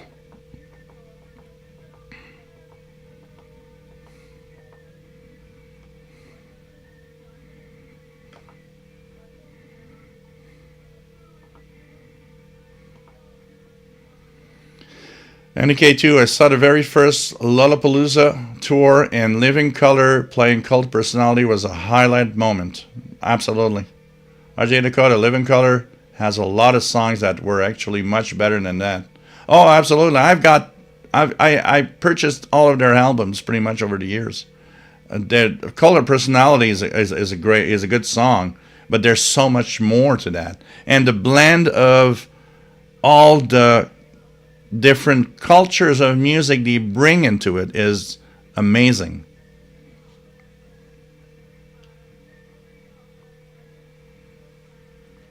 Oh yeah, Open Letter Landlord, absolutely. They have a blend of styles and genres that's just so amazing. Mario DX, Color Personality, sometimes playing on 80 stations I listen to. Good song. I like Jasmine saying, Living Color is classic rock. For me, classic rock goes beyond Living Color, but yeah, I understand why it's classic rock for you, Jasmine.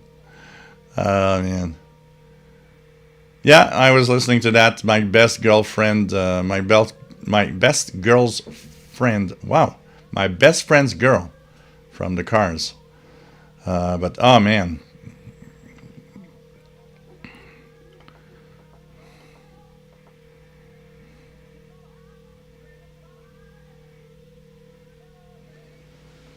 I'm going to lower the volume because last time my volume was very low. And I got a copyright strike on the live show saying, oh, well, that song is playing on that. From that minute to that minute, I was like, whoa, relax, relax. Yeah, the Cars had a lot of great tunes. I like Drive. Drive from the Cars is like one of those emotional songs. And it came through at a certain time, too, for me. There was a friend of mine that was going through depression.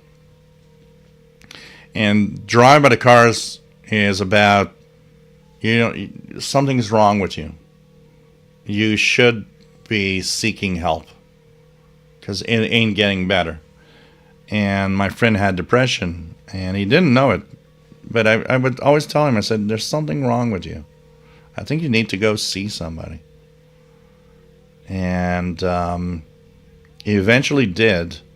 And he thanked me for that because they gave him medication that kind of helped make him better. But, it's like we got to live through all of that shit to learn. SWAT Cats in Living Color proved to everyone that 4 black men can play hard rock. And he crushed it. Yep, absolutely. MDK2 and Living Color was the skit comedy show. Living Color was the band. Yep. Bad Brains.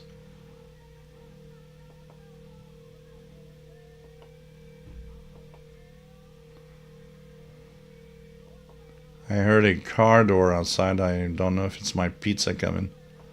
I'm being quiet for a second here. Casper Peterson. Welcome aboard, my friend. Nice to have you from Norway, I believe. Okay, Michael, Prince of the Revolution. Yep. Oh, I love this song. Rolling Stones. This is a beautiful Rolling Stones song. Waiting on a Friend. Jasmine, Jill needs to see documentary a band called Death. First punk band ever, but most don't know that because they were black. I'm going to check that out. I'm curious, Jasmine.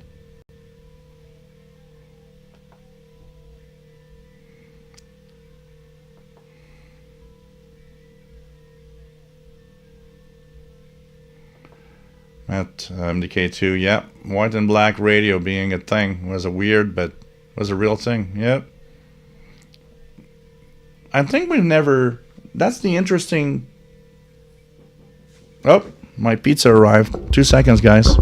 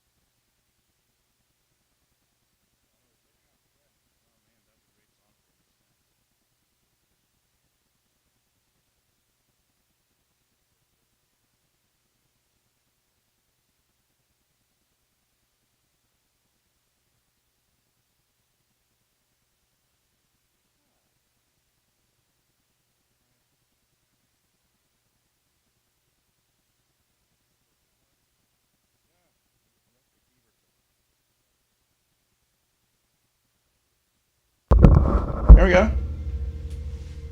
Sorry, I think I left the keyboard somewhere.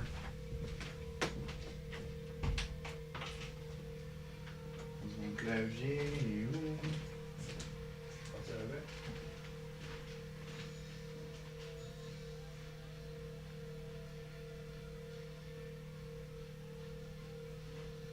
Ouais, j'ai mis mon clavier ici.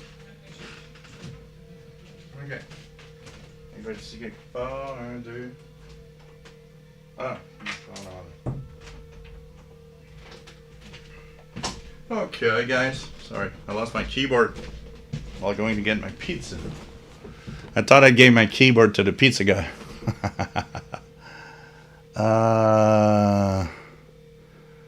Okay.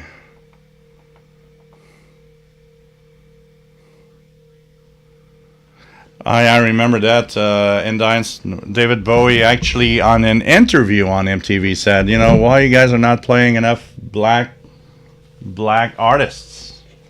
You know what's I would say what probably was good with Michael Jackson? Yet he broke that because people wanted to hear Michael Jackson. And it was like, nope, you know what? This is great, and this is Michael Jackson. And you cannot play Michael Jackson. Nobody could not play Michael Jackson.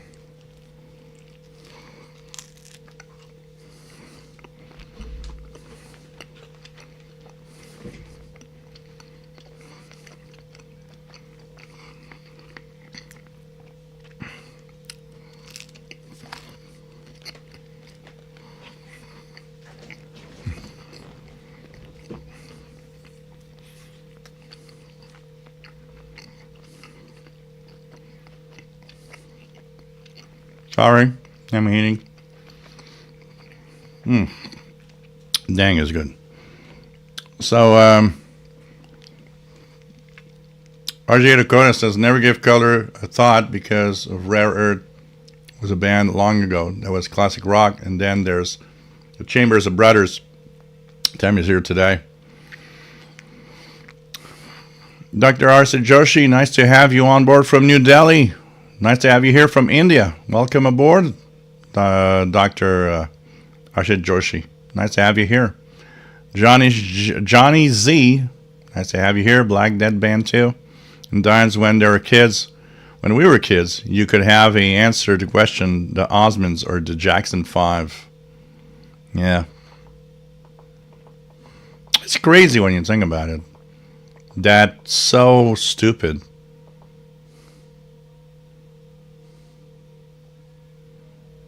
That's so stupid.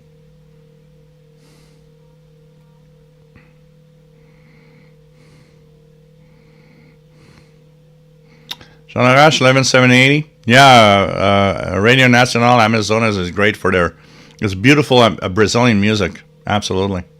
James Farley, remember the group Wild Cherry played that funky music? Yeah. Play that funky music, white boy. Huh?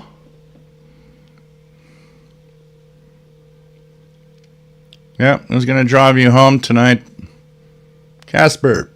Just listen to Living Color, never hear before. Wow. Oh, it's an amazing band. Living Color is an amazing band, Casper. It's, wow.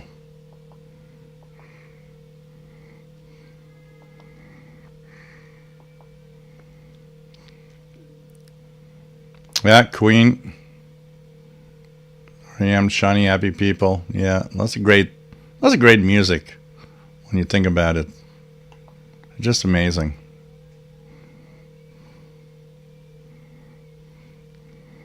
Oh, it's Denmark. Casper Peterson. Isn't that a stupid? It's a great place. Invisible River Ranch. Nice to have you here. I got pizza. I see myself catching on music. I was too young to appreciate when it was new because it was too dang young. Yeah, you know.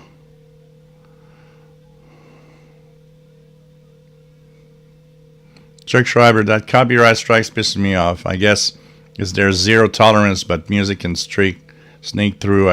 Yeah, but it's the music industry that just can't stand that you have music somewhere in the background, and they want to make every freaking penny they can off of what you do. Okay, and that's the problem, and that is the big problem.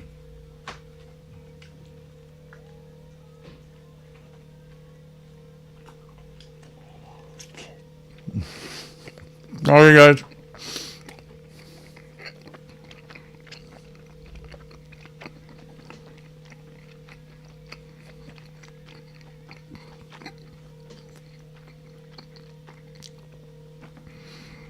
You know, Jasmine, here in Montreal, I was actually interviewed several years ago because I went every year to a festival in Montreal downtown that's called Nights of Africa. And we have that every year. And in that festival, there's surprisingly, there's white people, but I mean, people go in and out, but I got stopped by a camera crew because they were interviewing white people going into the Nights of Africa, which they considered to be a black festival. And I remember telling them, I said, there's nothing, it's not a black festival, it's Nights of Africa, it's an African festival. And they said, you don't see color different? No, it's not color, it's cultures. And they really enjoyed that. They actually had played me on their channel because of that, saying, no, it's not black or white, it's cultures. It's Africa. It's, African music. It's beautiful. It doesn't have a color with it.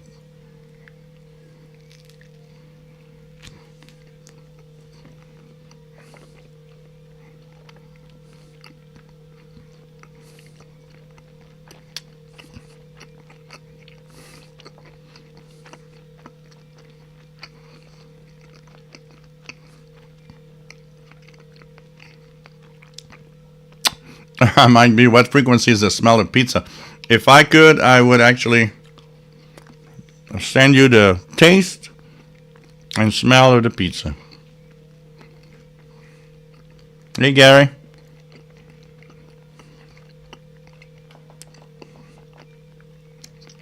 Yeah. MDK2. Michael Jackson and Prince. It's like, look, you can't avoid black people anymore. If you don't play Michael Jackson, nobody's going to your channel. And Prince was the same thing. David Bowie was... I actually... the funny things about life sometimes? When David Bowie passed away, my shuffle on my phone went to ground control to Major Tom. And it was a beautiful sunny day that day, and I was going through the groceries, and I stopped for a second, and I had tears in my eyes, like, wow, he's gone. He's passed away. I saw David Bowie in concert 3 times, and was great. I even saw one of the best David Bowie moments. I love Duran Duran. Some of you know that. There was a conflict. Duran Duran and David Bowie arrived, and they were like, well, this is the same day we can do a concert in Montreal. And they did 2 full concerts at the big Olympic Stadium. And I will always remember this. Duran Duran, full concert. Then, a little break. David Bowie with the Glass Spider Tour.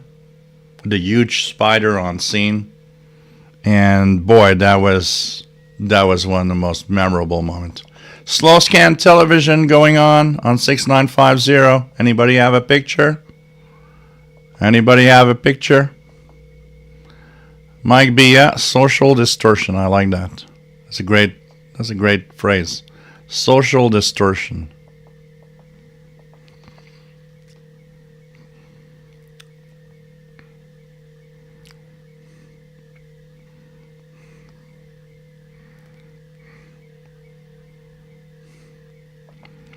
Jasmine, it's mostly Universal Music Group. They are becoming the monopoly, and yeah.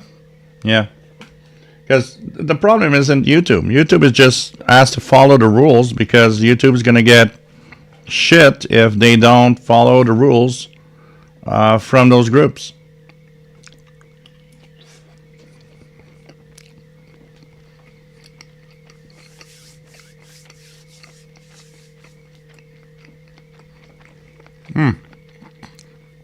Culture in music is to be shared. Absolutely. Turok Tim, Jill, that pizza is going to ruin your Charles Atlas physique. Hey, I already got a big belly. So, you know what? Who cares?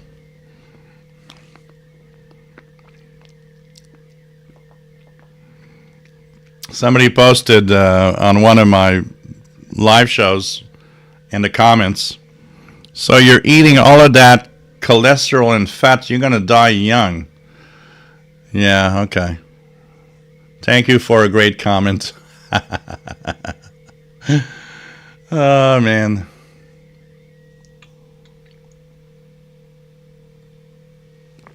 KW 1161, I remember BB King pointed us at White Boys at a concert. Yeah, you know what?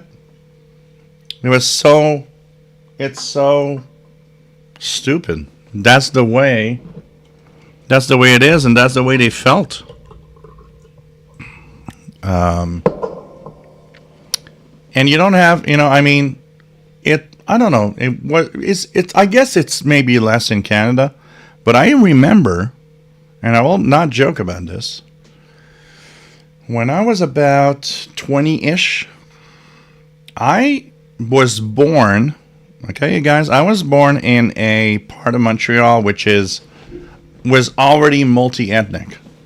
Not every part of Montreal is like that. There are part of Montreal that are very Quebecois, Francophone, French. And there are parts of Montreal that are very ethnic. Mine was mixed. So I was born, my English comes from this reason. I was born in a Quebecois, Francophone, Italian mix, and Haitian mix, and Greek mix. So it tells you, there's a lot of mix. The majority of the area I was on was Quebecois, Francophone. But there were ethnic, communities. There were Italians, there were Haitians, and there were Greeks. So my next door neighbor was Greek. My landlord was Italian. Next, on the other side of the backyard, they were all Italian, and on the left side they were Haitian. So I was living with multiple ethnic communities, and I was friends with everybody. I mean, I didn't care. I was friends with everybody. I learned my English because of the Italians, because they didn't learn French, which was appalling to a lot of Quebecois Francophone people. It was like, well, they don't speak French. I didn't care. I learned English. This is my English. My English is here because of that. And you know what? I'm so freaking happy. I'm so freaking happy. I would not be doing this in English if I was not born in that community. I'm happy. Half of my friends didn't know how to speak English. It hindered and had problems with their job life. It's like, I'm freaking happy. I speak English. You know why? Because I went being friends with Italian people. Okay? I'm happy. I'm surprised I don't speak Italian too.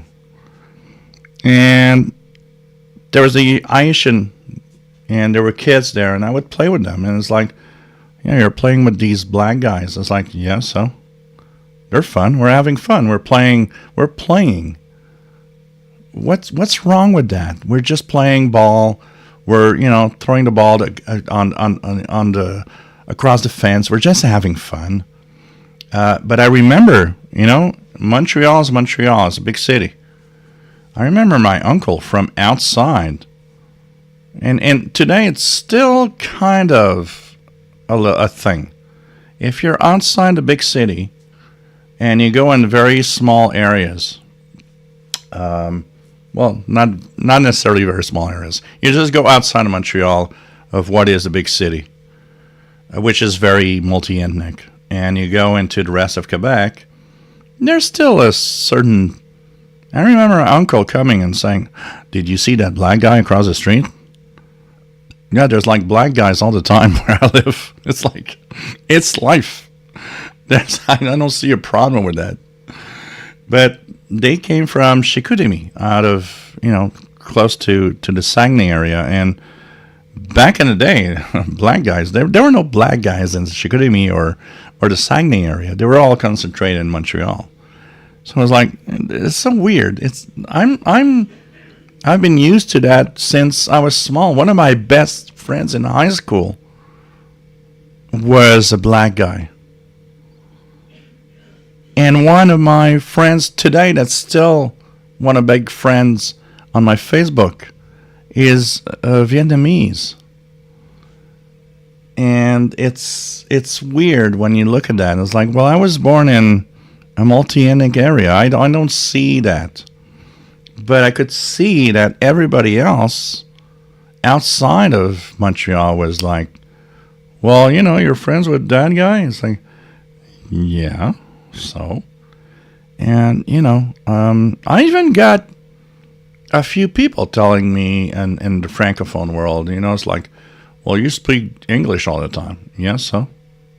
So what's the problem? Je parle aussi français. It's not, it's not like I lost my language, but this is the complex world we live in. It's like, why is it we always have to explain why things are the way they are? I don't get it. I don't get it. It's, people are people. Honestly, people are freaking people. So, you know what? It's something that... Oh, here we go. Wolverine. Thank you, Matt. A kid that is just hugging a dog. Thank you for the picture, Matt. Wolverine Radio. That's nice. I couldn't quickly just set up. I should have prepared for it. I would have been interesting to check it out. But, It's just so crazy what, we have to go through for no freaking reason, honestly. RJ Dakota, Ordinary World, and Save a Prayer are awesome songs, mastered the way it is. There is no other sound quality like Duran Duran. Every recording company back then had their own standards. Yeah, Ordinary World is great. And for those that don't know, Ordinary World is a trilogy.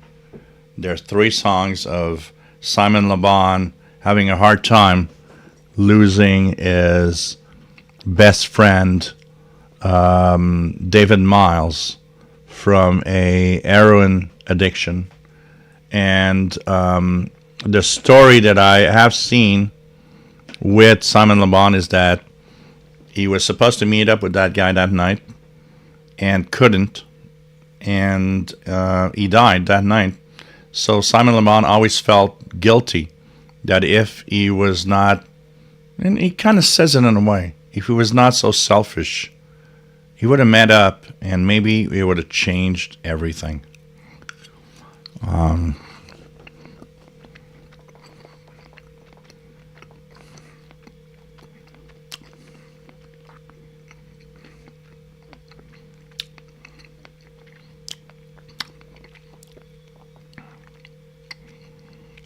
You guys gotta better get along.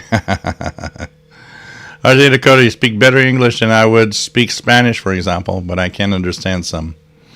Matt, MDK2, remember the former NHL hockey player Georges Larac was born in Montreal to Haitian parents. Yep. Jean Arrache, I've spoken to them in Italian rather than English. English is not a challenge in Montreal. you have the opportunity to learn other languages. Absolutely. It's an opportunity. Learning languages is making you richer in who you are. Absolutely. Absolutely. You know?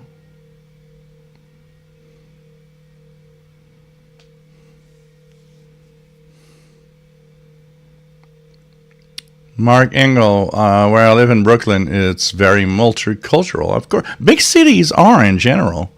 It's like the United Nations. Big cities, New York is multilingual. It's like all sorts of nations getting together in a big place. It's when you get outside of big cities where it gets very localized. We're going to say it like that. But in big cities, we are usually born into a mix of things because that's where everybody goes, the big cities. I can tell you that.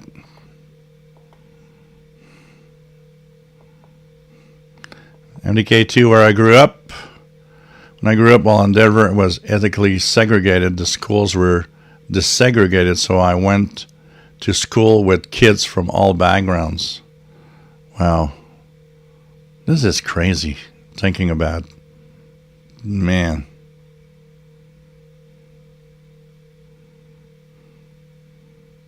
Yeah, Gander Vomit, James Farley, June 12th.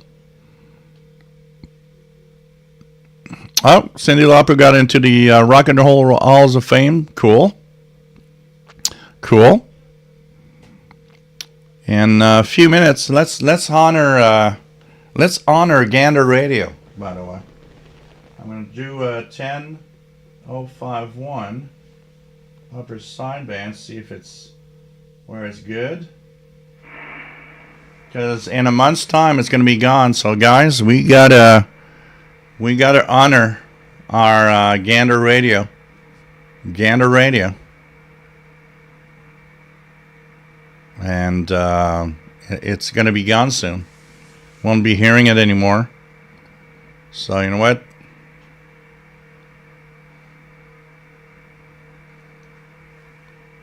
DVD Xers, it's interesting that you have a very similar background growing up.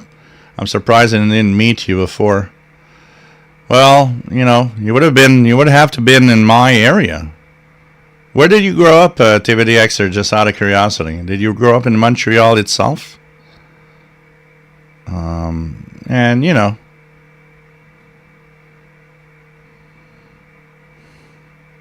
Mobile Records. Gallup, New Mexico, is one of the few places along the Hay River Northern Territories. It's oh wow, Tapao, Art and Soul, yeah, I remember that. I mean, I was the only one of all the friends I had in high school that went into all of the. I went into. I don't know what's the name. I went into. Everybody loved me, so I went into the Greek family's home. They were cooking that pig on the fire. I don't know what's the name you call it in English, and it was just so freaking good. Oh, here we go. Here, guys. This is only a month left, pretty much. Montreal International Airport. Montreal International Airport. Valid from the 4th at 0000 Zulu until the 5th at 0600 Zulu. Wind 180 degrees, 5 knots. Visibility more than 6 miles. Few clouds at 5,000. Feeling 16,000 broken. Becoming between 0000 Zulu. 3 knots. Becoming between 0600 Zulu and 0800 Zulu. 4,000.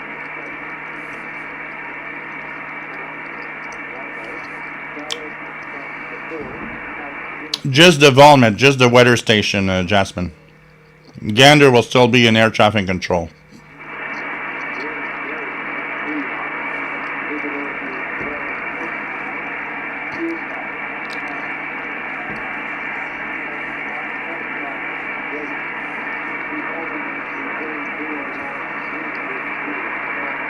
Going up and down in propagation, but when the last time I was listening to Gander. There's a month left for Gander Radio. Hey Vasti, nice to have you here. How are you, my friend?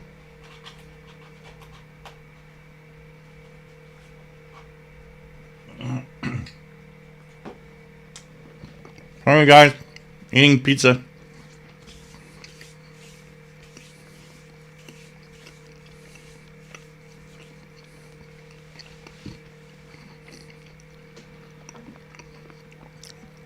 Slowly, but yeah, slowly the different volume stations are slowly leaving the air. Jean Arras, no, it's not AI. It's kind of an old recording of a voice. It's maybe computer driven though. It's not AI, but it might be computer driven though. Jean Arras.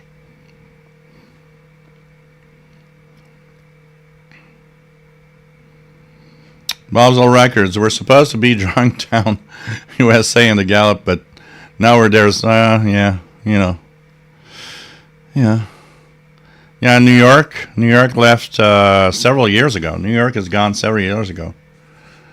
And one of the interesting things, though, about the air traffic and the marine stuff, it was interesting. There was a, if you guys remember, there was about maybe several years ago, there was a talk about marine weather broadcasts going away on the HF band in the United States from the U.S. Coast Guard, and there was such a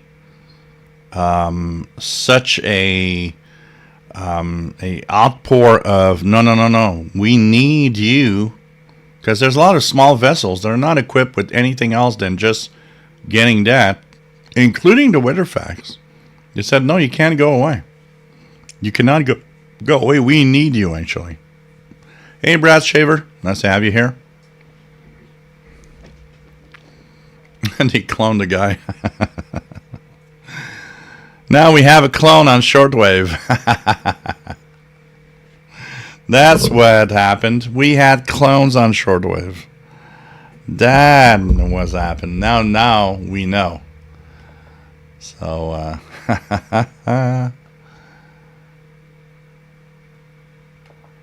so Gander, being one of the last stations in North America to broadcast weather, aviation weather, is going away on June 12th.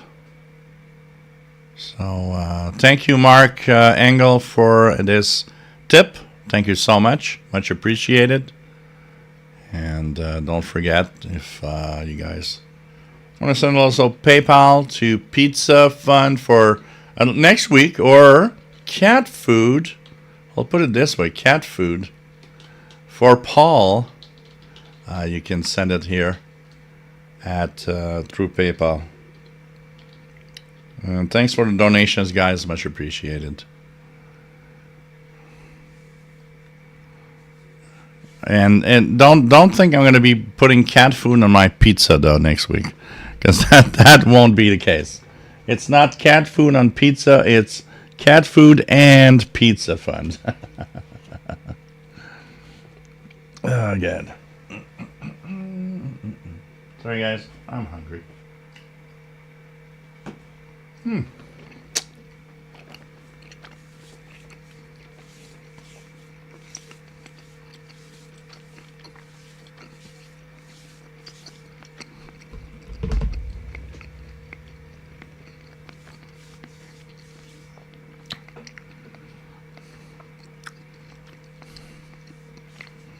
Clones of Brother Stair Start. Oh, God. That's going to be something. I should take his voice and actually start my own clone of. Well, you guys. I'm spending millions of dollars on these shortwave broadcasts to maintain them and talk about shortwave. I will preach the shortwave and make sure that shortwave lives forever. It's like that. The I Brothers Care, yeah. Brent, with SER, you can set up weather facts on any laptop. Yep. Absolutely. It's meant for that. But the best is when I did my imitation of that guy on WWCR, which was with my MLA-30 that sucks the airwaves.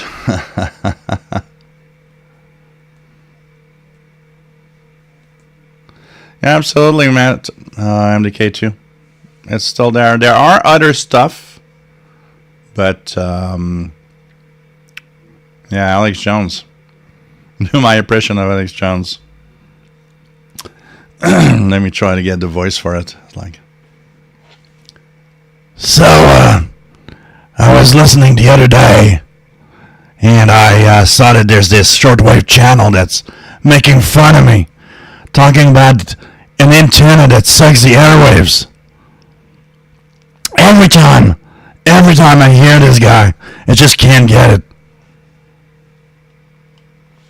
It's not exactly as perfect as it used to be, but there it is. Take care, man. Reader DXer. Stay safe. Always nice to see you here, John. So the MLA-30 just sucks the airwaves, and you gotta buy those and buy more protein pills at the same time. Remember, survival. MLA-30, shortwave radio, and my protein pills, all for a package, 19, and it's gonna be $99.99, and it's all from our most precious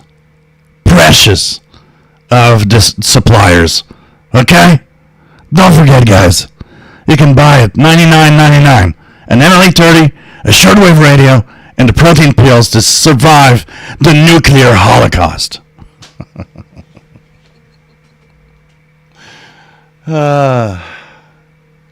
Remember, the MLA-30 sucks the airwaves. You're going to get what nobody else gets.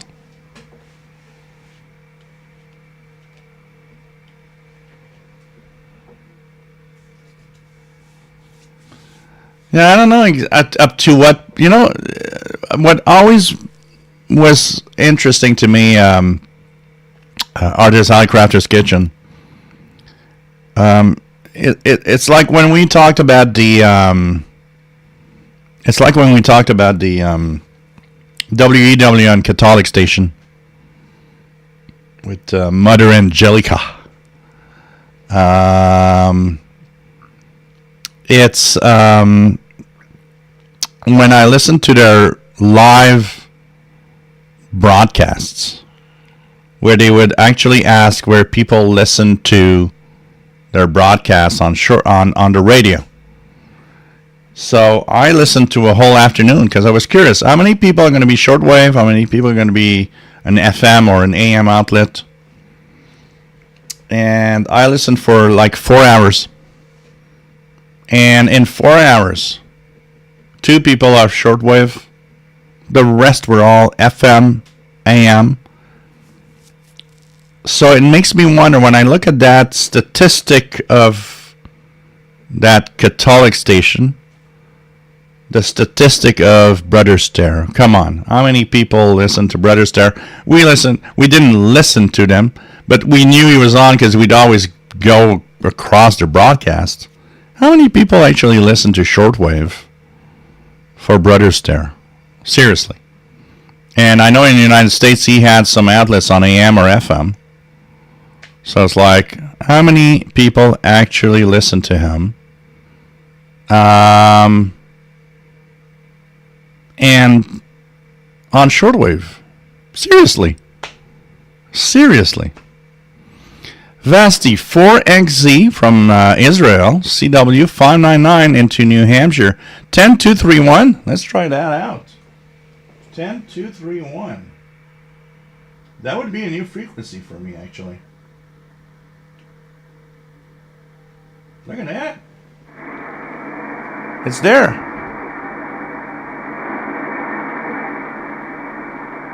Let's try it on the icon for a second.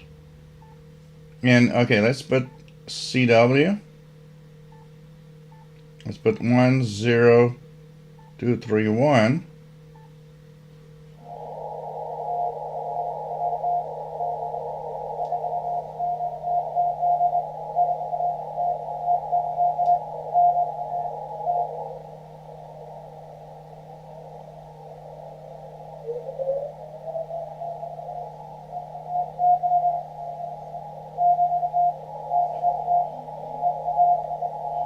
So yeah, 4XZ out of Israel. If you want to check that out, 4XZ out of Israel on 10231 CW or 10230 upper sideband is going to work.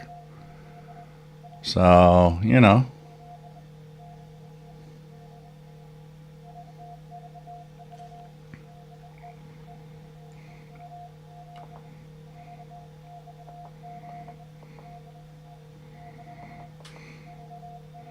Oh yeah, he had it was a scam, all the way scam.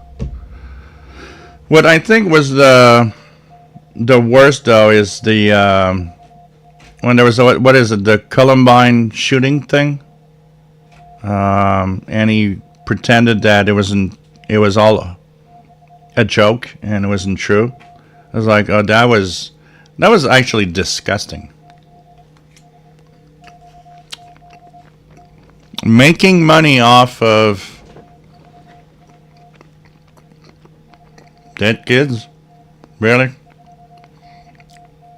You're a freaking disgusting guy. Can tell you that. And you knew the recent power cuts in Spain and Portugal were a good excuse to buy shortwave radio. And buy any type of radio, honestly.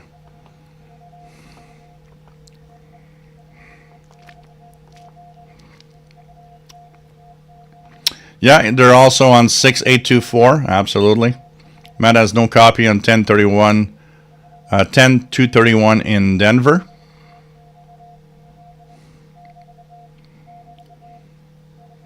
Oh, Brother Stare was horrible. I mean, he died before he had his court. He died before he had his court hearing, because Brother Stare was a little girl, and I mean little girl, idiot, like, you know, grabbing young girls, and it's like it was disgusting. Is what he did was disgusting. I mean, if somebody goes to hell, if hell would exist, if somebody goes to hell, Brother Stare's in hell. It's obvious.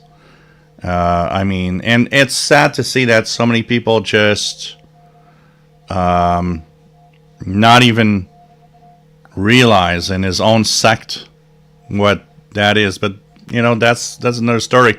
We have a guy here in Quebec, which called Raël, and on Netflix they have an interesting documentary. Raël was a guy that here in Quebec was, so his state is that one day he got a call, and he went to a mountain south here on the South Shore, and he says that he met with aliens, and that they told him that he would be the chosen one to recreate the world. And he got some kind of popularity. You guys in the United States might know him in one way. It might have made the news in the U.S. when he had a company that was called Clonaid. He was with this girl where they were actually saying they cloned the first baby which was totally false. So if you guys know that guy, it's from that moment that maybe you would remember, and it probably made the news even in the U.S. It made the news in the world. That guy had a sect here, and because of our laws, it didn't stay long, because our laws were slowly grabbing into it and saying, well, something's wrong. And there were people trying to get out and saying that, it was like pretty much a sex ring, if you want, because it was like, he just wanted beautiful people to do whatever he wants to do with. But Netflix has an interesting documentary, because I always wondered, we heard this guy so many times. Yeah, Jasmine, absolutely, the Raelians guys. Okay, he's from Quebec. And we didn't hear about him anymore. At some point, he just packed, because you know why? There were so many accusations going against him that he actually advanced it. He actually left the country before it happened. In the Netflix documentary, it was very interesting, because they're saying that now he's doing his stuff in Japan, and there's like thousands of people. It's like just crazy. And I mean, come on, this is so crazy when you think about it. I mean, I know everybody has his beliefs or wants to believe in something. There's a reason behind our personal beliefs. But man, that was crazy. And that guy, man, was so. There was actually a group here in Quebec that were making funny sketches, and they were always going to poke at him in his different places where he was, and they were all making fun of him. And that was the greatest piece of Quebec television ever. It was like they were just, it's just crazy. I mean, it's like those what was his name? The guy that Jim Jones, and where did it go? In Venezuela or something? They were in this and all died. That's crazy. Another group here we had in Quebec is a group of, and I mean, they were intelligent people when you think, well, you got to be careful. Having a university degree in intelligence is not the same thing. Intelligence is very unique. It doesn't have anything to do with your school and but it was called the Temple du Soleil, and I mean, he had high profile people, and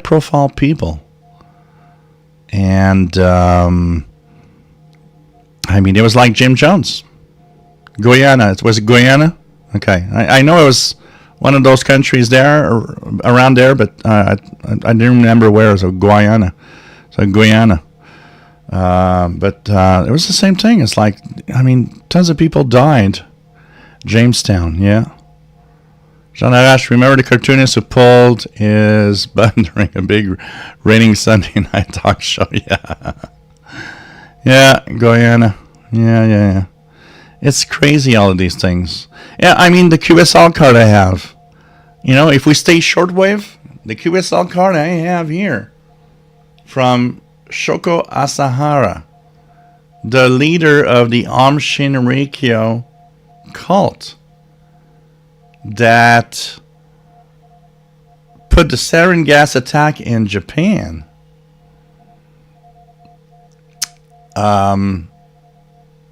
I just can't believe I got a QSL card from that sect. I remember, and this is where it hits you like the most. I remember watching the news, looking at what happened during the day, thinking some crazy sect dropped sarin gas in a subway in Tokyo. And when I look at what's happening, it's like, shit, I got a QSL card from the station that guy was renting time on. I mean, I got a QSL card that is actually a testament to some major event in life. That's pretty crazy when you think about it. I mean, whoa. You know, that's where, you know, when you listen to WRMI, their broadcast that they have that we talked about earlier, it sounds as creepy as the Anshinryoko sect. It sounds the same because that's the same type of thing they were saying on the air. It's like it's almost scary. I mean, it's crazy. Oh man, it's just crazy. And I got a QSL card of a world event that happened. This is nuts. Think about it. This is nuts.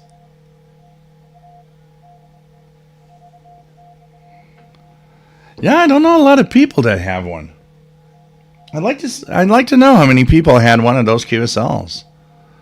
It was one of the days when I would actually really be listening to Shortwave a lot. They were renting airtime from, I think, the Moldova transmitter site. And, you know, I didn't care about the broadcast at all. I just wanted to have a QSL card from some new station. That's all. Back in the day. I mean, wow.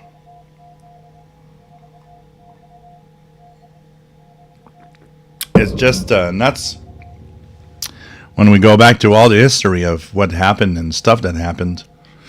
And the ones that we weren't present when it happened too. And I mean, you know. It's like Shortwave, you know, when I was saying that, you know, in the 80s we were when we were Supreme Masters. Supreme Master is kind of weird. The Hare Krishna thing. I haven't seen that group a lot lately. Hare Krishna, Hare Krishna. Every time I see Hare Krishna, I always remember when Three's Company, when Chrissy joined the Hare Krishna. that always reminds me of that time, which is much funnier than the real ones. But I haven't seen the Hare Krishna in a long time. But yeah, it's just I don't know. It's interesting how our hobby and events in history go hand in hand. Listening to moments in time when things happened.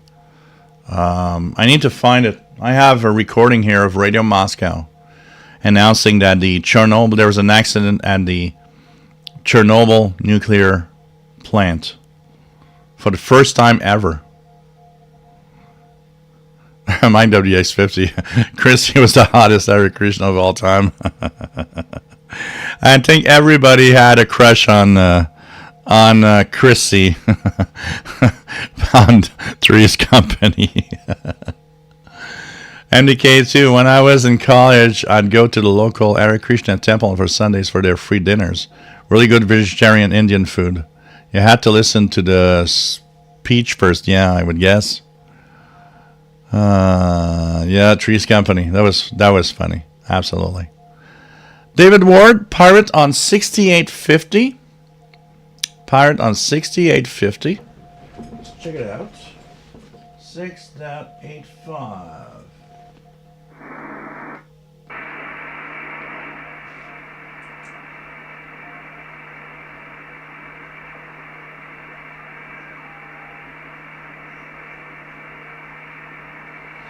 Nothing on 6850 and pretty much quiet here on the East Coast on the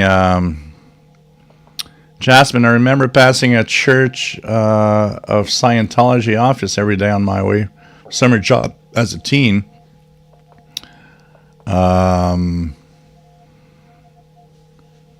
I don't know. I've never asked. You know what? It's a good question. Artist Autocraft's Kitchen. I think he did. I think there was a QSL card for Brothers there. If you actually wrote in. Jasmine, one of my friends when I was young, I was in early adult, got into Scientology. And I remember telling him, they're telling you what you want to hear. Because he came up to me and says, later than that, he was 30 years old, I remember. We were 30 years old. And he said, she looked at me and she says, at 30 years old, it's not normal you're not married. And I said, what's not normal about being married at 30? There's nothing normal or abnormal of not being married at 30. They're putting that in your mind that it's not normal. There's nothing abnormal about it. And I still remember telling him, no, that's a sect. And being single at 30 is as normal as anything else in life. Someday you'll find someone. Don't listen to what they have to say. They're trying to mess your mind with little things like that, And it's like, no. Come on. If you marry at 45, you'll marry at 45. Some marry at 20, some marry at 20. There is no normal, I get married at this time, it's normal to be that. Sorry, it doesn't exist. There's no normality in anything the human being does. Just when it happens, it happens. It never happens, it'll never happen. That's life. But it's these groups, what these groups do is just that. They're messing with your mind. It's like, have you seen yourself? You're still single at 30? Yeah, so. What's wrong with that? RJ Dakota, every person is its own person. Don't let anyone else tell you otherwise. Yeah, exactly.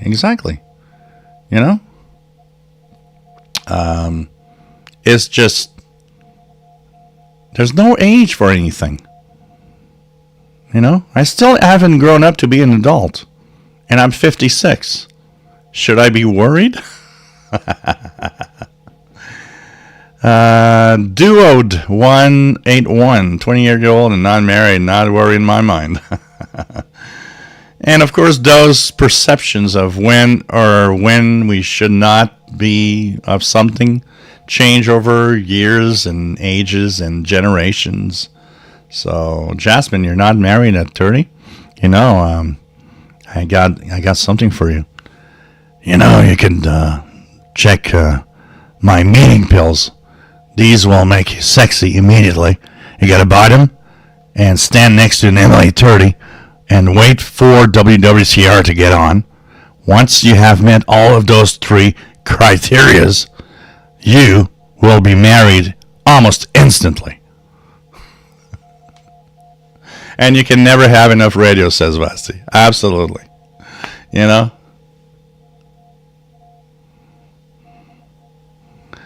MDK2 been married for near 27 years, but I never cared what anyone else does. Heck, some people shouldn't marry. And some people shouldn't have kids. I can tell you that. I can tell you that. Oh, God. So, Jasmine, remember, my meeting pills, they're only $159.99 with an MLA30 next to you, listening to WWCR, and you'll be happily married forever after. That's life. Don't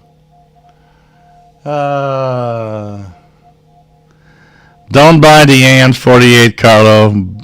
Okay, buy an MLA30. The AN48 is crap. Jasmine says, oh my God, that's scary as fuck.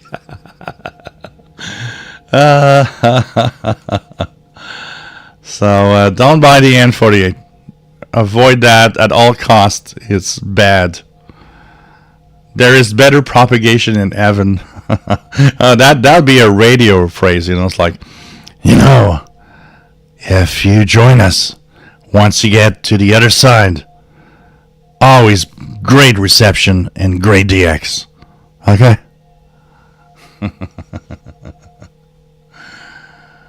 Oh, man.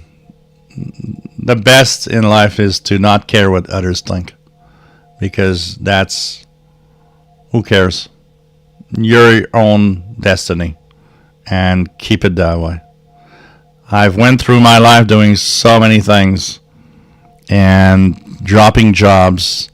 And people looking at me saying, why you do that? Like, well, I'm not happy. Oh, well, but you know, it's a good salary, it's a good this, it's a good that. Who cares? Who cares? You know? Yeah, Jasmine, I'm starting my sect starting today. It's like, you know. Some people want to have someone in their lives. I got a friend of mine, Caroline, and she would love to have somebody, but it never worked out. I get it. It's sad when you want someone and you'd like to be with someone. And I mean, it is definitely cool to be with someone, but, you know, don't push it. Just whatever happens. Well, the MLA-30 is pretty portable, Carla. The MLA-30 is portable enough. It's not... Honestly, the AN-48, when you extend it, is as big, if not more, than an MLA-30. And you don't need to have, you know...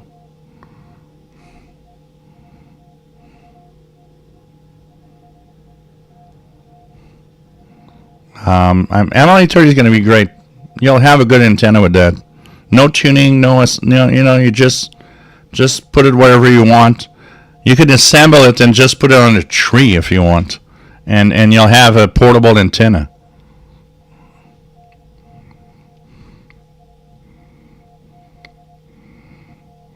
Okay, Michael. I think that's what we do when we get older. We just don't care anymore, you know? It's like, you know... It's a way of being who we are.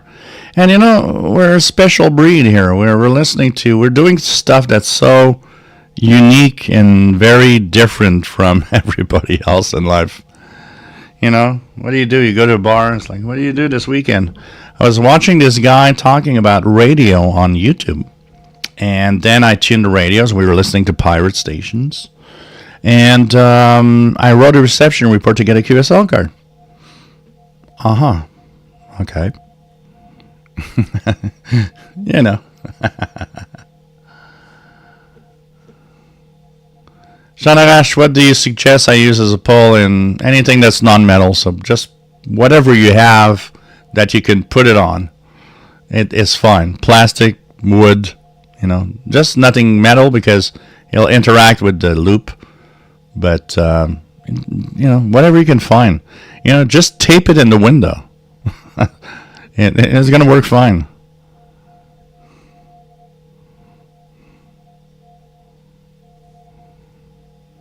So Jasmine took her MLA-30 camping.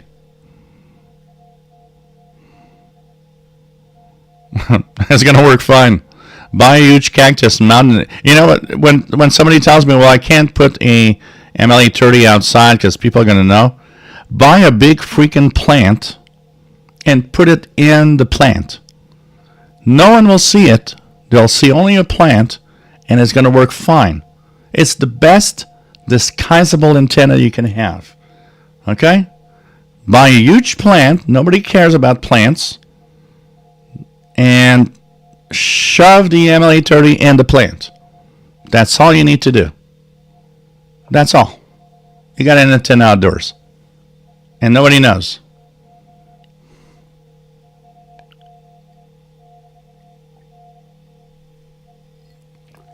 Oh, yeah, Craig. Well, for interval signals, we've got intervalsignals.net, which is great. And there's so many websites that have old recordings too. So, you know.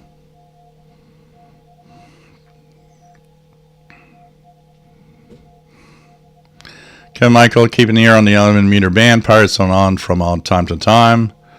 Like I said, there are old Shortwave Club newsletters online that are cool to look at. You know, once again, if you guys don't know about this website, this is a great place. World radio history. You have in here not just monitoring times, popular communications, popular electronics. You got old bulletins, old magazines from early radio times of the 1920s, 30s, 40s. It's so freaking cool to look at that. You know? Here's the website. I'm going to post it in the chat. There's tons of PDFs of everything. It's just so much fun to go through and see all the stuff in there. So, you know what? Skylar Phoenix, an alternate way to say you spend your Saturday. I met and talked with guys from other countries and all over, had some beers and pizza, and learned about gadgets and conspiracies. There you go. And if you're doing AM radio, I don't know, you're just like, well, this weekend I was actually communicating with my friends overseas. It was a lot of fun. I even actually had a new friend from a country I've never had a friend before. And one day, I plan to travel there and meet them in person. You know, there's tons of ways to say stuff. Horizontal Crafter's Kitchen. Turn MLA30 loop into an all-season celebration wreath. Oh, yeah, that would be good. Oh, I never thought about that, but the MLA30 would be perfect in a Christmas decoration. There you go. You put that outside, people are like, oh, you're so beautiful celebrating Christmas. Yeah, I'm DXing the South Atlantic Ocean and the South Pacific thanks to my Christmas decoration. That would be good. That would be good. Oh, God. Carlos says here in Europe, we currently have in your Greek pirate radio station on medium wave 1368. Wow, that's cool. You guys in Europe have tons of things, you know? Ken Michael, I have QSL card from KFWO, Avalon Catalina, from 1920 to 1930. That was on 1500 kilohertz. Wow. Chick Schreiber, yep, absolutely. It's an amazing website. Great little publications you can get from there. It's so cool. So, guys, I have work to do. I still haven't edited the International Radio Report Show for tomorrow morning on CKUT. And I do have to turn in my utility column for the CIDX Messenger. And it's 10 p.m. local. So I need to get work done. I want to thank you all for being here. Thank you for the donations, guys. Thank you for being the best of the best, watching this channel all the time. You guys are great. Love you all. And I want you to stay safe, okay? I want to see you next week, 20 hours UTC. Two things before we go. Don't forget, May 18th, 20 hours Universal Time. Everybody's invited to a Zoom. Everybody. It's not just for donations. It's every single freaking people here and on the Facebook group. I want to see you all there. We're going to have a lot of fun. 20 hours UTC, May 18th. And don't forget, all of those that donated in the last week of May, 2 memberships to the Canadian International DX Club are going to be given away to those that donated. So thanks, guys.